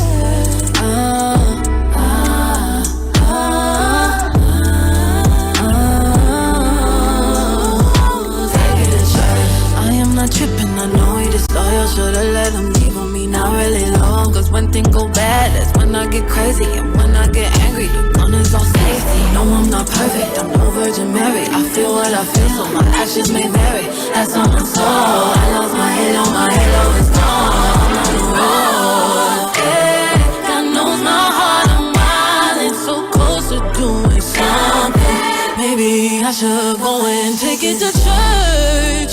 Oh, wait, cause I wanna hear where it hurts, but I'ma just pray it away before I give him what he deserves first.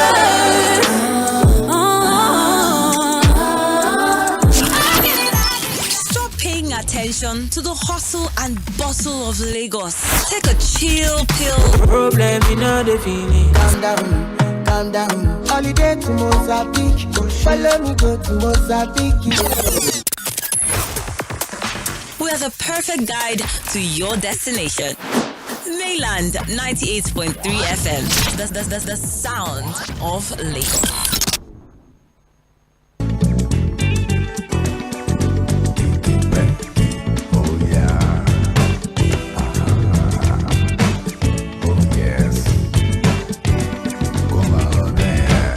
Oh yeah.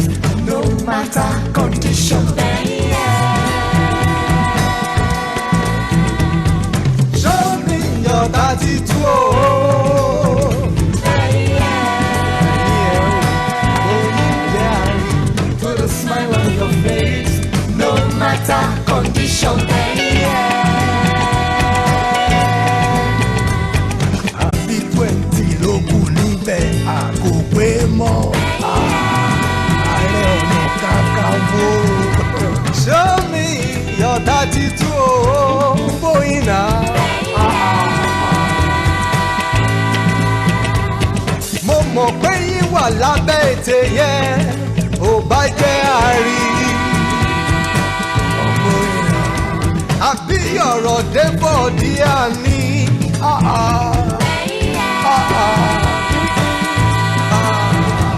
Put a smile on your face, no matter condition.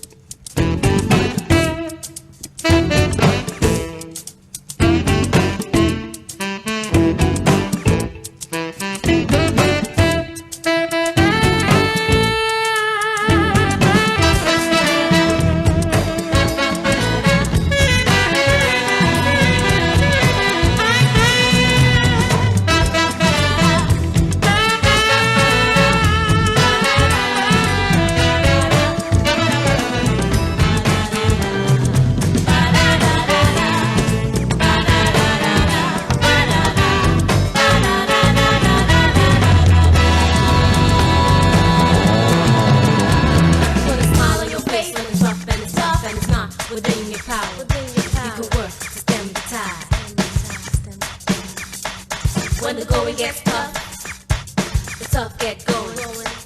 When the worst comes to pass, and it's not within your power, you sit and moan, you moan and groan. Emotions start to flow all through your mind. You got to remember, there's a greater, brighter power, and all the things that happen to you beyond your control.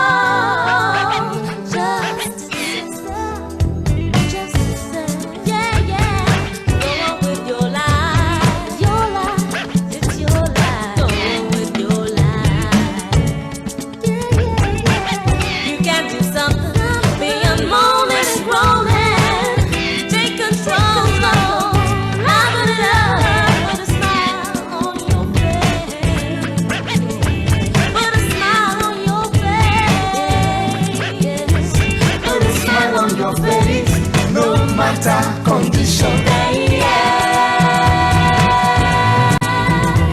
Put a smile on your face, no matter condition. Show me your 32.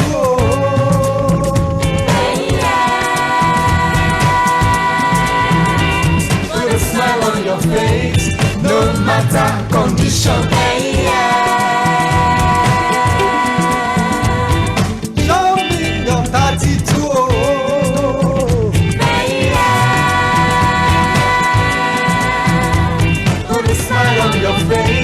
No matter condition.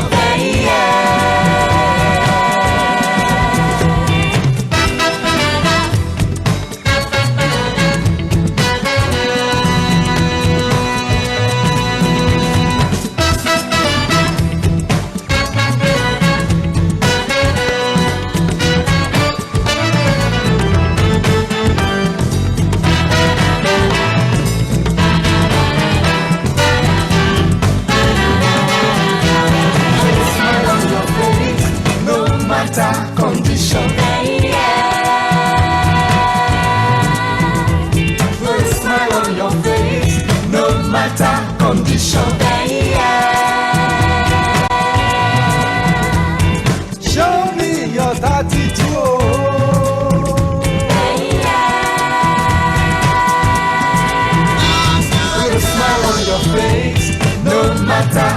condition.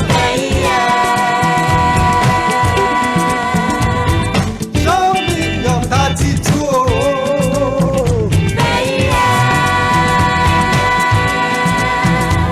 Put a smile on your face, no matter condition.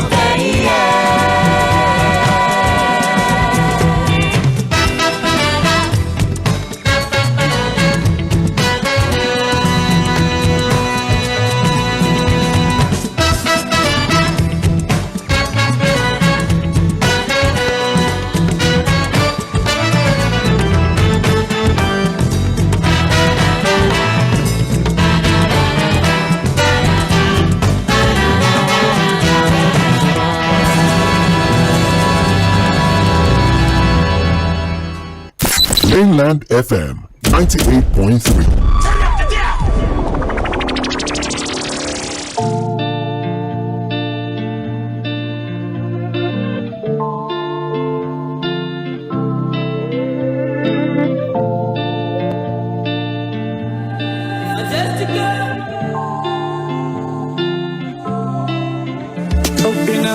Open now, anywhere you go now. When I'm down, baby, book it down. Just don't mind you, I'm coming now. Open now, anywhere you go now. When I'm down, baby, book it down. Just don't mind you, I'm coming now. So you go change out up. If I tell you anything, be go show you no go talk.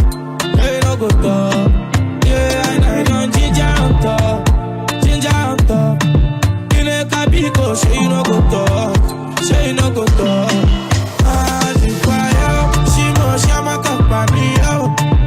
She not go play boom, you know she can boom. She know she am a cup of me out. She not go play boom, she am a cup of boom.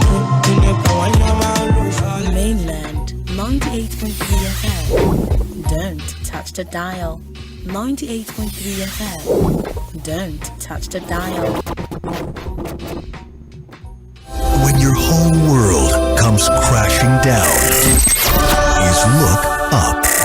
Assemble the team. It's showtime. The brains waking up. What'd you have for breakfast?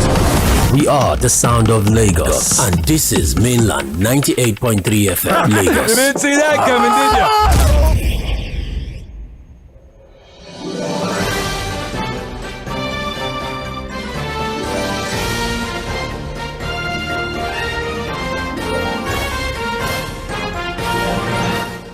All right, thank you very much for standing by. Yes, you are still on to Mainland 98.3 FM, the sound of Lagos.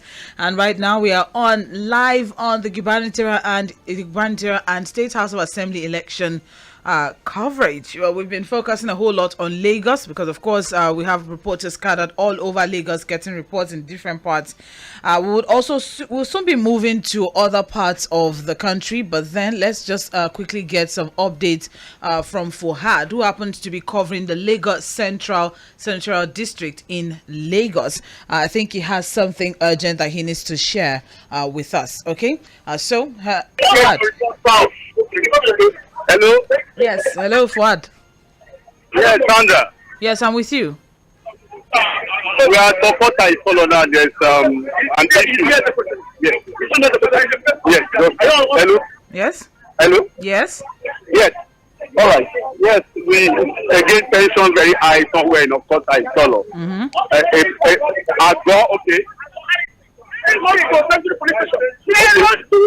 020 close to Century Police Station. The situation here is that Beavers is not working. Wow. And they are here to vote, and they are insisting that they must vote.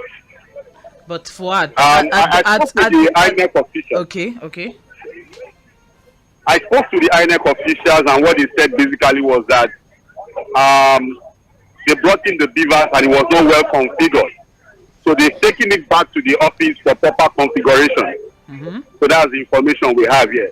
But there's so much tension. The residents are insisting that they must vote.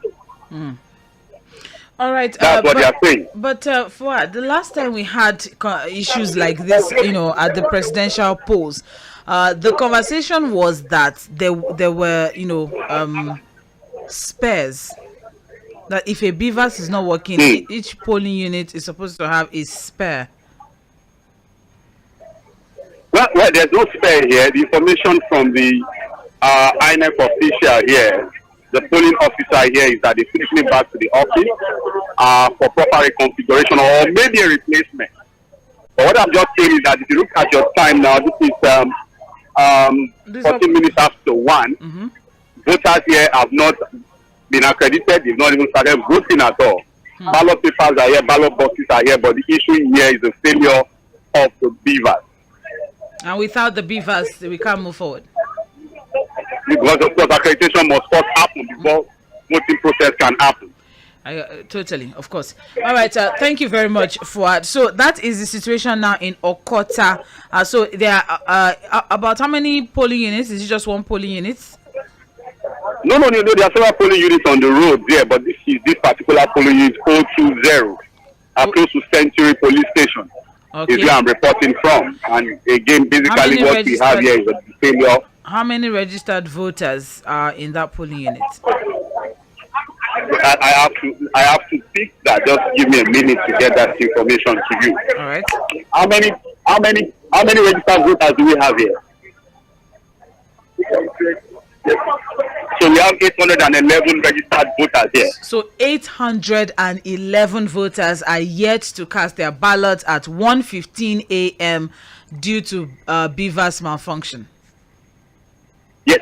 So like I said, the information is that they've taken it back to the office for maybe either a replacement or a reconfiguration. But again, the report is that beavers failed here, and the officials are saying they got here, they tried to start working with it, and it wasn't just working. All right, then thank you very much, Fuad. Saheed will call you back for more updates in a bit. Thank you. Thank you. All right, so there you have it, Sage. Over 800 people are yet to vote, and if at all they would even be able to vote on time, because this is 16 minutes past 1 right now, and voting is supposed to end. Well, we can't count that for them because it's not their fault. They are there, they are ready, but there's no beavers. I honestly thought that we're still going to have this conversation much later on in the day as regards INEC preparedness and also the laxity of the security operatives. I think that's one thing that has been consistent throughout. Security operatives are either idle, at least according to people's reports, and we've had at least 3 cases of the beavers malfunctioning. This one, it was not properly reconfigured. But as long as they are on the queue, one is 2:30, INEC officials would have to attend to them. So I think that's the ray of sunshine in struggling with voters. The reason why they postponed the elections in the first place. Do you understand? So I don't see any ray of sunshine here. I'm just a little bit peeved because what it means is that some people will get tired of waiting and then go home. So now we're still back to square one with voter apathy. So I think we can do better. But then it is what it is. Very unfortunate. Probably we'll have all of these expressions and conversations on the post-mortem. This is Sam. It was changed without our awareness. However, I was able to locate my unit again, and armed policemen and military men came to calm the area. I was able to cast my ballot. We had security updates from co-voters that some talks may still come back and that people should not wait to count the vote for security reasons. We implored the security agencies to keep up the patrol on that corridor, especially Shasha, Orisumbare, Ejigbo Road, especially the Orisumbare market to Jumoke bus stop. Thank you very much. We have another one here. Additional Omogoriowo says, in my area here in Ikorodu, everyone was allowed to vote, but to my surprise, I hear somebody is reporting to a radio station saying that they are beating somebody of a certain tribe in the same place. I think we should be careful about the kind of false information we send out there. Unfortunately, we don't know what you're telling us because you did not tell us precisely where your polling unit is or what is your ward. You just said Ikorodu, where in Ikorodu, so that we can fact check. But thank you very much for sending your message. That's all the messages we have for now. Thank you very much, Sage Babalola. If you really want to get more updates as regards pictures, we have pictorial evidence, documentary evidence apologies, on our Twitter page. why don't you visit our Twitter page and our Instagram and our Facebook page at Mainland FM. That's for Twitter, Mainland FM. And for Facebook and Instagram, visit Mainland 98.3 FM. Videos, pictures, live feeds as regards what is happening in different parts of the country. We're also live on Facebook. We're live on YouTube. You can always drop your comments there as well. Unfortunately, we won't be taking phone calls. We've been saying that over and over. So if you have reports from your community, all you have to do is send a text message or a WhatsApp message. You can even accompany it with videos and pictures. If you do that, you can also put your handle as well. We can tag you and give you the credits, all right? Because, that's only right that we do that, so we don't plagiarize anything. So if you have videos or pictures for us, please give us all the details, the polling unit number, the ward, the local government, and your social media handle, so we can tag you and give you the credit for it. Also, if you are posting any verified news or you want to bring our attention to something, all you have to do is tag us via Twitter. It's faster to get our attention that way. Tag us via Twitter at Mainland FM. Mainland FM. Just tag us and we will attend to it as soon as possible. All right, let's keep moving. And now we have some other reports. Yes, we do have some reports now. At Oshodi Solo local government area, Ward 09, polling unit 12. The voting process is ongoing. There was a little bit of a disturbance, but the voters managed to get the situation under control. Total number of registered voters 994. Total number of accredited voters 145. Also at Ward 5 at Ibejuleki local government area, polling unit 006. The number of registered voters 991. The number of accredited voters 200 as at 7 minutes past 1 p.m.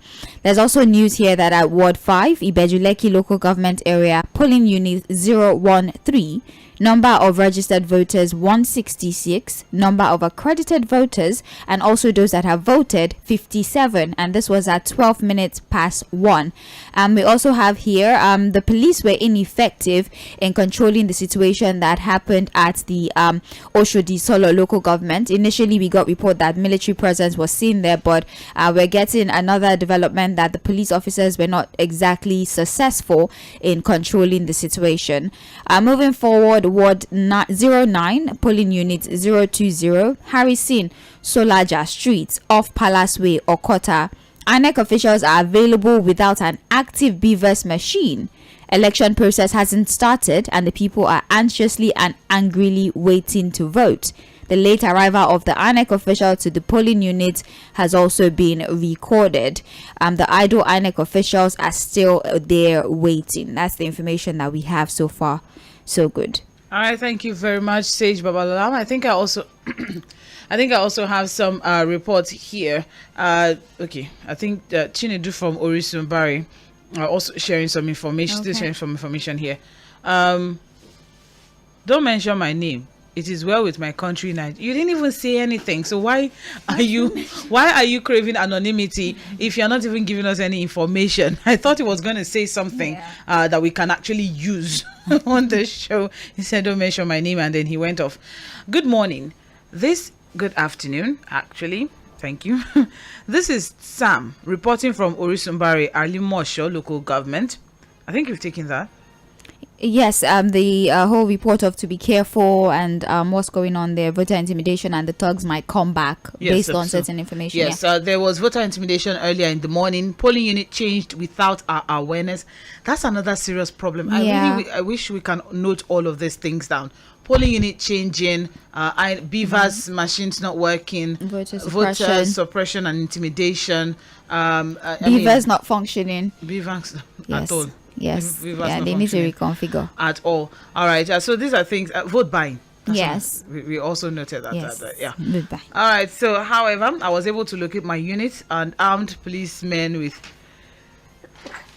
Bless you. Excuse me. Was able to cast my ballot. However, we had security update from co-voters that those thugs may still come back, and that people should not wait to count the votes for security reasons. We implore the security agencies to keep up the patrol on that corridor. That's Shasha, Orisumbari, Ejigbo Road, most especially Orisunbari Market to Jumoke bus stop. Thank you very much, Sam. Very extensive report that we have right there. All right, I have a voice note here. I may have to listen to it off camera first before playing it. What is happening in Lagos? Most places Agbero are disrupting. Voters are scared. Which places? All right, don't just give a generic reportorial and expect us to take that very seriously. Which place in Lagos exactly are you referring to? Very, very important for us.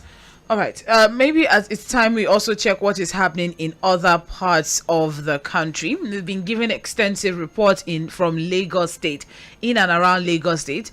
There's definitely a lot that is happening. Lord have mercy. This election was not what we anticipated, but then we'll keep moving, I guess. All right, now we have the PDP governorship candidate. No. Sorry, apologies for that. All right, the president of the Senate, Ahmed Lawan, cast his vote around 11:40 a.m. at Katuzu polling unit in Gashua in Yobe State. We also have here Sokoto PDP Guber candidate. He spoke with journalists shortly after casting his vote at his polling unit 002 Sabontiti Kwamberu ward of Sokoto South local government area. The PDP candidate lauded the electoral process and appealed to his supporters to be law-abiding, cast their votes, defend it, and ensure that their votes count. All right, we also have European Union election observers visit polling unit in the Karu area of Nasarawa State. Also, we have Governor Godwin Obaseki has cast his ballot in Unit 19, Oredo, Ward 4 at Ekpai Primary School in the state capital, Benin City. He attributed voter apathy in many polling centers to overbearing security presence. Sage. People are not coming out in some parts of Benin City because of overbearing security presence. People are not coming out in Lagos because there is no security presence. Like I said, it's a psychological thing, and people would interpret how they want to interpret. Like Fuad said many times whilst he was analyzing one time like that, if people see too many military personnel, they'll be like, maybe they have credible information that something terrible is about to happen. Prevention is better than cure. I would stay in my house. But then if they don't see security operatives, they would say, in the event that something happened, who would protect me? Prevention is also better than cure. I would stay in my house. So I think it's just the way people are choosing to interpret military presence and the lack of military presence. I don't know how we can get away from that situation, really. Should they be there or should they not be there? All right, let's keep moving now. Now we're moving up.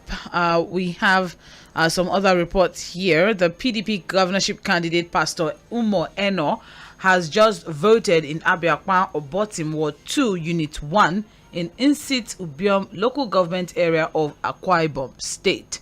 And we also have, moving further, Anambra State Governor Chukwuma Soludo has commended INEC for the early commencement of the voting process in the state.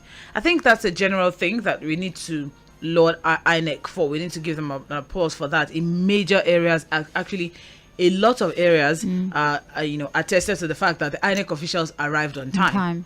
But arriving on time, and being then able to execute your responsibility. That's another thing. Because now we have the fact that some major parts of the country, INEC officials are on ground, but there's nobody to accredit. That's another issue. Well, there's a message here. It says, well done, Sandra. Thugs are causing mayhem and snatching ballot boxes all around Ejigbo. Thank God for the intervention of the armed policemen and the military. Also, we the guys at my polling unit resisted them by coming out in numbers to confront them even before they got to us. But the thugs successfully destroyed many polling centers. Military men retrieved ballot boxes snatched from another area and handed them over to the presiding officers at my unit, Kazim from Ejigbo. So Kazim is saying that thugs snatched ballot boxes from one polling unit, and then the security operatives at his were able to retrieve the ballot boxes. So would they have to return it back to the polling unit where it was snatched from, or how do they now take the ballot ballot papers back to the place it was snatched from. I don't know how that will work, but then let's say kudos to the security operatives. I guess that's all we can say. All right. So moving on, we have other reports. Let's see what we have also from outside the country. Delta APC Guber candidate Ovie Omwagege votes in Orogun Ward 2, Unit 19 in Ugeli North local government area. There's still a whole lot more that we can take, but we'll take a break at that point. It's been an interesting run all day since 8:30, since 7 a.m. actually. We've been given updates as regards the elections nationwide. All right, and this has been quite an interesting run. Today has been quite an interesting run. I remember quite clearly on Ballot 23, we mentioned that the upset that a lot of political parties faced or experienced at the presidential elections has given birth to quite an intense electoral atmosphere across all the states.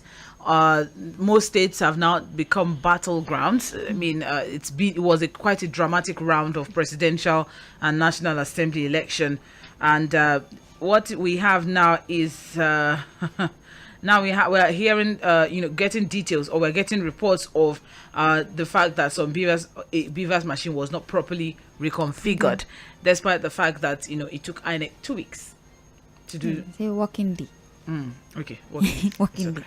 All right, but then now we have that particular problem. But then a lot of hopes for a hitch-free exercise, but Nigerians are still very doubtful of the system, which is evident in the fact that we are experiencing huge voter apathy. That's low voter turnout, voter suppression, voter intimidation. It's the switch of polling units for me also. I mean, in VG's another location, and now they want to confirm from INEC if that's what we have thus far. All right, don't forget that to follow us on all our social media platforms. A lot of updates are being dropped with pictorial evidences, documentary evidences, videos, pictures, and all. Do well to follow and get all of the details. Don't forget that you can also send more information to us, or you can tag us in your posts, and let's get more info. Let's get back now. We also have here. Oh, thank you for that. All right, we also have here. We're still getting reports from different angles from different people. Thank you to all our listeners who are dropping all of the information for us. Don't forget that if you're giving us videos and pictures via WhatsApp, please do well to send them please do well to add your social media handles so that we can tag you and give credits to you. It's very important. Okay, Sage. Yes, there's a WhatsApp message here. Ikorodu Central Ward C, Oriwu Road. I don't like when people say what has not happened. Okay, I think this is the person that was debunking the initial information that there was something going on at the Korodu area. This person, I don't have your name. Okay, Adeshina Omogoriwo is saying that the information that is being reported by some people about pockets of violence going on in the Korodu Central Ward C is untrue. And he's saying, I don't like when people say what has not happened and they're trying to paint a bad picture. Let's stay together. We're bound together rather than creating tension. The rest is just words of encouragement. So he's just trying to establish that whatever information regarding events in Ikorodu it might be untrue, because apparently he's there and he'd not experienced what was initially reported. All right, thank you very much. I believe we have some in-house reports as well. Okay, yes, let's also check that. So we do have from our correspondent here regarding what's going on the field. We have here at Ward 5 at Ibejuleki local government area, polling unit 005. The number of registered voters 1,133. Number of accredited voters and also the number of people that have voted is 200 as at 32 minutes past 1 p.m. So that's what we have from our own people here. All right, let's try to connect now with Okwayemi Akinyode to give us some reports from their end. It's been a while we've heard from them. Let's see what exactly is the situation of things, at that particular end. Okay, I think he's busy at the moment, but let's also get in touch now with Nuruddin and see what we have from that angle. Thank you very much for staying tuned. Thank you for introducing your family and friends to also tune in and get exclusive and comprehensive coverage of the gubernatorial elections. We appreciate you.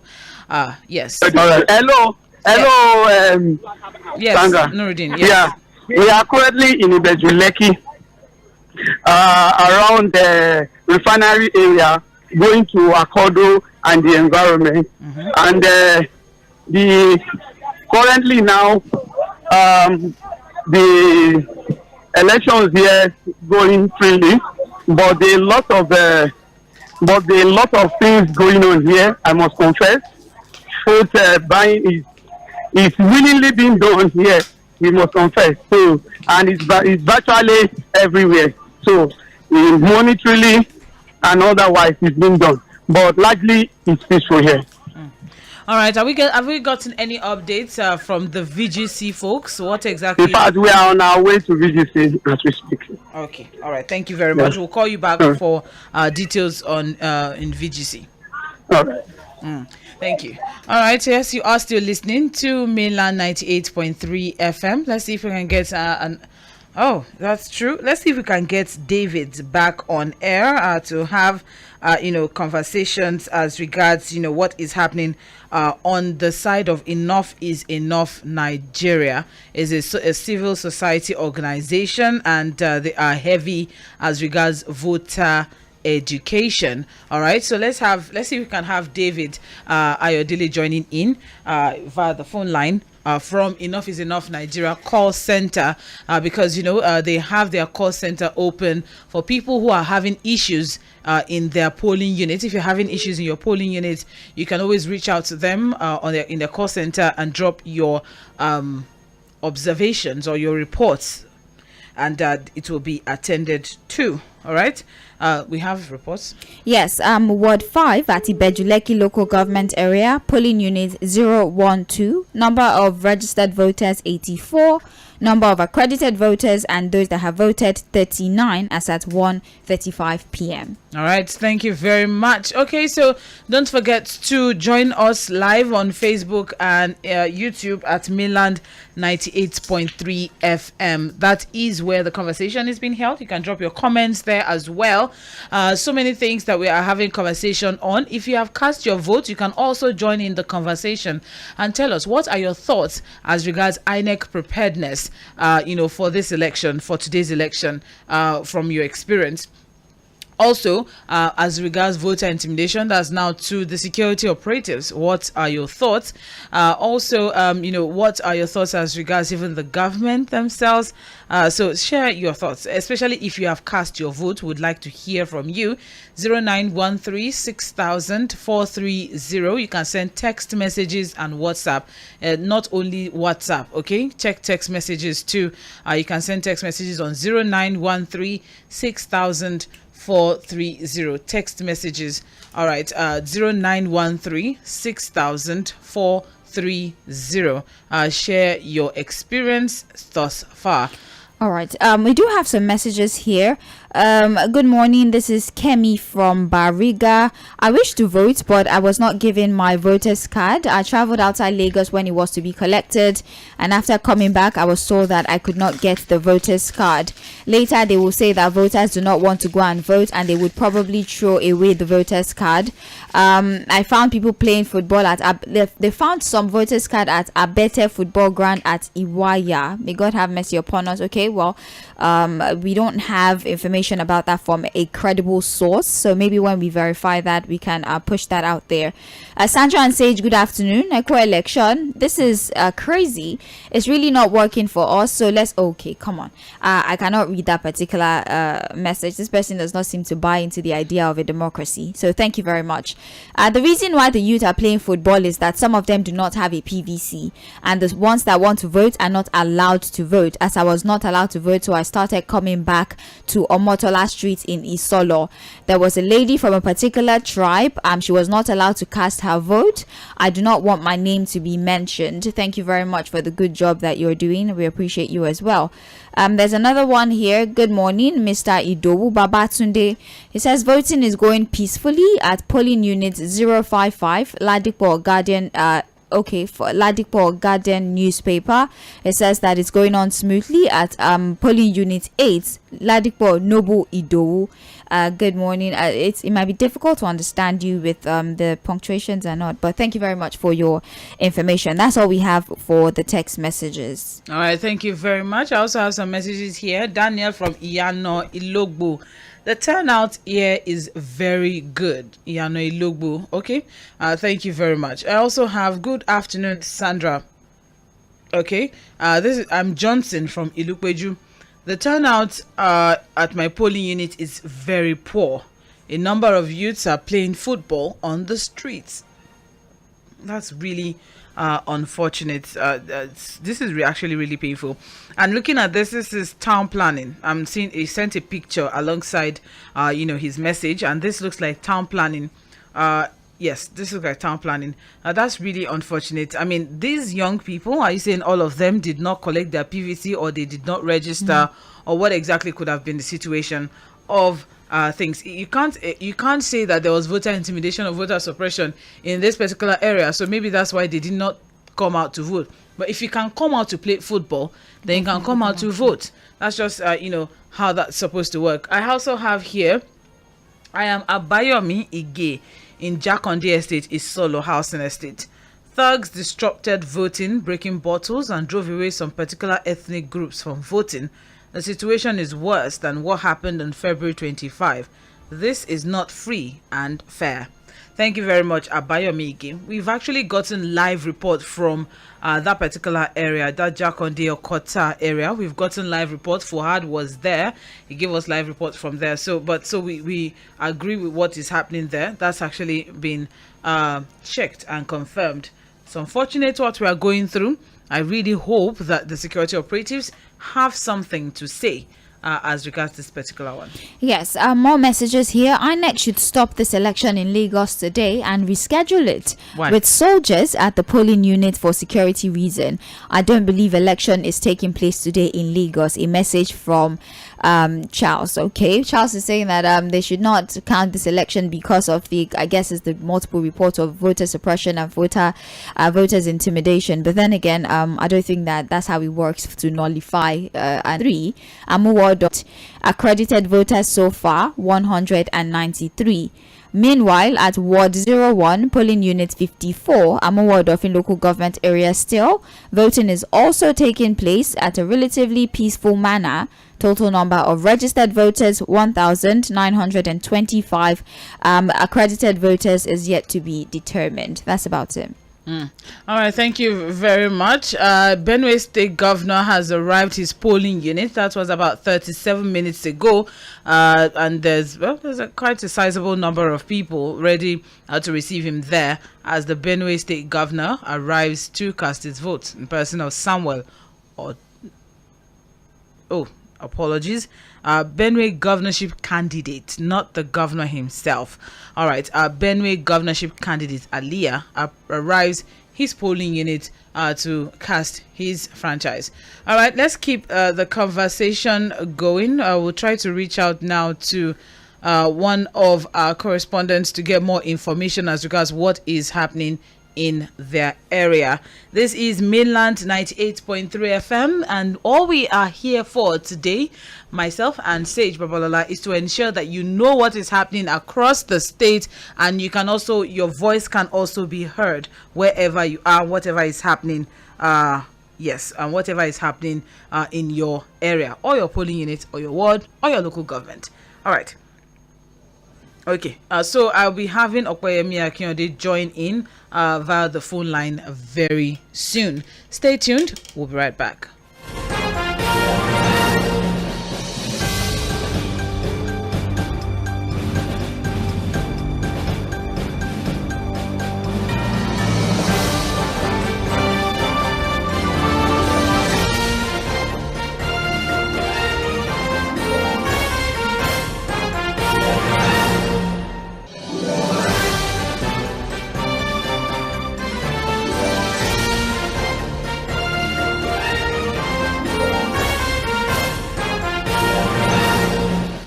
right, thank you very much for standing by. Just as we said, it is to Mainland 98.3 FM. Don't forget to follow us on...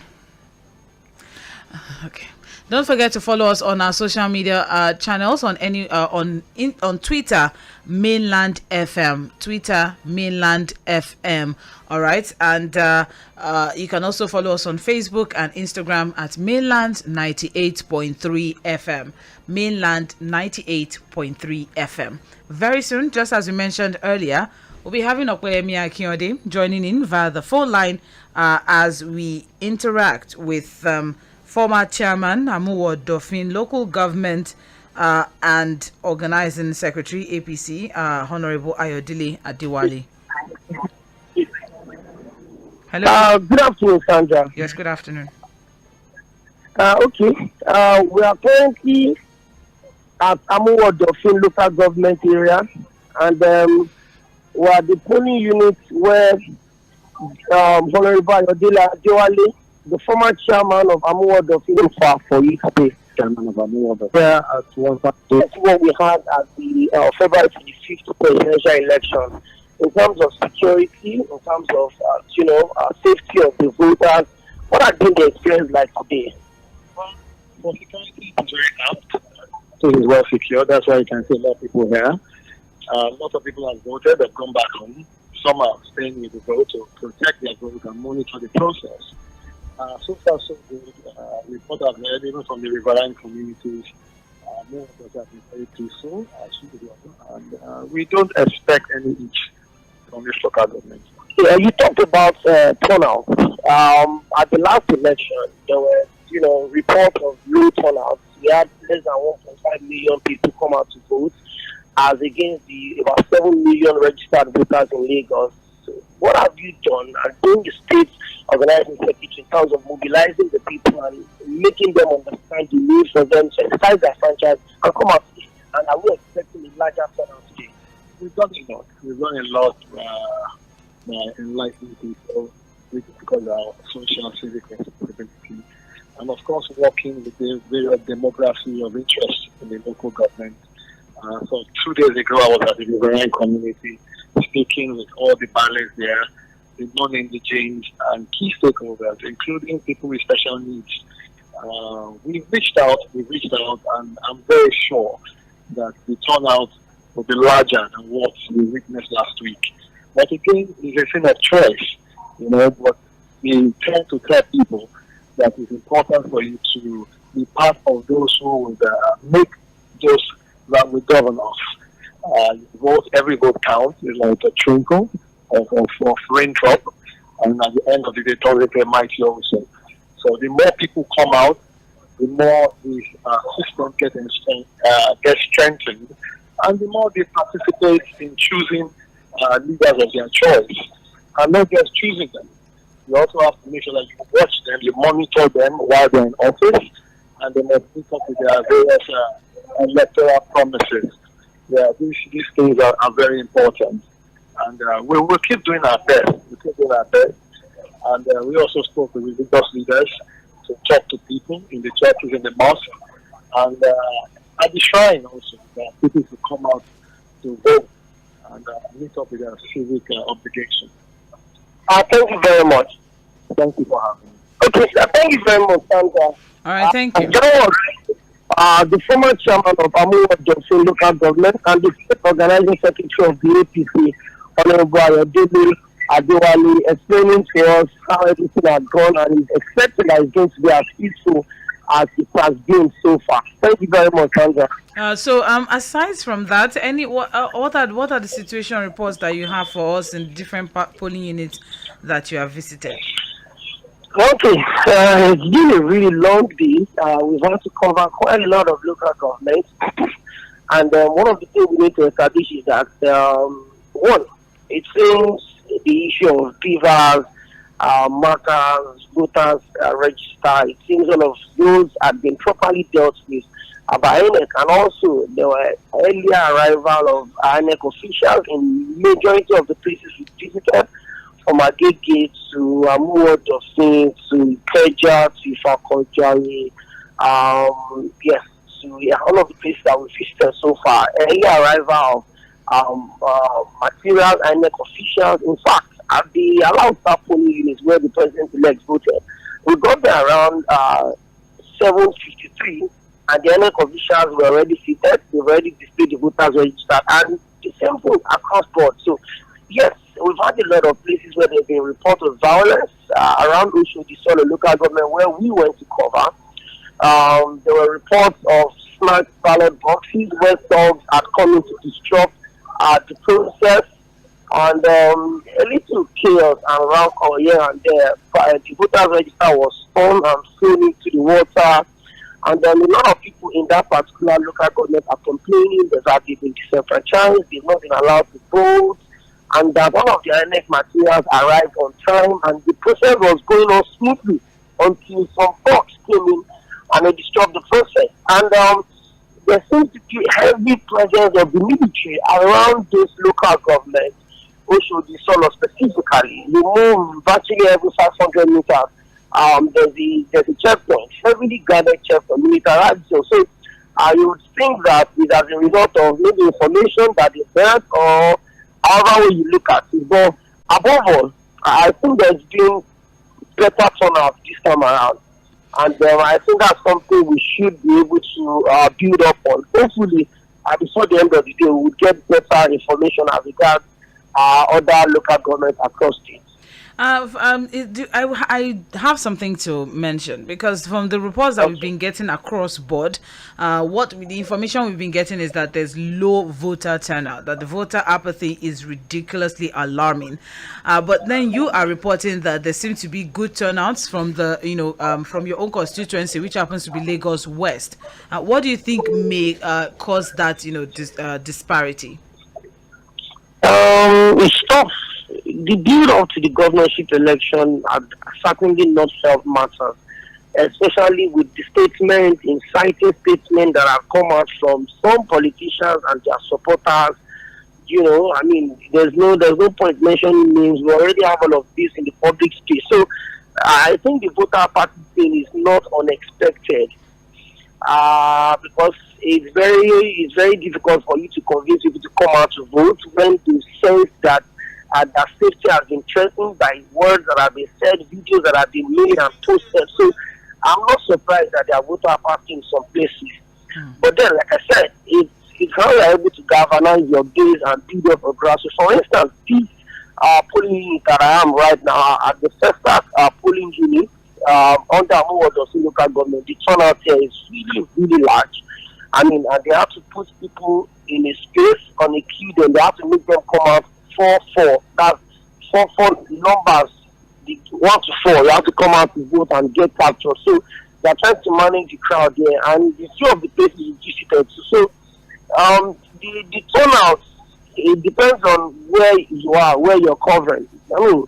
It's going to be very difficult, like I said initially, to convince people to come out and assess their franchise when they've sensed threats to their lives. So I think at the end of the day, a lot of people are expecting that the turnout this time around will be larger as against the less than 1.3 million votes that we had for the presidential election. So by the end of the day today, or maybe tomorrow when the commission starts, we'll be able to put the numbers on each other. But it's quite unfortunate that with all of that the media, the politicians, the NGOs have been able to say as regards making the conversation issue-based, so that people will see need for them to choose who governs them. And this is a very important election, Sandra. We're not talking about the presidency now, we're talking about the governorship, we're talking about the state houses of assembly, which is supposed to be the closest units to the people, apart from the wards also. So it's an election that a lot of people are interested in, and there are projections that the numbers this time around will go into over 2 million or even close to 3 million. Don't forget that Lagos has a voter register of about 7 million, and it's quite unfortunate that we have only about 1.3 for the president. So there are already projections and expectations that with the level of sensitization and awareness and involvement of the people, there will be large turnout. So I'm still saying that the way we have voter apathy in some places, we also have huge numbers in some places, Sandra. Wow. All right then. Thank you very much. Just as you've always said, politics is a game of numbers. So we'll see at the end of the day. Before I leave, don't forget that this particular local government had the highest number for the Labour Party in the last presidential election. I was hoping you were not going to say that though. But thank you very much. No. Very much in local space, Sandra. I know. But there is a reason why I would have, avoided that particular, phrase. But thank you though. I'm sure it's something that, everyone is aware of. But there's a conversation that we've been having, and, inserting that particular phrase now, it just, seemed a little bit off. But thank you. We'll try to get in touch with you again to get more details as you run around Lagos. Thank you, Sandra. All right. Well, hello. Good afternoon. Hello, good afternoon. Yes, good afternoon. Thank you, David. Yes, who am I speaking with? I'm with you. Okay, sorry. I'm trying to know who I'm speaking with. Oh, okay. This is Mainland 98.3 FM. I thought you knew. That's why you called back. Okay, yes. This is Ballot. Thank you. Thank you so much for calling back. Thank you. Thank you so much. Okay. So, situation of things, right?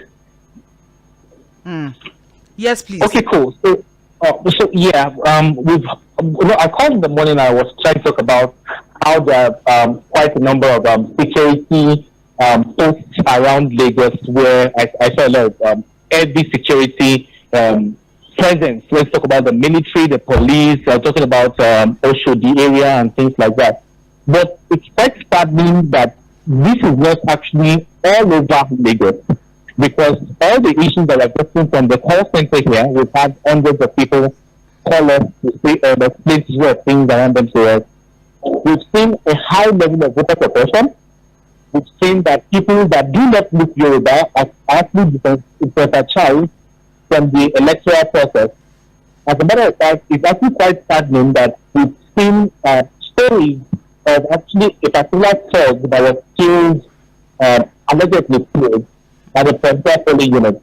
I was on the road for a couple of minutes, or probably about an hour today, again after the morning, and I saw actually hefty men that are actually parading around the areas of Sadeyi, and yeah, that's not supposed to be what it should be when it comes to allowing people to actually come out in mass to actually express the democratic right in terms of voting. In big city, like I mentioned this morning, I think people were actually asked to go outside their estate. Recall that these people have been voting things like the last 3, 4, 5, 6 elections within that estate. There are 8 polling units in that estate, and they asked all of them to come out to the estate to come and vote. Whatever the reason for that is, I do not know.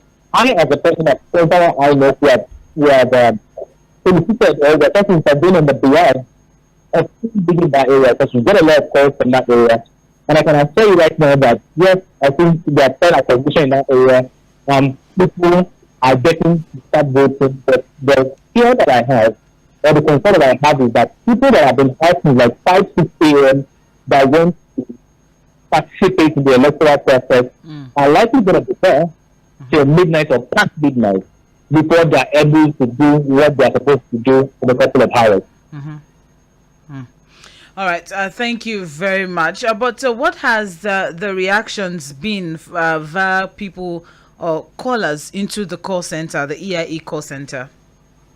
Oh, yes. The reaction of people are actually disappointing. Let's be honest with ourselves.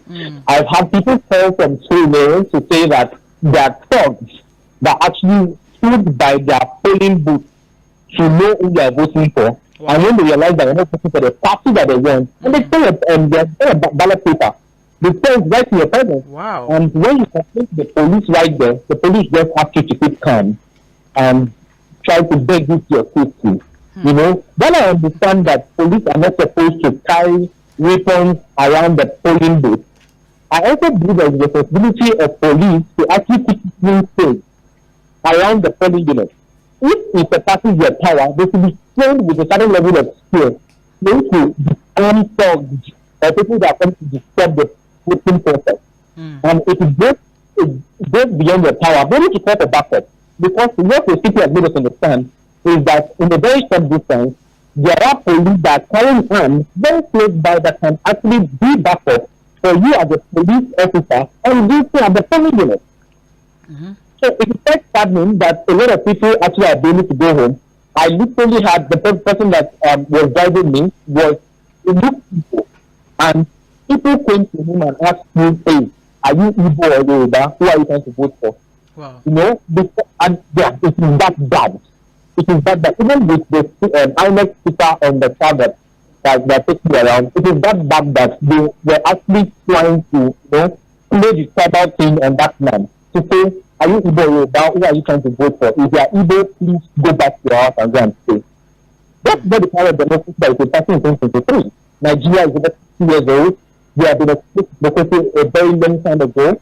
And things like that, elections were not this bad when it comes to voter suppression and electoral violence and things like that. We also need to understand that of all the polling units that David has been to today, or all the reports that have gotten from constitution rooms across Lagos, and even some of them across Nigeria, is that there is no turnout of voters. And this cannot be far-fetched from the fact that voters actually scared of their safety.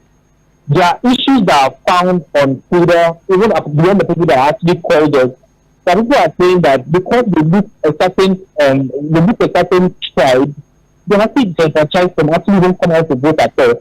Then you now have to defend your tribe to say, "Oh, I'm actually from social place," before they allow you to go and vote. That is not the democracy that we should be preaching in 2023. That is strong, but I believe.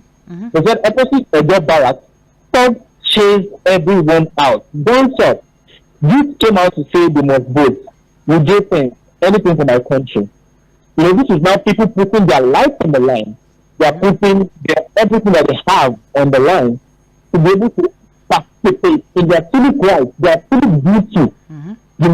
Be able to choose who actually represents you at the state level in terms of being governor, or at the legislative level, on the state level as well, as House of Assembly member. I do not think that this should be it. The news came up to me to say that my son Ahmed was kidnapped in Imo, and electoral material seized.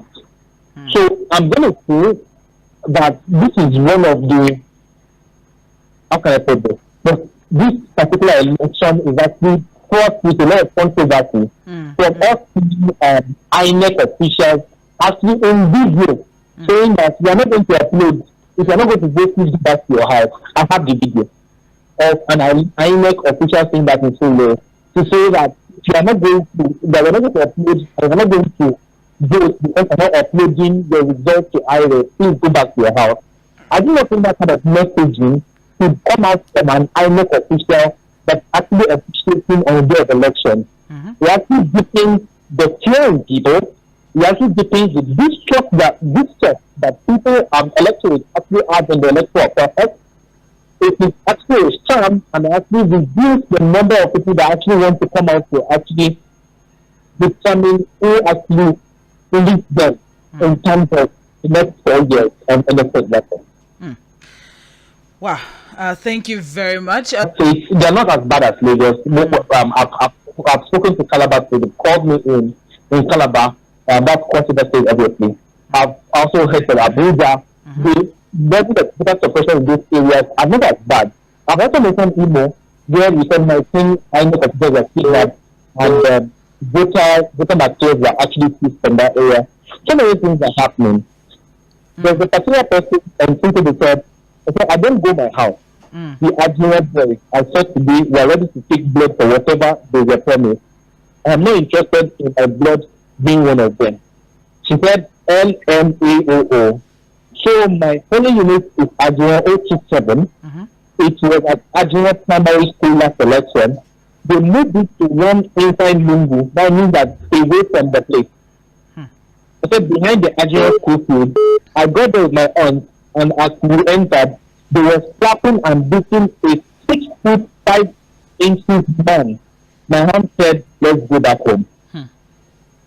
So you can know how sad that actually is for democracy today.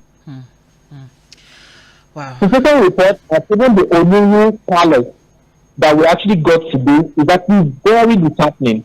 Very, very disheartening to realize that people were actually asked, and I'm going to quote exactly how it is. Now, people were flogged with Koboko if they are not they are not voting APC. Let me read that exactly the way they said it. The tests are at the polling unit and containing affairs. They are preventing any recording and breaking phones. They are standing by the voting booth beside people and slapping anyone who doesn't vote APC. They are tearing ballot papers. Two of them asked Koboko. In Yoruba, they said, that means that go back to your town and go and vote. Go to your state and vote. The INEC officials wanted to explain the process to everyone and were speaking. They were told to speak Yoruba, that anyone who doesn't understand Yoruba should go back to their village. Wow. So much information there. Thank you so much, David. Dele, we'll definitely get in touch with you once again before, several times, definitely before the day. But I sent you some messages. Could you please confirm and respond? Okay, thank you very much. I'll do so. All right, thank you very much. That's David Ayodele, who happens to be a member of the EIE. That's Enough is Enough Nigeria, a civil society organization that's very, very, partial to voter education in the country. All right, let's keep it moving. Sage has some reports. Yes, we do have report at Ward 11, polling unit 005 at Amuwo Dolphin local government area. Voting is ongoing with 69 voters accredited out of 665 registered voters. INEC officials are on ground and voting is currently ongoing at polling unit 005 and 004 Ward 2, 7th Avenue, D Close in Festac Primary School, Amuwo Dolphin. The total number of registered voters is 1,240. We also have more information here. Actually, it's on the WhatsApp platform that we have this message. Additional Omogoriowo from Ikorodu Central says, please let us give some credit to INEC for at least bringing us electronic voting. It means we are getting there little by little. And here in my polling unit, Ward B, polling unit 002, Beavers worked excellently. I also believe INEC can still improve on this initiative instead of condemning whatever they have done.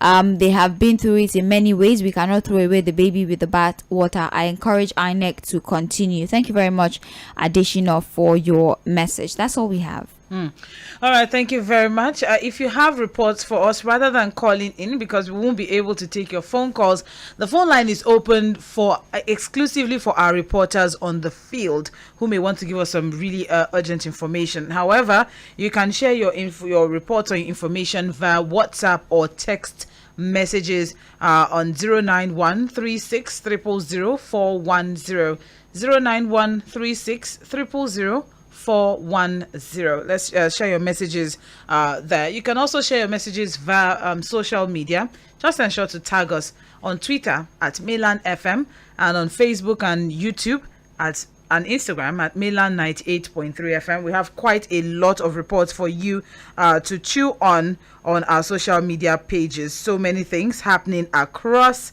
the state at this time. All right, so stay tuned. We'll be right back. This is Mainland 98.3 FM. We're exclusively giving you coverage on the gubernatorial and state assembly elections. We'll be right back. Politics often determine how much of our desired society we experience. Identifying the challenges and providing applicable solutions to those challenges is what we do when we converge in the Situation Room. From every corner of the world, we analyze politics, policies, and operations.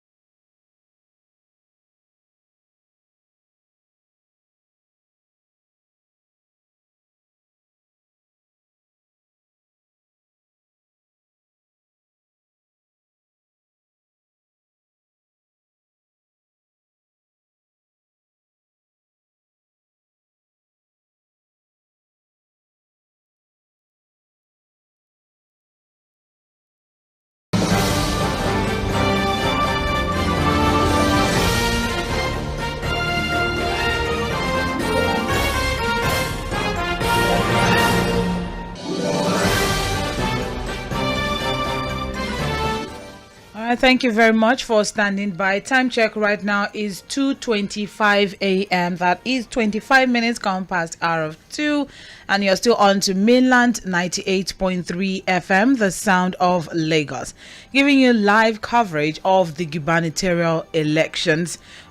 We promise to give you up-to-date information, and also if you have anything for us, you have any reports that you like to send in, do well to send it in via WhatsApp on 0913 6000 410 0913 6000 430. That's the number for you to send your messages to if you have any reports whatsoever that you'd like to share with us on air. Before we move on now, we have thank you. PM. Apologies for that. All right, before we move on now, we have Nuruddin Adegbero, who has been on standby with information for us. Yes, Nuruddin, hello. Good afternoon. In fact, I must tell you that we are on our way to VGC, but when we got to Shongotedo, there was serious rancor, I must confess to you.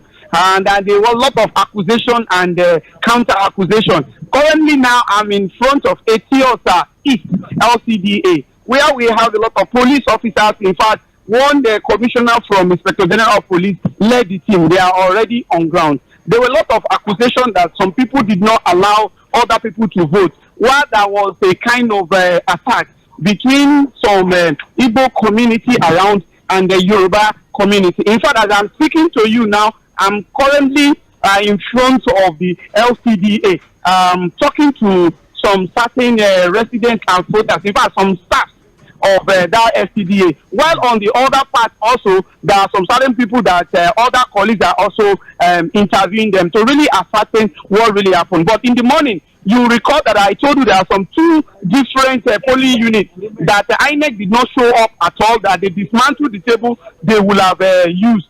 So, and there is another one that there was no stamp. But I can tell you there was a serious mayhem that the police have to be shooting severally and sporadically in the year. But currently, as I speak now, I have nothing less than 30 to 32 police officers, and we have one commissioner of police from the ID monitoring already on ground, and that is the current situation. My other colleagues are also interviewing from other people at the other side as we speak. In fact, I'm trying to really speak to one of the injured staff of that particular LCDA to really ascertain what really happened so that they can. But if you want to talk to him live on radio, then I can easily give him the phone to say those side of the story. Are you with him now?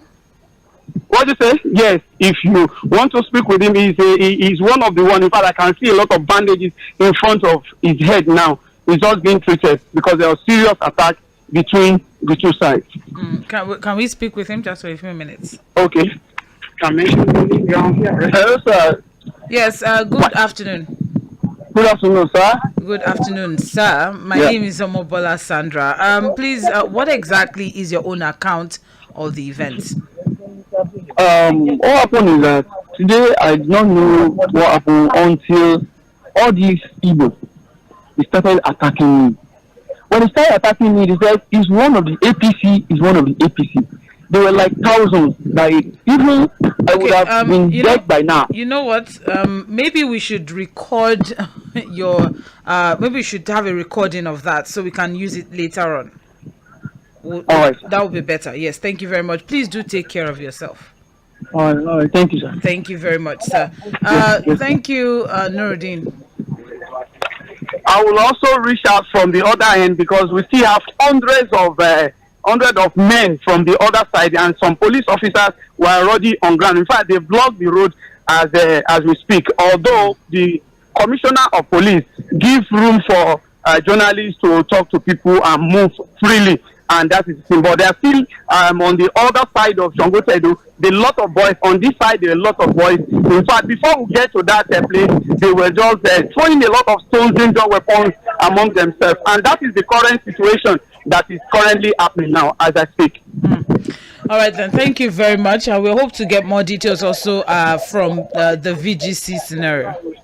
Okay, we are following it up right here. All right, thank you. Okay, we had to quickly end that conversation there because, that was way too much information for us to process right now, but we'll definitely get more details from him. We're still with him. We'll record what he has to say and then push what we can out, because we also have to be very careful, so we don't offend or incite anyone. All right, let's keep moving now. We have reports. No, we actually don't have any reports right now. The only thing here is that somewhere in Gubernatorial, INEC officials are saying they're not going to upload, and that if you do not want to vote, you should go home. That is the information that we have here. There's really nothing else from our correspondents on the field. All right, so what we have listeners, correspondent from listeners. There's no information. All right, thank you very much. Okay, so let's see what we have here outside the Lagos. After voting, the PDP gubernatorial candidate, an incumbent, that's Governor Seyi Makinde of Oyo.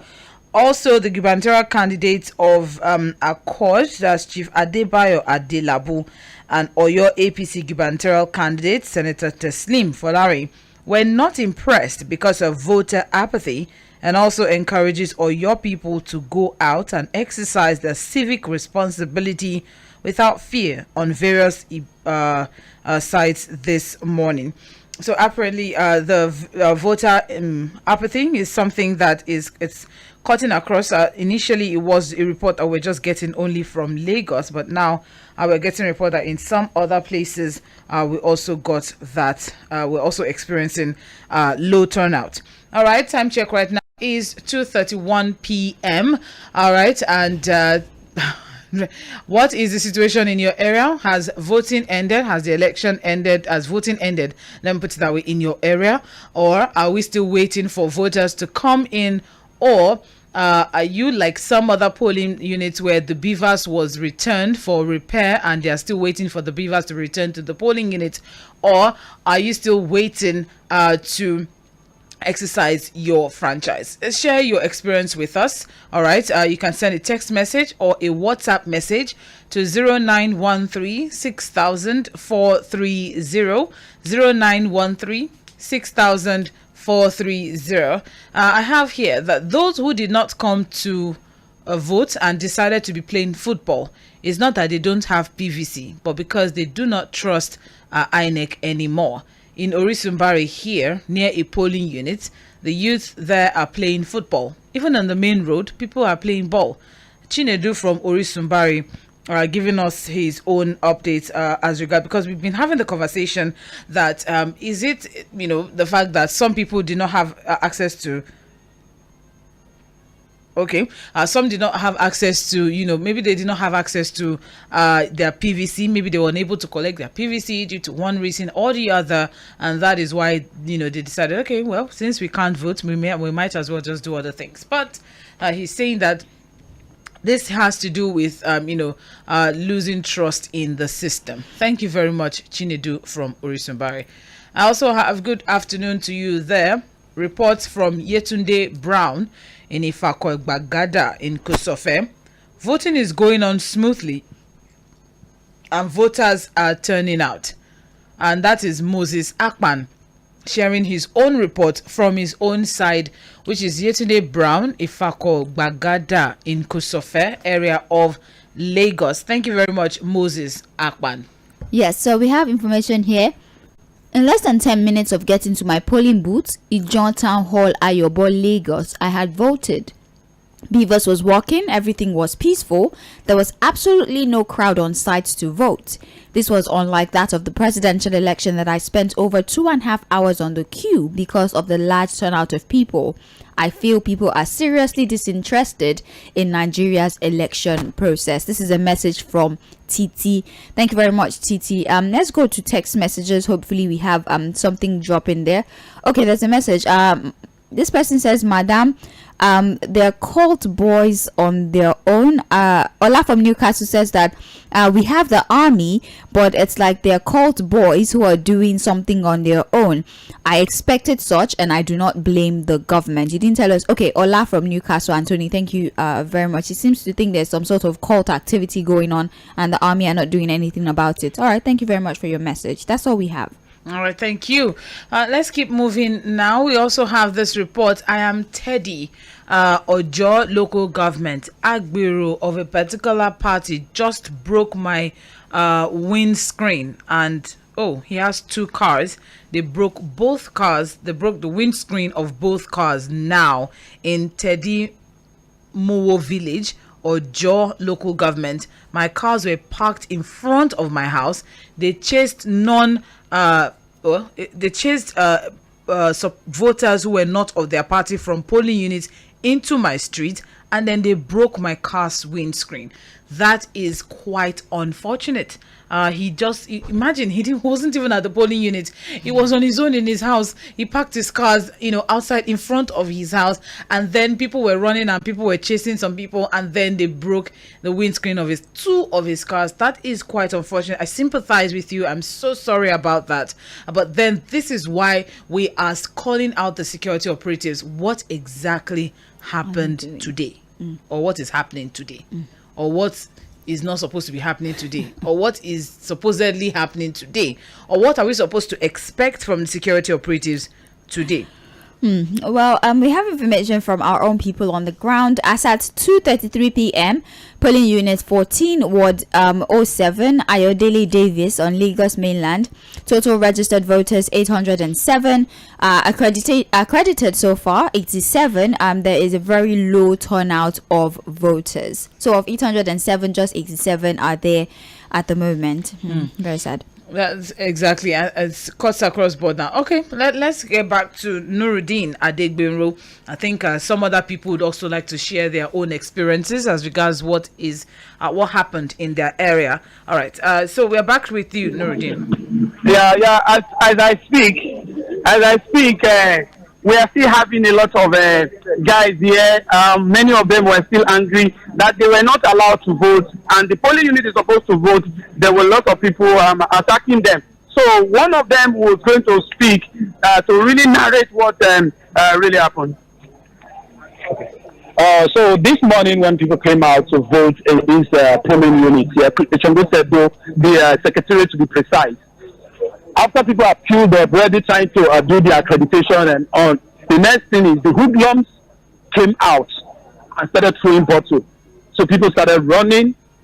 The officials and the local government chairman of this TIOSA was among them. In fact, throwing punch at me. One of the police officers was even the one that prevented him from his punch touching me. And that is, from here they moved down to the one in primary school and has disrupted every single place where a specific party lost in the presidential election. And we are here, we are still willing to vote. All we are asking for is bring out the electoral materials. We want to vote. That is all we are asking for. Because we are very certain people are completing inside that place. Last night, the local government chairman organized a party out of 2 p.m., out of 11:30 p.m. They are eating and dancing. The same boys are the ones that came out this morning to start throwing bottles and attacking people. And the only polling unit that is small here, that people want to vote, they are still waiting to attack us. Thank God for the response of the police officers that were on patrol that finally came. Though we are also ready to defend our vote. If they come with bottle, we face them with bottle. The point is that bring out the material. Let's vote. Yes, we must vote. We must vote. That is the current situation as we speak. In fact, I must commend the Nigerian police officers. They were on ground and they are making sure that everything is calm, cool. And I said, as I'm standing here, there are a lot of police officers. In fact, a commissioner of police leading the ID monitoring. They are on ground and nothing is happening. But again, so we can get it. Bus stop. All right, thank you. Right now, the time is almost 2:40 p.m. So, I mean, if people are still struggling to cast their vote at this time, I really don't know what else is to expect.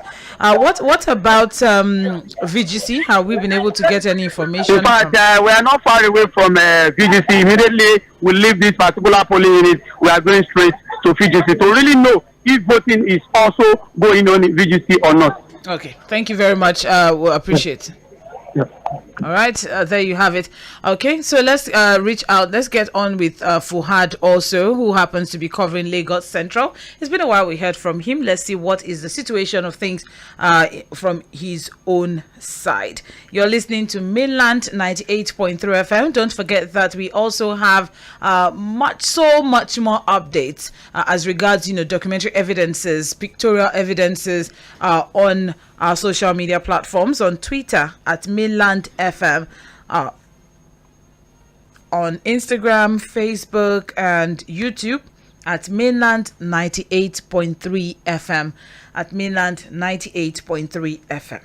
We have videos, we have pictures that you can, get so much more information as regards what is going on in and around Lagos. All right, let's keep on going while we try to connect with Fuhad. I really hope that there's no situation that is causing why we're unable to reach him. All right.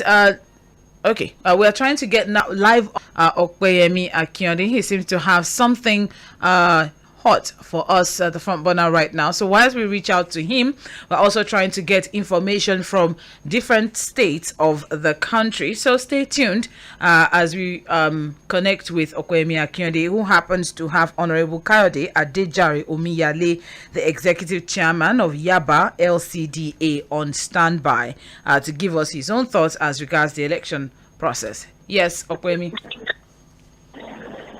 Hello, good afternoon, Sandra. Yes, good afternoon.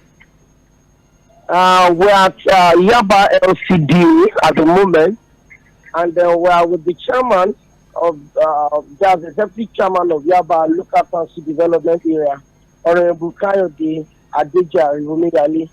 Good afternoon, sir. Good afternoon. You are welcome. Okay, sir, from the situation of things, it's 2:42 at the moment.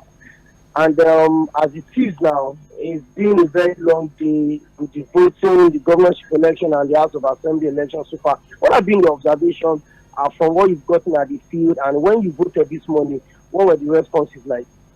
Well, first and foremost, we want to thank God for the beautiful weather that we are having today, far different from what we had in the first election. Then I personally want to commend the INEC too, for their preparation towards this election. That one too is also far better than what we used to have.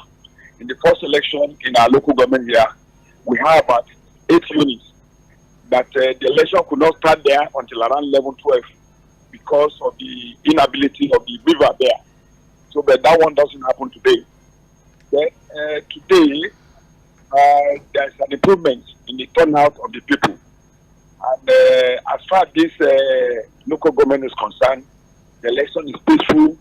The people came out in large numbers, even though they're supposed to come out more than what we have today. But we thank God it is far better than the last election. Because in the last election, people are protesting, people were very, very down because of the Naira crunch at that time. People don't have enough money. And the political parties could not do much in terms of mobilization, in terms of enlightenment and some other things. But this time around, since we have been able to use old Naira, new Naira notes, we were able to do a little bit of mobilization. So people came out in large number, and it was very, very fruitful in this area. Okay. Thank you very much, Honorable Omiyale. One of the bigger problems we had in the presidential election are the security concerns. Where there are reported, cases of violence left and right in some local government across the federation, not peculiar to Lagos State alone. But what can you say about the level of? I'm sure you've gotten reports from the field, your contacts everywhere. What can you say about what we are witnessing today in security, in terms of security, as against what we had at the 25th of February 2023 presidential and national assembly election? Well, to my own knowledge. As far as I'm concerned, it seems that in the area of security, we were the military, the police, they were over prepared for that election. Because every news company in Lagos mainland, Yaba in particular, you will see militaries here harassing people, harassing voters and other things. And that one alone also contributed to the low turnout at that time. But today, that one has reduced. In fact, all the places that I'm able to visit today within my locality here, I don't see any army officers. And all the police, they were the units, not patrolling or harassing people like we have in the other time. And the boys and girls, the youths, they comported themselves very, very peacefully in this community. So we don't have much security challenges. We don't have any crisis. We don't have, I mean, up to this moment, I didn't hear that there's a ballot slashing or whatever in Lagos, Finland, as far as this one is concerned. So, as I've said the other time, summarily, the exercise for this one is a little bit better than what you explained the other time. Thank you very much, sir. Thank you. Thank you.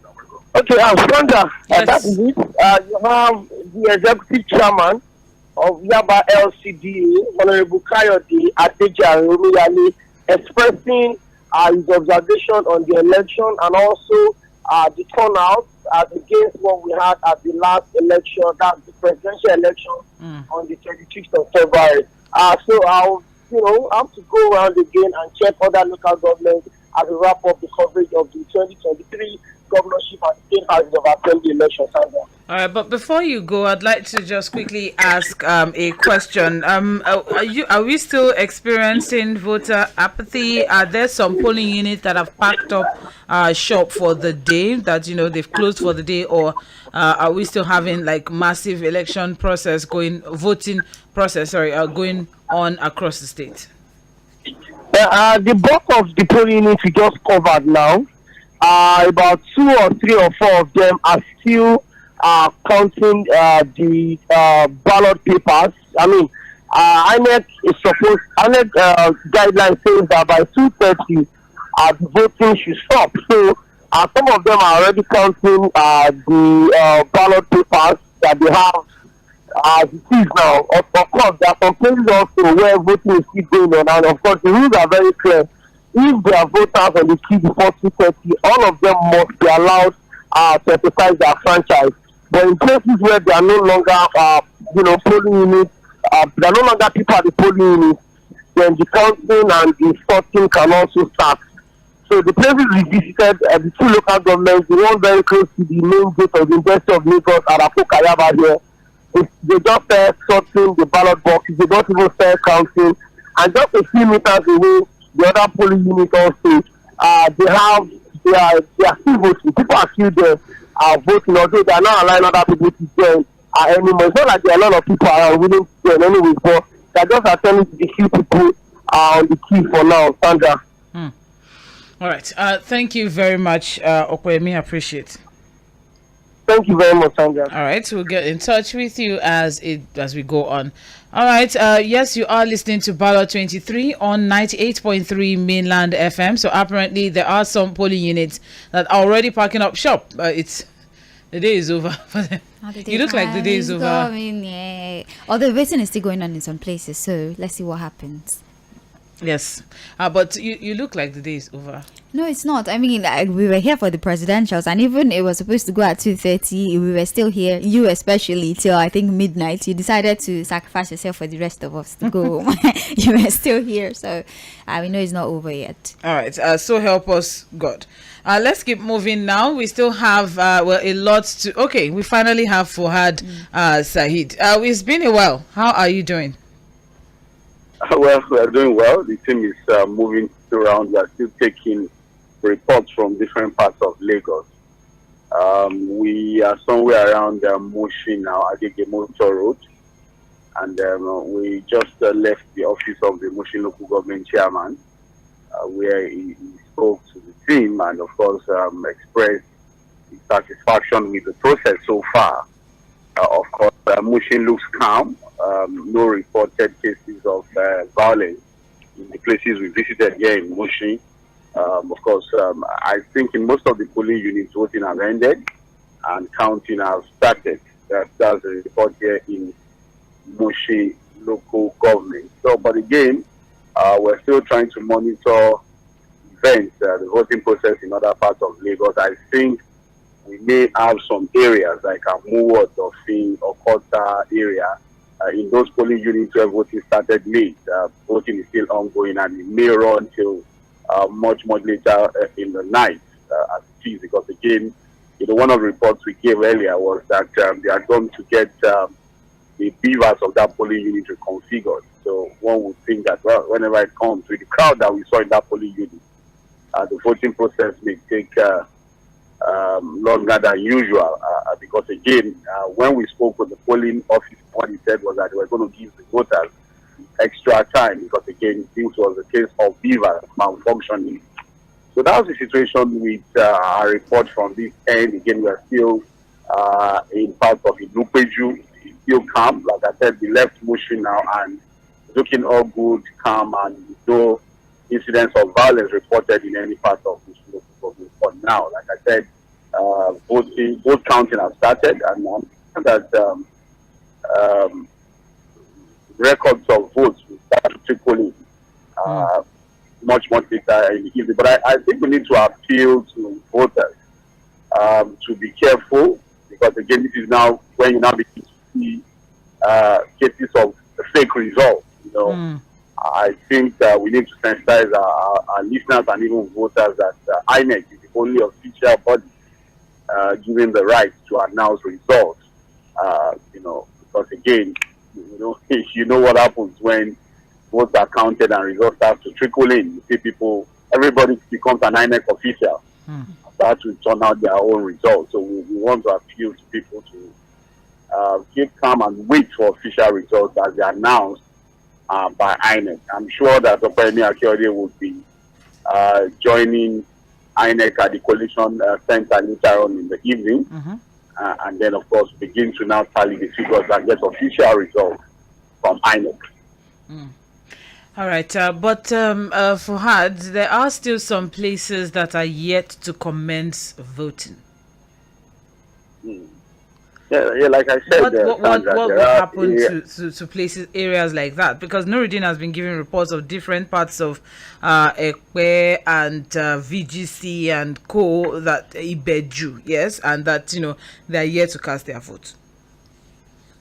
Well, the last time what INEC did was to extend the voting process till the next day. So I suspect that if there are still areas where voting has not commenced, and it's not done till later on in the evening when nightfall comes, I think what would happen would be for the elections to be shifted till tomorrow. So we may have a situation where Sunday we'll still have areas that are casting their ballots. I think that's well accommodated by the INEC guidelines, that in areas where elections are inconclusive, in areas where elections are not held as a result of maybe malfunctioning feedback or incidents of violence, those voting processes will be extended to the next day. But again, we'd have to wait for official communication from INEC, that's the resident electoral commissioner here in Lagos, on what is done concerning those areas where elections have not been held up till now. I think we're almost getting to what's the time now? This is almost 3 o'clock. So if there are cases where elections have not been held, one would think that we may have a situation where those areas have a shift of the elections till tomorrow. All right. Thank you very much, Fuhad. Well done. Thank you. All right, there you have it. What's the situation? Do we have reports? Yes, this is report for Citizens Report. Hello, Mainland FM. My name is Jasper from Ajangbadi, Ojo, Lagos.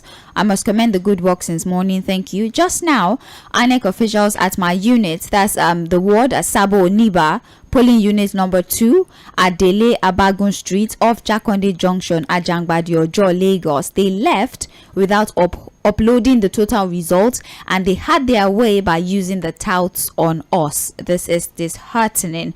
This person is saying that INEC officials refused to upload the results, and any resistance that the people might have, decided to show, the INEC officials allegedly used touts on them, and that's how they went away without uploading the results. I'm trying to check if we have any text messages, but okay, we do not have any, and we don't have any from our correspondents on the field as well. All right, then we have some reports here, though. We have here the truth is that we are not ready for democracy. Well, we have been surviving democracy for the past 23 to 24 years, so it's a gradual process. I think we should look at it in that area.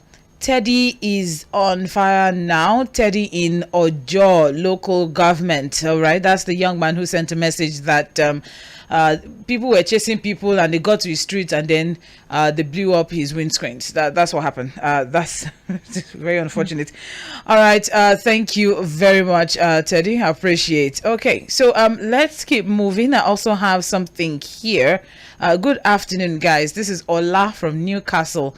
Anthony, we have army, but a particular ethnicity is still not coming out. Maybe they're really scared. I guess. Good afternoon, Mainland FM. I'm Akonde Bayo from Lanre Awolokun in Bagada. Voting in this area is not peaceful because area boys came to snatch ballot box with gunshots, but they failed. In fact, voting in majority areas of Lagos is not peaceful due to intimidation of voters from the ruling party. God save Nigeria. Thank you very much, Bayo Akonde from Bagada. I appreciate. Yes? Yeah, there's one here from Bariga. The address, polling unit 18 on Onojimi Street off Pedro Road, Bariga. Now, this person is claiming, we don't have the name of this person here. Please put your name, but it's saying that there's a problem at Onojimi Street, polling unit 18. There's a lady that is being threatened because apparently she recorded all the activities that went on there. Her phone was seized and they're still threatening to kill her. There are no police officers on ground. There's no name, but the claim has been made that some individuals are they're threatening a lady who recorded the events at the polling unit. What area is in that? Bariga. Yes, polling unit 18 on Nojimi Street off Pedro Road, Bariga. That's the address that was provided. All right, thank you very much. Don't forget that you can also send in your own reports to 0913 6000 430 0913 6000 430. That's the number to send your reports to. You can send it via text message or WhatsApp, or you can send us a DM on social media, or you can tag us to any report that you have. Let's have your handles even as you send your report so we can give you credit. All right. It's been quite an eventful day. It has been quite, don't you think, Sage? Very, very eventful. I mean, the account, especially citizens' report on what has gone on. I'm taken aback, especially with the relocation of polling units. I've never seen that one before. That's a new one. It's been interesting, and I think that the interesting parts are really not over yet, and I think that something exciting might still happen during the course of the day. All right, so even as we expect something exciting to happen, positively exciting, I need to add that yes. There, because a lot of exciting things have been happening: voter suppression, voter intimidation. The report that Enough is Enough Nigeria also gave in that a thug was actually shot. We still have cases of ballot box snatching. People are still snatching ballot box in 2023. That's a cause for concern. And also, Nuruddin has been. I don't know. There's no good reports from that particular constituency. I don't know what is happening there, but Nuruddin has been giving different reports of voter suppression. The fact that some people are still unable to vote now due to maybe change of polling units or incomplete materials, or there was one particular one that Fuhad gave report that they carried the beavers away to go repair and they are yet to bring it back now, and the people are insisting that they must vote before they go. But where is the beavers, and why is it taking so long for that to happen? One would think that there were contingency plans for situations like that. And another thing is, people are saying saying that no, they're not going to accept, manual voting because they want. They must use the technology. They're insisting on the beavers for reasons best known to them, especially with what happened at the presidential polls during the collation. And even until now, a lot of people are still dissatisfied with the result of that particular election. But the time check right now is 3 p.m. It's 3 o'clock. What is the situation in your area? Has voting ended? Have the INEC staff packed their load and gone? Or are there still people waiting at the polling booths to vote? Or what? Or maybe also like some areas like VGC that they transfer their polling unit and they're still trying to confirm why and when and what exactly the situation is. So let us know via WhatsApp or text message on 0913 6000 430. 0913 6000 430. That is the number for you to send your text message or your WhatsApp messages to. We won't be taking phone calls. We mentioned that earlier. So please bear with us. Okay.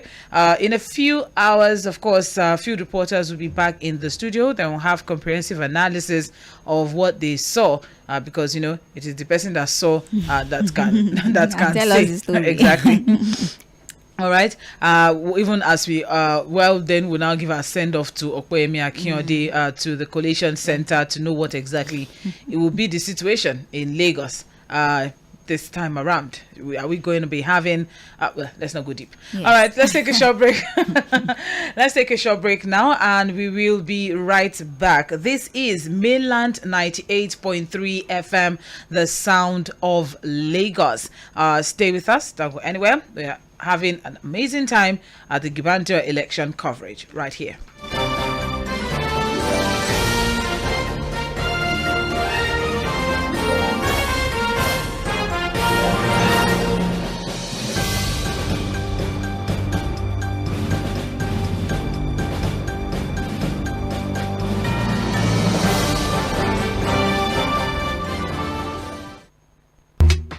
Mainland 98.3 FM. Don't touch the dial. 98.3 FM. Don't touch the dial.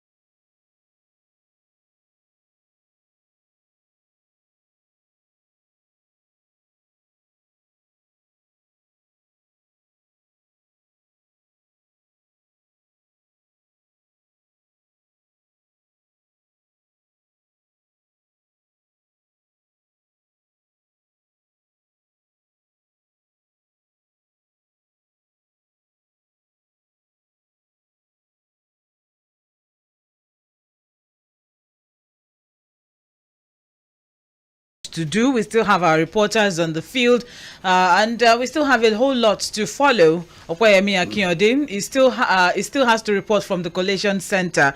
We have you covered as regards the selection. Whatever information that you need, I will definitely have you covered. Akim Adegbenu will also be feeding us as collation of results starts in Ogun State.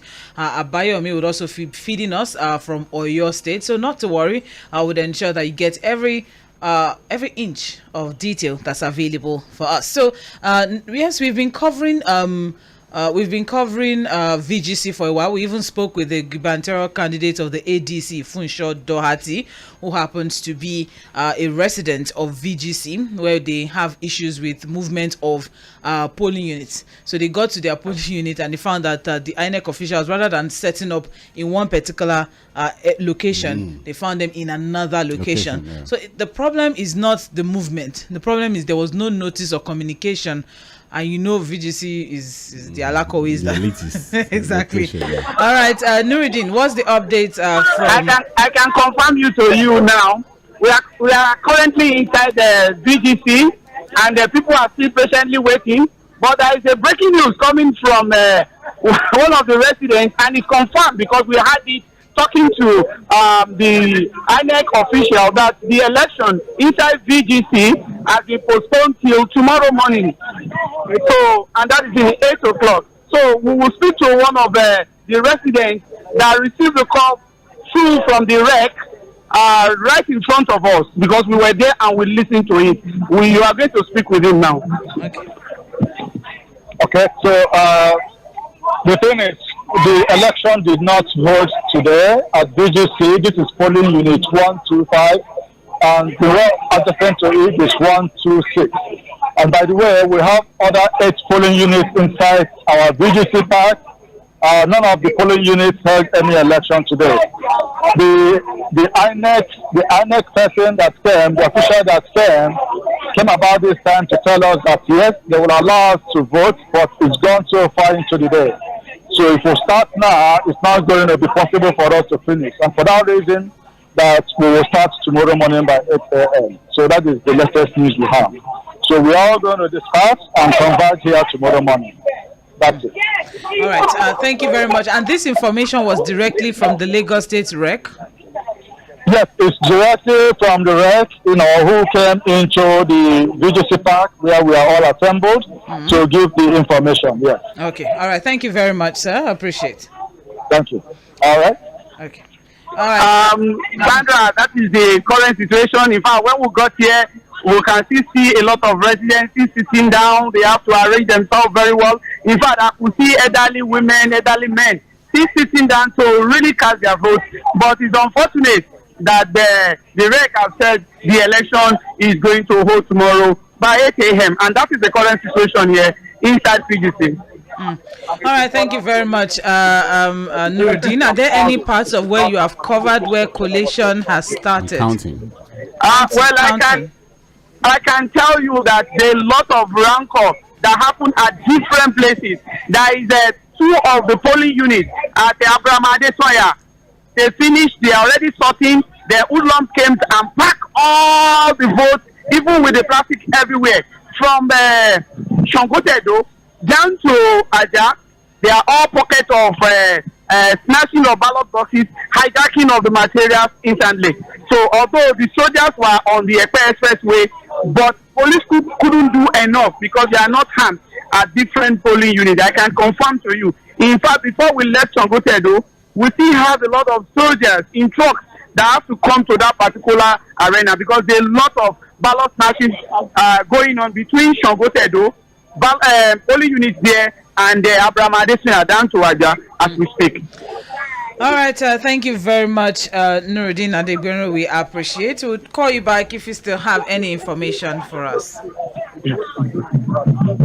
Okay, so that's Nuruddin. The interesting thing is that Lagos East seems to have been besieged with a lot of fracas and problems because all of the reports that we've been getting from Etiosa to Ekpe to Ibeju to VGC and all of that. They also gave us something from Ikorodu, but that island area, they had a lot of problems from movement of polling units to ballot box snatching, voter intimidation.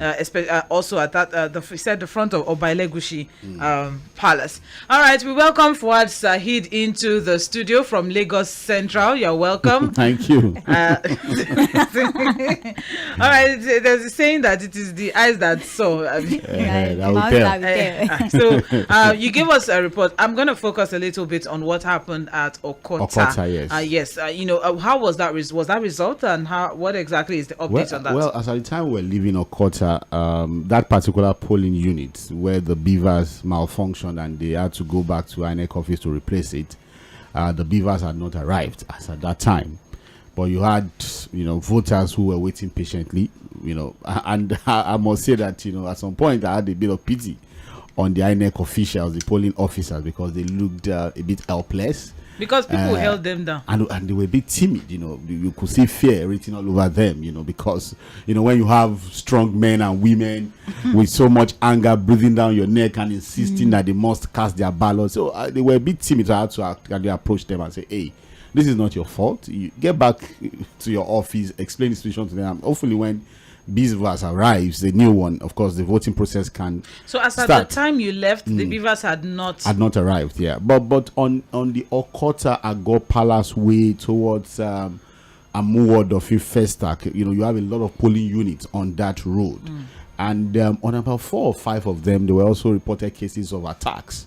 Boys coming in to snatch ballot boxes, snatch beavers, destroy ballot papers and all of that. But there are also polling units where election was going on without any issue. In fact, in some of them, election had been concluded even before 2:30. So you had a mix of, here there were issues, here nothing happened at all. But when we got to Festac proper, we didn't see any really reported cases of violence anywhere in Festac. Elections had been concluded in most of the polling units in Festac town. But Amuwod of him, I think because of the numbers, there were still situations where voters were still voting in some of the polling units around Okota Isolo. But again, there are strong military presence on that road. You have policemen also having that strong patrol, of course, trying to respond to reported cases of violence and all that. But again, we'll see what happens at the end of the day. But I must say that on the part of INEC, I want to give them a good score this time, because again, security issues are not directly in their hand to provide. We were having that conversation as regards, we were talking about expectations in the earlier part of this week. And we said expectations from INEC,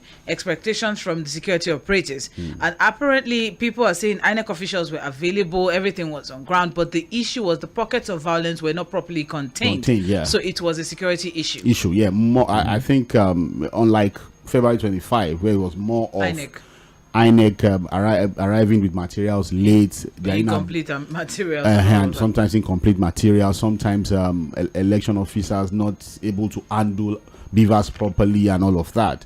What we have now is that INEC was able to get materials down to polling units faster than the last time. I think somehow we didn't have the issue of officials struggling with beavers. Maybe they've been properly trained on how to handle it. But what you now have is lack of proper containment of violence in some of these polling units. Most especially, I think we have to look at Oshodi Solo. Yes. Because again, most of the violent cases reported in this election has been around Oshodi Solo, Okota Isolo, Ejigbo, Axis, and all of that. So again, it has to be, how do we ensure that during election day we're able to provide adequate security? Again, it's a complete package, if you permit me to use that word, because you had men of the Nigerian immigration also joining forces with men of the Nigerian army, the police, the civil defense, customs. You have even the EFCC, the DSS. We saw them flying a drone, and one would think that with all of that strength, show of force, they would have been able to contain violent cases as reported. You also reported something from Ikmori. Yes, Ikmori Estate. Where, the security could have done something, but it was majorly a situation of the INEC officials doing something. So aside from voter intimidation, today we've used a lot of big words to describe the unfortunate situation. Suppression, we've used intimidation, we've used harassment, voter disturbance.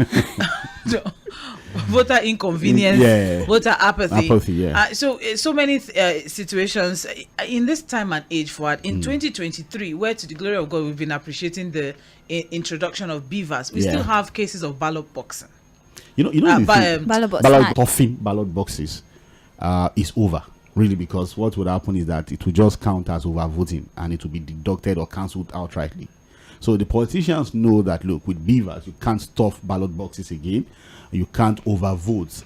Even if you bypass beavers, at the end of the day, it will be fished out and it will count to a null and void vote. So what you now have is, which beavers cannot stop, is voter intimidation and suppression. There's nothing beavers can do about that. What beavers is able to do, it has been able to do it, which is to stop the incidents of overvoting that were used to, but that's these a numbers. particular scenario in Ikwari, where we had party agents, party supporters saying that no, a particular set of people who are not voting for a particular party cannot enter, a polling unit.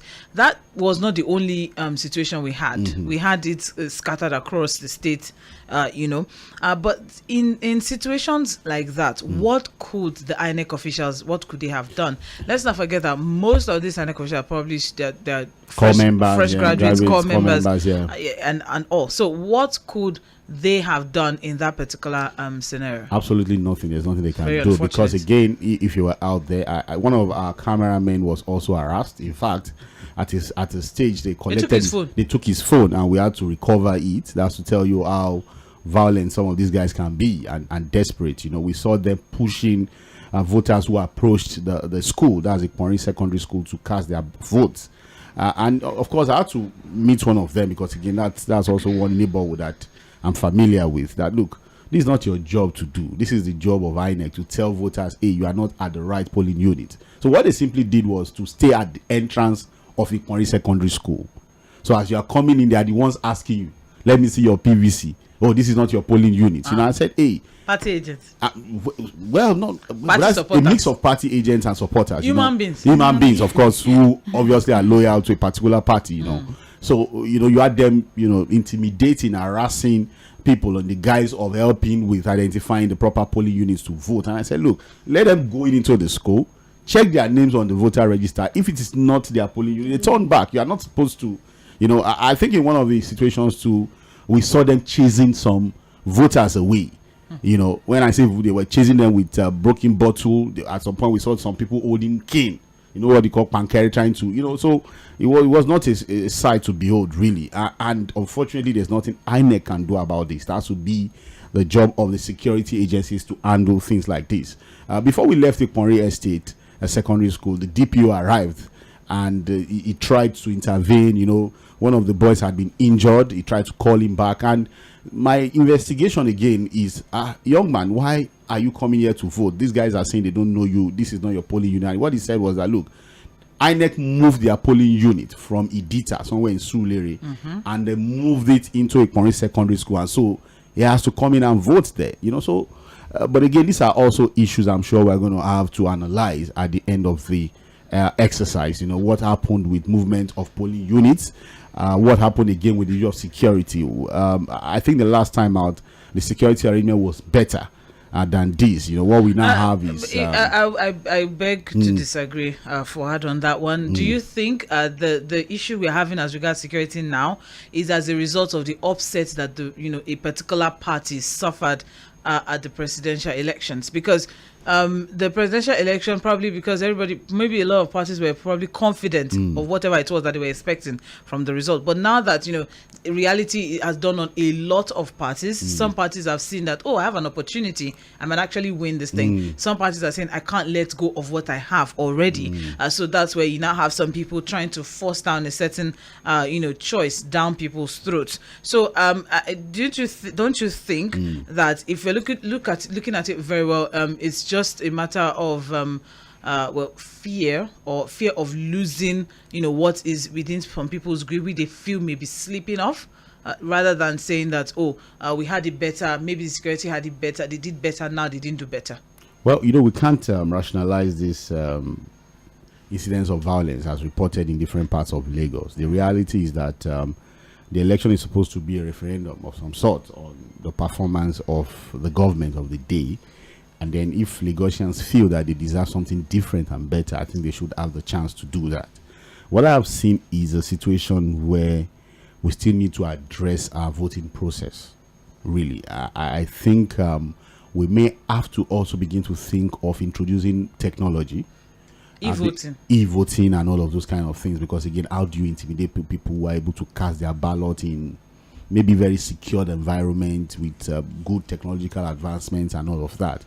I'm also thinking that we may begin to look at getting to vote in more secure places, because the open places have been open to violence. They've been very vulnerable to attacks and all of that, maybe in halls, because I'm beginning to see begin to think about how do we get to vote peacefully, because what happens is that you see boys just coming, in one of the polling units in Okota, they snatched the. In fact, I was shocked the way they were handling the beavers. You had supporters, residents, everybody just passing the beavers around because the INEC officials were helpless. Because what they said was that the boys came in from somewhere, and I think working with some residents, some miscreants within that neighborhood community who gave them the lead. So what they did was to snatch the ballot box, try to break it. They took some of the ballot papers and messed it up, and then went for beavers. They took it, and the residents chased after them. But they were able to recover beavers. And at the end of the day, I was looking at a sensitive INEC material in the hands of ordinary people, passing it around. I was just like, what exactly are we doing here? But honestly, we need to because Stage and I were having this conversation when we were reading all of this. There was one particular message that we got. We read it at about 9 or 10 a.m. But when I checked the time that the message was sent, it was sent at about 5:53 a.m. So the person was reporting that, as at that time, as around 5:30 a.m., there were some thugs and miscreants that were already shooting at that time, trying to bring the attention of people that, see, we're around, though. So anybody that tries to come out, and there was even a report that we got. I'm sorry, I'm skidding off track here. That there was a report that when you vote, you have to show some people your ballot paper. Yeah. And then there were some areas that if you show them the ballot paper and you vote for a particular party, you get 5,000. Well, vote buying and then voter intimidation and all of that. I think it still has to go back to date or harass police. Again, we have INEC officials and material, and voting commenced as that overwhelmed, or they didn't have for those in the polling units, but there would have been strategies for how to engage in case there was, but then there was pockets of violence. People were calling in, there were video images, and then they were just there, docile. At the polling units. Do you know why we smirked? Because we had a report from Oyo State that, was it Oyo State or so, that, people were complaining of overbearing security presence. Yes. In Oyo State. Really? And we have a situation that in Lagos we don't have enough. And there are some polling units. We had a lot of messages today from listeners that there was no policemen at all. There was no presence of any security. I want to confirm that a lot of polling units had no security presence. In fact, one of the residents in Ikwanri estate called me aside and said, look, in about 2 polling units in this estate, there's no single police officer. And really, when I checked around, in fact, it was one that called my attention to it. I was just really picking figures and all of that. I said, okay, check around. You're a journalist. Why is it that in this estate, there's no police officer? I said, oh, really? And so I must say that, yes, in most polling units this time, again, I'm beginning to think it should be about strategy, really. These things have been predicted. There are speculations already on the fact that it was going to be, again, there are states that people have actually highlighted as hotspots for this election. And one would think that Lagos should have been one of those states where the police would have really been able to put their strategy together properly. But again, I'm hoping that this election will come and go. Whatever is left for it to be decided in the courts at the end of the day. But moving forward, we shouldn't be having a repeat of this 4 years time, Sandra and Sage. Well, permit me to say something off air. We have messages here. Bandits set ablaze in Katsina for attempting to disrupt elections. One bandit has been set ablaze after an attempt to disrupt the election process in Katsina State. We also had another report from the Enough is Enough Nigeria Civil Society Organization saying that there was one bandit that was even shot. He was shot dead. We also have election disruption in Filin Wali registration area in Kano.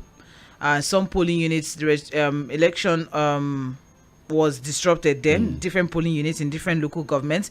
A similar incident happened at other wards in different local governments respectively. Also, Beavers fails to accredit Zamfara PDP governorship candidates. So the bimodal voter accreditation system failed to accredit Zamfara governorship candidate PDP, but his wife voted after accreditation. He said whatever the outcome would be, he will accept it. But then he was not able to vote. Also, Bauchi APC Guber candidate casts his ballot.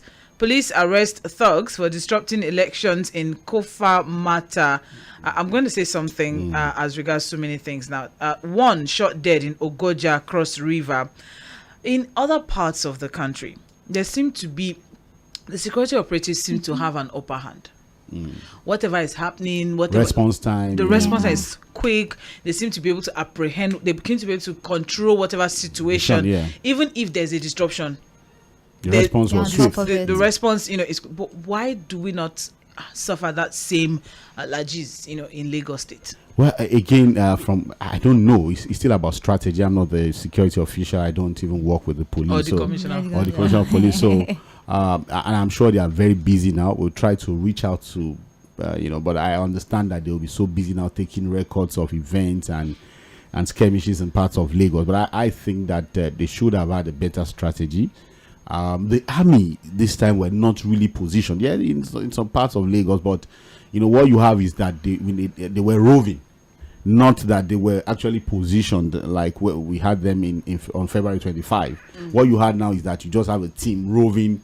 And I say, look, these guys are, because if you look at the way these guys operate, these guys that perpetuate this violence, they walk in the streets, they know the streets, they are not on the major road. So they are residents of that particular. You see that they come from somewhere, working with miscreants who are familiar with the area. So they go in street to street. It's not like they're on the major road trying to do this thing. So if the security officials are concentrating on the major road, they'll probably not be able to apprehend these guys. Just as people mentioned, polling units are not on the express. Most of them are in the streets. They're in the streets, so that's where they need their attention. We also have vote buying stories from Sokoto. Operatives of EFCC, you don't catch person. They intercepted bales of fabric. It's cloth that they are using to buy votes in Sokoto. I said many times now, there's not only money you can use. But I want to add. I want to give hints on the I want to add one more to the word that we have learned today, Sage. Voter inducement. Okay. So the EFCC monitoring the ongoing elections have intercepted bales of fabric meant for voter inducement and arrested a number of persons suspected to be involved in vote buying. This is to do with Rambuba. We gave reports of serious cooking going on in different parts of Lagos. Why are they cooking? Now, I'm just, I'm not saying it's vote buying. So people that come to vote, if you're angry, they just give you rice. No. I think political parties, to encourage themselves. Maybe not to encourage, just to get them there's no word. Now I'm trying to understand what the whole cooking was about, really. It's a family affair. Maybe it's a family thing. Okay, it is not a family thing. I'm trying to wait now, Cassandra, calm down, because I actually went to one of the women. Yes, doing the cooking. No, we had enough in our vehicle, so I didn't bother with theirs. But what I'm saying is, I met with her. Oh, madam, we said, well, they're just cooking for party members who may be hungry. So was it like something that we had at NSAS where people just wanted to help give this out was food? More of maybe just for party supporters and loyals who want something to eat, and that was it basically. But I feel that if you are hungry and you are not a member of the party, I'm just saying that you may look at the mill and say, well, do you want me to be part of you so that I can have a share of what you have? Because really something so enticing and nicely prepared. There is a story in the Bible of a certain young man who sold his birthright for a pot of stew. Which is wrong, really. Very wrong. And here we are. I don't think it's possible for people to do it because of jollof rice. You got the one of Kanye. We are talking about fabrics now. What if it's lace? It can be lace now. If it's lace, Guinea lace. Look, no matter what is being put before you, I think it's just wrong for you to be induced to sell your votes. There's some people that are being forced to collect the money now. That's different. That's voter intimidation and harassment. Because there are some people that they are being forced to vote a particular party. You must now snap the picture that yes, I voted, and they will now force you to collect the money. And again, these are issues for the security officials to deal with. Another thing I'd like to bring to your notice, Fahad, let's see what you have to say about this, is the fact that there's a particular report that we got that some members of the Lagos State civil service. Yes, civil service were mandated to take pictures of them voting and then bring to office on Monday. That's completely wrong too, and it's against the guidelines of INEC. It's even against the rule of the country. Because that's voter intimidation. That's voter intimidation, and it's completely wrong. So, if that's true, I think the security officials because we keep throwing it back at them to the security officials. They are supposed to be the one to handle these things. And if it's true that there are civil servants who have been mandated to snap, the rule of, and if INEC gives guidelines, there are reasons for these guidelines. The guideline of don't take your phone to your polling booth, not to the polling unit. Is to ensure that we had the conversation that there was a lot of uproar and a lot of anger when the president held up his own ballot paper.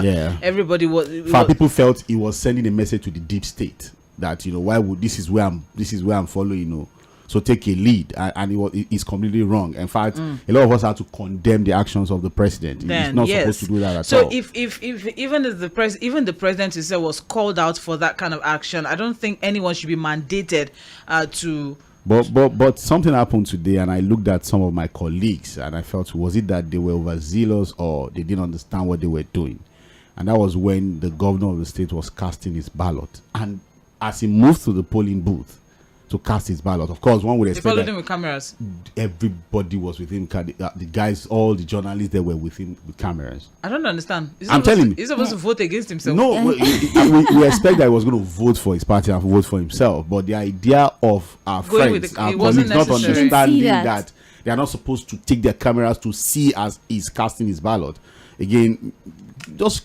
If journalists don't understand these things, what about ordinary Nigerians? People, so because that was what happened. I saw it and I was like, hey, I had to tell my team, stay back. He's supposed to have privacy while casting his ballot, and that's what's supposed to happen to every other voter too. Gone are the days. I think we need to also mention this and bring it to the attention of INEC. Gone are the days where they build this, collapsible. That's what they did too. Boots. That's what they have now. It's not all over anymore. It's just very, very, very few areas that still have the collapsible boots where it's just you and your creator. No, I have to say, Sandra, most parts of Lagos, I don't know for other states, but I'm sure that that's the situation too. There's this white collapsible polling booth. All of the pictures that shoots you away. All of the pictures that we have been getting. When people are thumb printing. Like when people are thumb printing. Yes. Well, like I said, some of the areas I visited, most of the areas had that, enclosure where you can just the booth. You go in there, you cast your ballot and then drop it in the ballot box. But again, the ballot boxes are transparent. Yeah, no, that's issue. That's the thing with ballot boxes now. All of these things is all about voter education. Let's be honest with ourselves. This is your ballot paper. For those of us who are watching us live, you can just follow this. This is your ballot paper. This is where you voted. You're supposed to fold this way, not this way. That's the mistake a lot of people. You're supposed to fold this way and then drop quite just carefully into the ballot box. So no matter what anybody sees, they're seeing white paper. But so that's why a lot of votes get cancelled, because when you are trying to vote, your hand touches the other side and then it the printing votes for two parties. But honestly, I think that beyond all of the issues of cubicles, ballot boxes being transparent and all of that, the major issue we need to work on is the issue of security during elections. Yes. We need to come up with a better strategy. Because again, how do we stop people from moving around? And that's why I say maybe we should begin to look at voting in specific places that makes it difficult for people to come from other areas and perpetrate this violence that we're reporting. I'm going to ask this very, very sensitive and heavy question. I'm putting you on the spot it's here. Okay. I mentioned this earlier. I was trying to be subtle about it, but I'm just going to come up front about it. We have an Agbero problem in Lagos. Yeah. And that's why I mentioned earlier that most of the places where we have been hearing of all these things, the security operatives are able to quickly nip it at the bud in other states. But here in Lagos, I mean, you have security operatives watching while things are ongoing. You have the fact that people just go on with whatever miscreant or behaviors that they're pulling off. So could it be that just as we have been having this problem in Lagos State, maybe at this time now is something that the government needs to wade into, not just the security operative. What if the security operatives were ready to do their job, but then some of these people have backings by some certain higher powers in higher places? Well, again, it's a scenario that is not impossible. We have to be realistic with ourselves, because again, the brazenness by which these guys go around doing these things. And note the major places that have these problems. So the the brazenness. Again, I think there are also reports in Etiosa and the rest. So one would also think that is spreading beyond Oshodi Solo, the usual hot spots and all of that. I think we're having it now in most parts of Lagos, But again, it still has to go back to what strategy we're adopting really to deal with security concerns during election. How do we want to handle it? Because, I always talk about security in the 21st century going beyond. What if the government handles Agbero problem first, then it's easier for the security operators? And that's where I'm going to now. Work. I'm going somewhere with my analysis that look, security in the 21st century has gone beyond just putting gun in the hands of men and putting them behind open vehicles. It's about intelligence gathering. Just imagine that some of these boys had been arrested before that day. Maybe where they were having their meetings, putting these things together and all of that, and there's an intel that cuts them off before election day. So they are rounded, arrested and tamed. So on that day, all of their actions would have been taped even before election. So it should be about intelligence, really.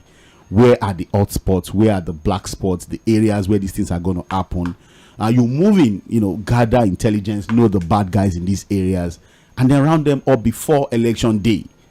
It's not just to think that, because you have AK-47, you can put in the hand of men, put uniform on their neck, and then rove around and think you're going to be able to curtail these things. Again, these are guys that even know their areas more than these police and security officials. For example, we were in parts of Ebute Meta, and you saw guys moving from what they call Worosi Woro, the Worosi Woro movement, So the man that is a soldier in the barracks who is on an election protection duty, he will just stay in one place and they'll say, something has happened before he gets there. These are guys who understand the terrain. They understand their areas. They know that if I move from this junction and enter this street, I'll come out in this other street. And, it's a network of areas, and these are guys with good understanding, mastery, even better than Google Map of their location. So, and that's why I think it's about intelligence gathering. Really. Yes, exactly. Because even if the security operator is trying to catch them while they are running, they know where to enter. They know the corridor to enter, and again, because they have accomplices in this area, they may just enter one compound. Which brings us back to the main issue. Yeah, it's not the security problem. It is the community issue. Reining in of these issue. This is a serious issue in Lagos State. It is not new to Lagos State. It's not a new thing to Lagos State. It's something that we're always talking about. So if you have, if you have the intelligence, why not just be proactive? And that's why we're talking about it, that it's not just about the show of force. It should be like they always say, sometimes you don't have to work hard, work smart. So I think if we're going to stop this issue of violence with our elections, it should be about the security officials working smart than trying to work hard. Well, for hard polling units 1 to 11 in VGC did not hold their votes today. Their votes have been postponed till tomorrow. That's an elitist environment, And those are guys who can stand their ground and insist that the right thing is done. You know what? Permit me to just on a lighter note, when we were getting the information from Funsho Doherty, who also happens to be a gubernatorial candidate, yes. There was something he said. He said, well, we've written a letter as an estate to the INEC. Just immediately. And in my mind, I was like, really? Wow, just like that. Just like some areas where I belong, it's fight though. Why would we write letter? Why are we writing letter? Which we saw in some areas where they're already punching themselves and all of that. They just, they were really calm. We saw the videos. What I'm saying is that the letter was written, God knows, very fast. I'm sure somebody could just drafted something, and then they had a printer, and of course, again, the ability to correspond immediately with the rec. It is because it is an elitist environment. I'm sure there are a lot of people who have the number of the rec who can reach out to him immediately. They are able to get immediate response and all of that. And I'm sure that's an area that also has media attention. They are able to quickly just put their information out. And it's also an area that, where the residents are full of celebrities and, top shots. They are able to really put that pressure. But you wouldn't compare that kind of area, for example, with due respect to areas like Ijora Badia. Or really Agege, or where I'm sure that a lot of the voters would because even to draft the letter may take. Who would they address it to? So while drafting the letter, they start fighting within themselves. Somebody was already broken a bottle, and then So I understand that that's an elitist environment, and they are able to really quickly. Before coming to the studio, we had a discussion about the possibility of INEC shifting election in some polling units till tomorrow. Yes. That happened February 25 in areas where the election were not concluded. They have to move it to the next day. I think we may see situations like that in Lagos too. But another parts of the country. I'm more concerned since we're already shifting elections and all of that. That means collation of results will also, No. What would happen is that it will start for local governments and polling units have been concluded. Yeah, because voting has ended in several parts. Counting has even ended in some parts. Counting has ended in a lot of parts. Polling units, some units have already. They don't carry their thing. Speaking of collation. Yes. The video of the young woman who was announcing that results is not going to be uploaded.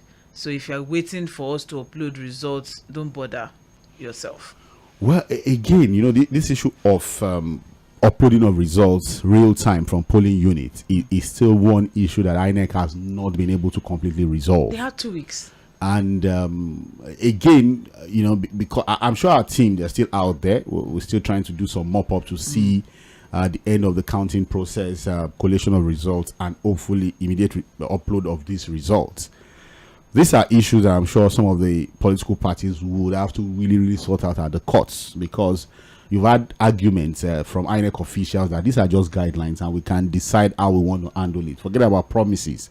If we think there are challenges with immediately uploading results, we can decide to hold until when we have the right atmosphere to do it. That the fact that we promise that we're going to upload from polling unit does not mean it has to be sacrosanct if we are facing challenges. But people have also questioned. We use smartphones, Sandra.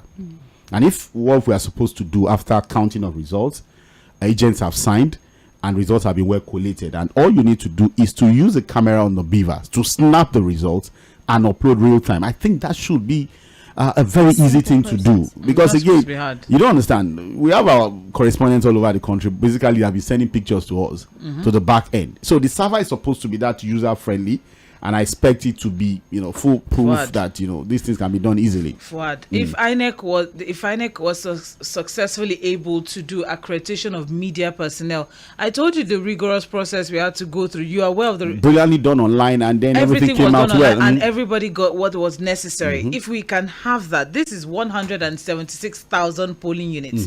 So all you have to do, how many polling units already. Not that you don't know how many numbers. And beavers have been provided for that number. The beaver, each beaver. There's a code and everything. So why can't you just expand your back end to receive all of the 176,000 polling unit results? Well, I think again that because again this is about planning, and because we are not a member of the think tank of INEC, we are not part of the strategy and planning committee of INEC.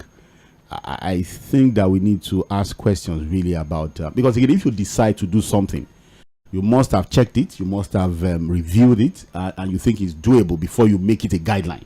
So one would think that at the INEC, at the level of INEC, with their officials and the planning committee and the kind of people that we have there, they must have been able to review the entire voting process to see that it is doable.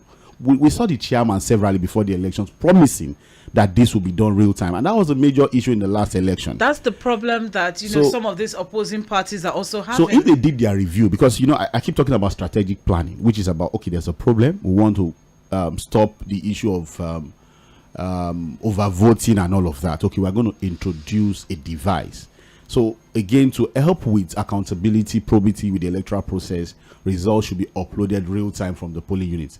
That guideline, if they knew it wasn't possible, could have been left out. Nobody forced them to create that part of the guideline to say, look, we're going to upload results real time. They could have left that out of the guideline and nobody would kill them. But they came out themselves. They came out assured. So one would say that, look, before you make that promise, because the excuse of, the server cannot immediately take upload of results all over the 176,000 polling units real time, for me, it's not tenable. There's a way you test this thing before you announce it.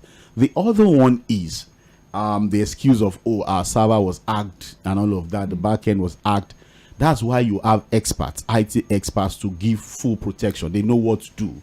To firewall and all of these things, to ensure that, why people try to foolproof, why they try to attack it, they repel it and ensure that, the process is smooth. But again, like I said, I'm sure that there are political parties who will be questioning the inability of INEC to fulfill the last part of the voting process. All right, because they had also assured after the presidential election, because there were a lot of complaints as regards uploading. I mean, that was the major thing that marred the presidential coalition. Major thing. Yes, that was the major thing. The fact that a lot of, I remember the PDP spokesperson. Even Mr. Peter Obi recently in an interview of the Labour Party described the electoral process as when you promise, he said it's the worst ever. And when he was asked why he thinks it's the worst, he said, look, when you promise someone 3 square meal, and then of course it's expected that you give an appetizer, a starter, and then when the meal is supposed to come, the real thing, it's nowhere to be found. So he thinks that, look, the entire electoral process, from Beaver's accreditation to voters thumb printing to counting, uploading, signing, that's the most important part to him. Again, he has a right to say that's the most important part to him, because there are others who have also questioned why he thinks that's the most important in the electoral process, But if he thinks that the upload of the results was the most important, again, it is because INEC promised to do that. And when you promise to do something, at that level, you should be able to deliver. All right, thank you very much. We're trying to reach Okweyemi Akinode now. He's trying to connect us with His Royal Majesty Mohammed Abubakar Bambado, Sarkin Fulani of Lagos and Chairman Association of Fulani Chiefs in Southwest Nigeria. We're putting him on radio very soon. All right, Okweyemi, we're with you. Good afternoon, Sandra. Yes. Okay, we have with us today His Royal Majesty Mohammed Abubakar Bambado, that's the Sarkin Fulani of Lagos, and the Chairman of Association of Fulani Chiefs in the whole southwestern Nigeria region. And we're going to be getting his opinion in respect to how the traditional institution can help us to further strengthen democracy in Nigeria, and most especially his perspective about the ongoing general election across Nigeria and in Lagos. So I'll be linking you up with him live. We're in his palace, beautiful palace, by the way. So good afternoon. Good to have you, sir. Good afternoon. Good afternoon. Okay, sir. I'm sure you've observed the trend of situation right now, especially the conversation that has surrounded the election, the voting pattern, and all of that.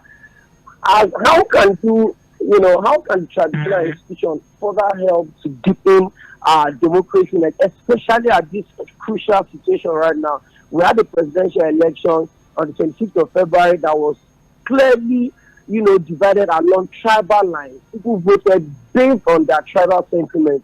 And we're seeing the, low turnout for the governorship and the State House of Assembly election also.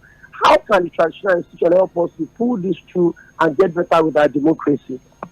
Thank you very much. For me, the traditional institution has a major role to play because they are closer to the people, to the grassroots. And I believe if they are really empowered constitutionally, give them that right, to engage very well with their people. I think it will go a long way because they are the ones to enlighten people, to give them that orientation which is required. And for me, we need to do more, give the traditional institution more power so that they can be able to, have that power to reach out to the people. Okay, now let's talk about the ongoing election. On the 25th of February, we have the presidential and the National Assembly election, the Senate and the House of Representatives. And there was low turnout nationwide.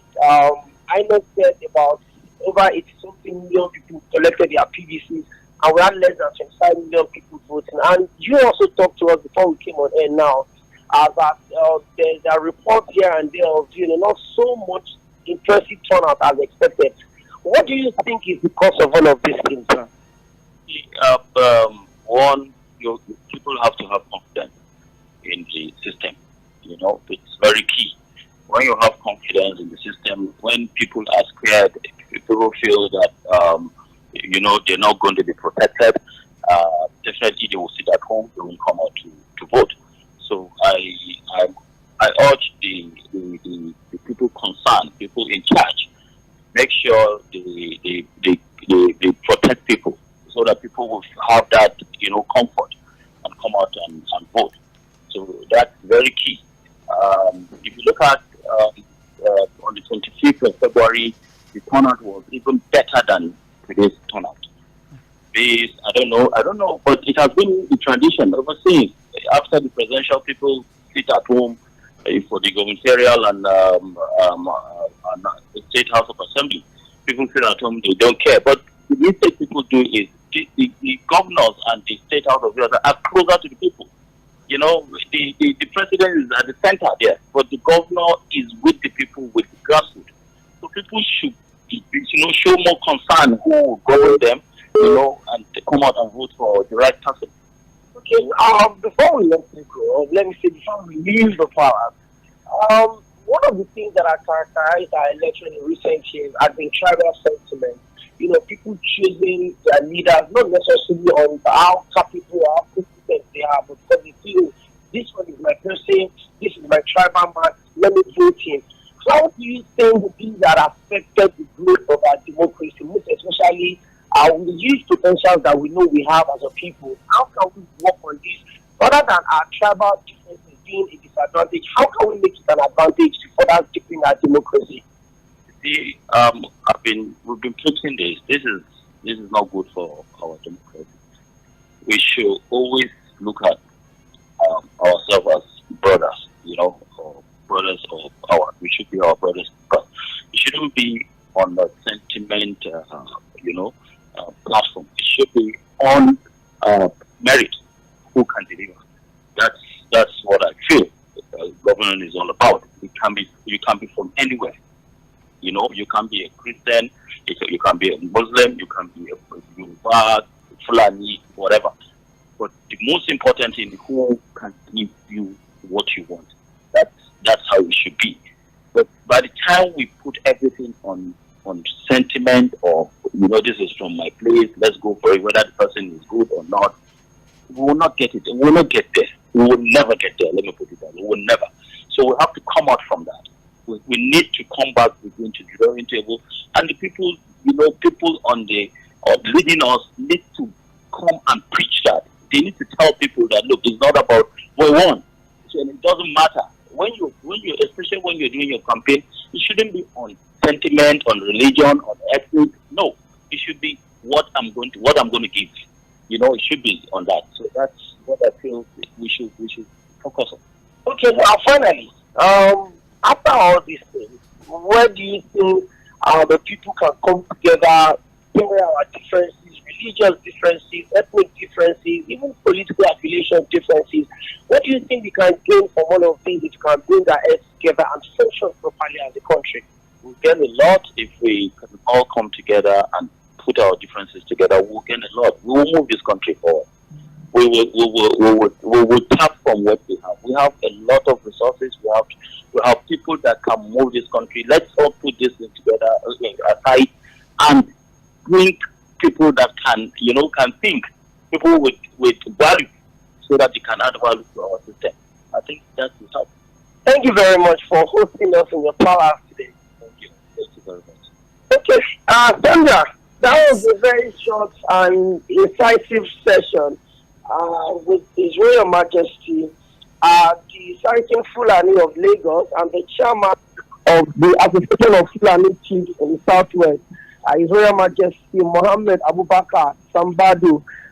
Bambado, I beg your pardon. And it's been a very interesting question, Sandra. I mean, you just heard his opinion about how the traditional institutions can help to deepen our democracy, can help to strengthen us and make us relate together as a people, irrespective of our tribal or ethnic sentiment, and also how we can choose our leadership structure not necessarily based on your ethnic bias, but on competence, on credibility, and someone that can deliver the dividends of democracy to the people. I think this is a timely, interview.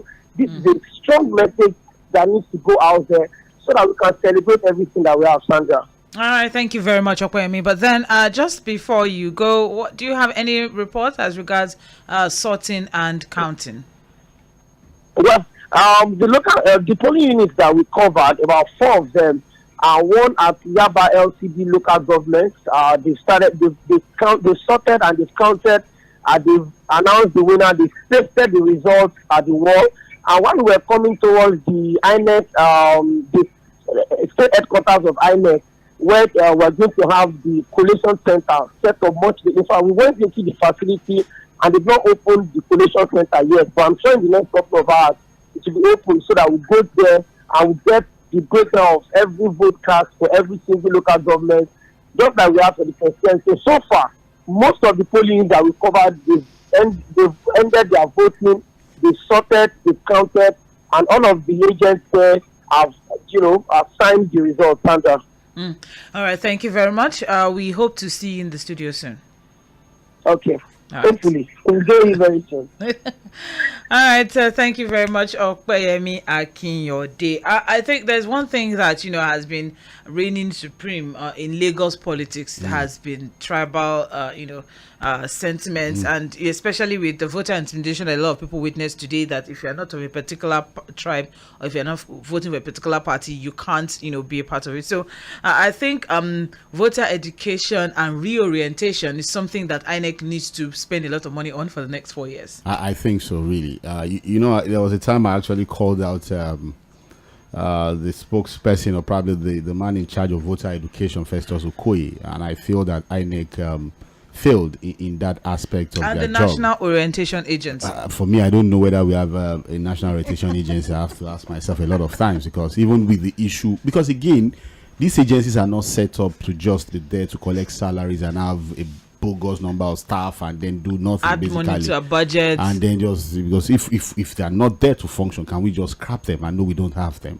You see, there have been serious issues in recent time that one would have expected the National Orientation, the NOA, to rise to and begin to talk to people. Even on the issue of the Naira scarcity, there are information that they're supposed to give out to people, educate them, and then of course get these things sorted. It was CBN that was doing orientation by themselves. There are things that they are supposed to do. Look at the name, National Orientation. So the orientation should be about critical issues, and all of that. But again, when it comes to INEC, really talking to people about voter education and all of that, I think INEC needs to look back again and have a better strategy. We have another 4 years after this election to plan again.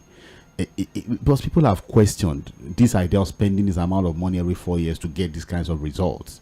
We've just spent 305 billion naira, Sandra. No, there was an additional.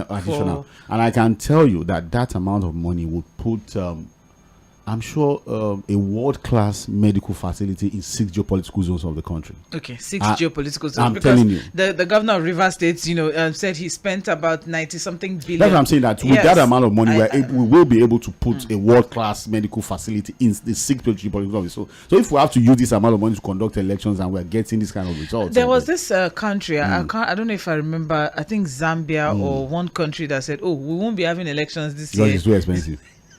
I think it's DR Congo, one country. It's not I'm sure it's a country in Africa. It's definitely an African country because I remember the video quite clearly. I I watched know. the video, Of but I think it starts with Z or something. I'm not quite sure. So, but I mean, we are not saying it's expensive, but then let's just do. We what should we get need value for what we are paying for. spending money on. 305 billion shouldn't give us this kind of election. Sorting has commenced at the FRC polling unit in Zaria Road, just north, as Plateau State. Party agents insisted that unused ballot papers must be cancelled before sorting should commence, which was thankfully obliged by the polling officers. I think that should be a norm. You cancelled your used ballot papers. But yes, let them cancel it out. Yeah. Low turnout mars governorship and assembly polls in Niger State. As it was, yes, security presence was observed, but then people still, didn't. I think the same thing in Oyo State. I just watched the governor also talking about voter party in Oyo State. The major gubernatorial candidates of Oyo actually, give out statements that people didn't actually really turn out to vote. That's actually a little bit. Again, Oyo politics, Sandra, we need to add to what is happening in Oyo State. Just unlike Lagos, or different from what politicians use in Lagos, basically using ethnic sentiments to divide voters. What they did in Oyo was to use religious sentiments. And it was so bad that, it was more of, he's not a Muslim, he's not a Christian, and all of that thing. To the extent that, you had the governor also talking about building a mosque or not building a mosque. It was a very, very sad situation. And he said he named the mosque after him. So what I'm saying is that, politicians will continue to use these things, but I think the voters must understand that, look, when it comes to the largesse of the office, when it comes to taking care of themselves after all of this brouhaha, nobody talks about religious sentiments or ethnic sentiments. You find the politicians work together to suck the nation dry without looking at ethnic coloration or religious sentiments. Yes, exactly. All right, as it is now, INEC has postponed governorship and assembly polls for both Kwande East and West constituency in Benue State. So the rec of INEC, Professor Samuel Egu, disclosed this while briefing journalists at the INEC headquarters in Makurdi. He blamed the postponement on the swapping of ballot papers that was meant for Kwande East. They took it to Kwande West. And they will have the elections tomorrow. And they took Kwande West, they took it to Kwande East. I think that can be sorted out. Hence the need to reprint the ballot papers reprint tomorrow. Or replace? It can't be reprinted. I'm sure it's probably just replaced. Just take this one to display. But unless if they've cast the vote already. They've cast their vote. That will be a problem. And that can't be done so fast. He said since the ballot papers had already been exposed. Well, I'm sure, but there are backup papers. I'm sure there are papers that I don't understand. Do they write names of local government on ballot papers now? Can't you just, if it was not used, just take it? I suspect that it has been used. Maybe people have already printed on them. Well, that's actually unfortunate. So now, two different constituencies do not have. I'm sure will not be having results. I'm sure there are contingency plans to take care of some of Samuel these. continues to become governor. No, he has his tenure ends May 29, even if there's no election in that place. And I'm sure there will be election too. Yeah, he's already a 2-term governor. He can't take it beyond 2 times. And I'm sure Benue people would not want to. It's unfortunate anyway. For Benue? I just think, what I'm saying is that I'm sure the elections will hold eventually. It will hold eventually, but when? Because now they have to reprint the ballot papers. Like I said, I'm sure INEC have arrangements. Well, we still have a lot of elections that's still pending. The supplementary elections are still there. We don't know when they're going to hold those ones. So maybe they just add them together. But what we have now, the information is that INEC has postponed elections in both Kwande East and Kwande West constituencies in Benue. EFCC has arrested 20 people for vote buying. They should be prosecuted. In Kwara State. What did they buy the votes with? Money? I'm not interested. They should have bought votes. It would be nice to know. Why? Sokoto told us that they were trying to buy votes with fabrics. But again, with allegations, you have to, because again, law is not just saying it. You have to be able to prove it. It's specific. So when you take these guys to court and then you begin to now look for evidence to say that it was really vote buying, because again, what's the issue with inducement? What's the issue with, there was just a time, like the jollof rice issue now. Are they going to count that You know, as the- vote buying? there are people who say that's vote buying because But there are there's people a that will say, difference between inducing someone and just outrightly buying their vote. you induce to buy or buy to induce. You induce to buy. You buy to. No. Because Which one comes first? Or which one leads to the other? When you try to induce someone, Yeah, maybe you're not directly buying the vote. So what are you trying to Inducing do?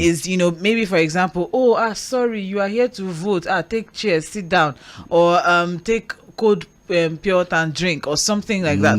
Vote buying is outright. They bring fabric to you, they bring pepper soup to you, say, are you voting So for us the or not? intention behind the gesture Yes, is what it's determines what whether it's determines, okay. yes. So that's what we have now. So just they should be imagine. able to I'm not trying to tell differentiate. people what to do in court, but I'm just saying that. Just imagine you take someone to court. On the pretext or premise of he was trying to buy votes, and he says, "Look, hey, I was just trying to be nice to the guy. I didn't tell him to go and." You give me jollof rice. I was hungry. No, he was giving out money, and I said, no, I just feel that this guy needs money. No. I didn't give it to say he should do this. No, if there are no documentary evidence, it will be I do difficult, not really. agree with somebody sharing cash on election day, telling me that the person is just helping people. Okay, let me give you an experience now. An example. I got to a particular location just in the course of reporting from the field.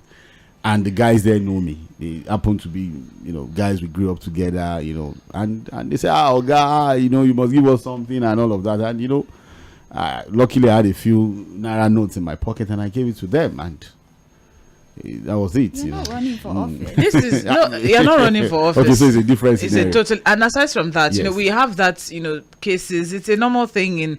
It's a normal Nigerian thing. Boys come, they heal you, and then you just you drop things and all of that. That may be an inducement if you were going for a But position. Sarah, I'm hoping that we're going to get to a point where our electorates are sophisticated enough. They are that empowered enough to not be bought over by anything and everything. Fuad, I just I'm saw a hoping that we can I get just to saw a that point. picture of a spiritual being casting his votes. Yeah, the picture is trending online. I just saw a picture. In case you're wondering what I mean by spiritual being, A masquerade. a masquerade, because they're supposed to be spiritual beings. I didn't know spirits could vote. I talked about the gods. Have you negotiated? Changing rules. I'm sure maybe He came in his full regalia. Why not? If not, that's his own Why traditional did he just come as attire. a normal person? That's his own traditional attire, really. We say it's the gods, but This is from the from what we were taught in Yoruba culture. This guy is a spirit being. I'm sure beavers accredited him. Oh, he doesn't have a face. He will say his thumbprint. He has a thumb. He's wearing gloves. Maybe we'll remove it at that point. Why are you defending? I've seen masquerades wear sneakers, Sandra. You don't know. Oh my goodness, the things that we have to see, the things we have to talk about, the things that we have to things, really. defend. All right, so let's carry on with the conversation. I just quickly had to throw that. I saw that, and I saw him actually. He was with a ballot paper. He was about to. If a masquerade can decide to go and vote, so if you're not, why are you not participating? Speaking for the of boys people that about decision of whether or not to go and vote, we still had cases of the young boys on the streets playing football. Yeah. Someone tried to defend and said, for him, for example, he's out. Yes, he's not playing football, but he's with them at where they're playing football because he tried to get his PVC and could not get it. Well, yeah, we can take the excuses of someone like that, but what we would say is that when next the continual voter registration starts, start early, go there early. Don't wait for the last minute to get these things done. We already know that the last minute rush may make it difficult for people to get their PVC. So I'm sure INEC, after the elections, will immediately commence voters' card registration. So if you are one of those people who failed to get yours this time, just try to get, so that in the next 4 years you will be able to cast your vote. So, but again, for those that have, because again, look at the numbers, Sandra Sage. I'm still trying to, because the last time I think the entire vote for the presidential election was around, I think, was it up to 30 million? I think all the votes tally. Oh yes, about 23 million. Oh, so because no, that's for us. The presidential. Yeah, but I'm talking about presidential. If we talk about 25, almost 25. Okay, so 23 point something. Very simple mathematics. If APC had maybe just about 8 point something million, The two other parties, Labour Party, PDP, had about 12 point something or 13 million. If you put all of that together, I think we're running around 25 million votes. Yes. Sandra, that's the lowest since 1999. And we're very awful. We're so awful with the figures. I thought we were working towards like 50 million No, votes. I thought we were celebratory of that. Because a lot of people feel that it has revealed one, we may not be up to 250 million in this country. Okay. Two, the fact that Beavers was in play. So those bogus so all figures. those bogus, because the Kardashian states, for example, we used to hear they didn't kada anything. They didn't kada They anything. came with the normal votes. They came with their normal votes. Imagine a whole Kano. The total vote was not up to 3 million. Whereas before, one party will bring like 1.5 million. Do you understand what I I'm understand saying? you completely. So some people say that maybe we are overstating the number, figures. the figure of us in this country. But I'm sure the INF figures are correct. They are accurate. These are tallies. These are figures they got. It's about voter registration. I was still going somewhere. Yes. Number 3 is as the Japa syndrome. Okay. A lot of people have left the country. The last registration point was July. That was when they stopped registration for CVR. All right. So from July to yesterday night. And I think one of our callers during paper review, the Million Focus, also talked about essential workers, journalists. We are here. I have my PVC. I have my PVC too. She has her PVC, but imagine hundreds of thousands of media. They run into millions. That's just media. No. Yeah, that's just media. Yeah. Hundreds of thousands. Now you have the health workers. They still have to be available. The fire workers, they still have to be at their post. Then you have the security guys, which are also in their numbers. So are we saying that all of us were up to 50 million? No, it can't be. So we are still a shortfall. It's still not explained. We still have a shortfall. It still does not explain the voter party that we're seeing. It still does not explain it. And I think that, we kept talking about the fact that, getting your PVC does not mean you go out there to get it as a means of identification. It's not just an ID card. Yes, it's a valid means of identification, but you must see beyond all of that. There are people who have been talking about, voter suppression and all that. But before today, it happened February 25. The turnout too was not impressive. And I think the turnout will be lower than what we saw the last time out now. And if even the politicians are complaining that people are not really coming out, yes, to that vote, means that but then we're still going to. Yes, I know we're still going to do a post-mortem. 37 million young people. I don't know PVC, how many days we are going to use to do the post-mortem because it's a lot to talk about.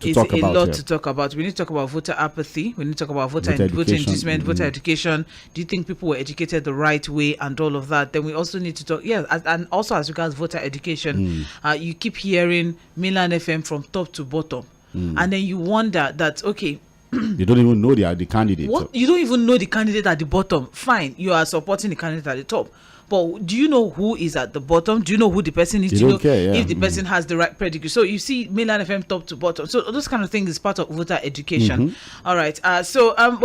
You're listening to Mainland 98.3 FM. We're caught up in the conversation.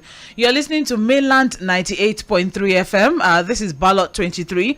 We are now currently analyzing the gubernatorial elections so far. Sorting and counting has started in different parts of the country. Even in Lagos State, there are some polling that have uploaded, submitted. They're probably back in their houses drinking kunu. No.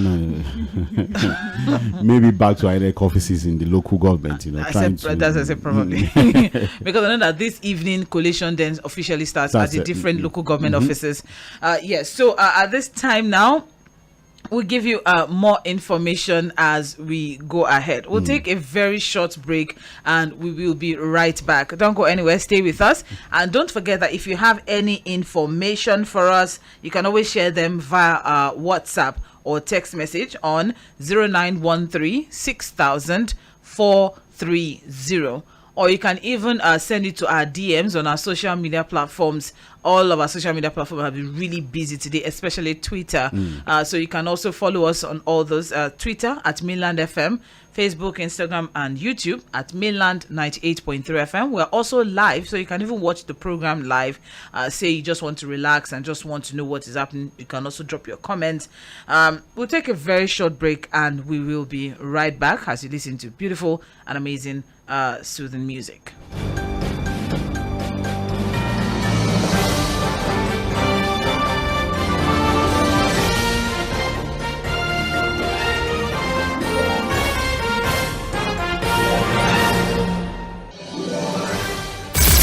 Mainland 98.3 FM, your number one radio. Reaching the stars. The sound of Lagos.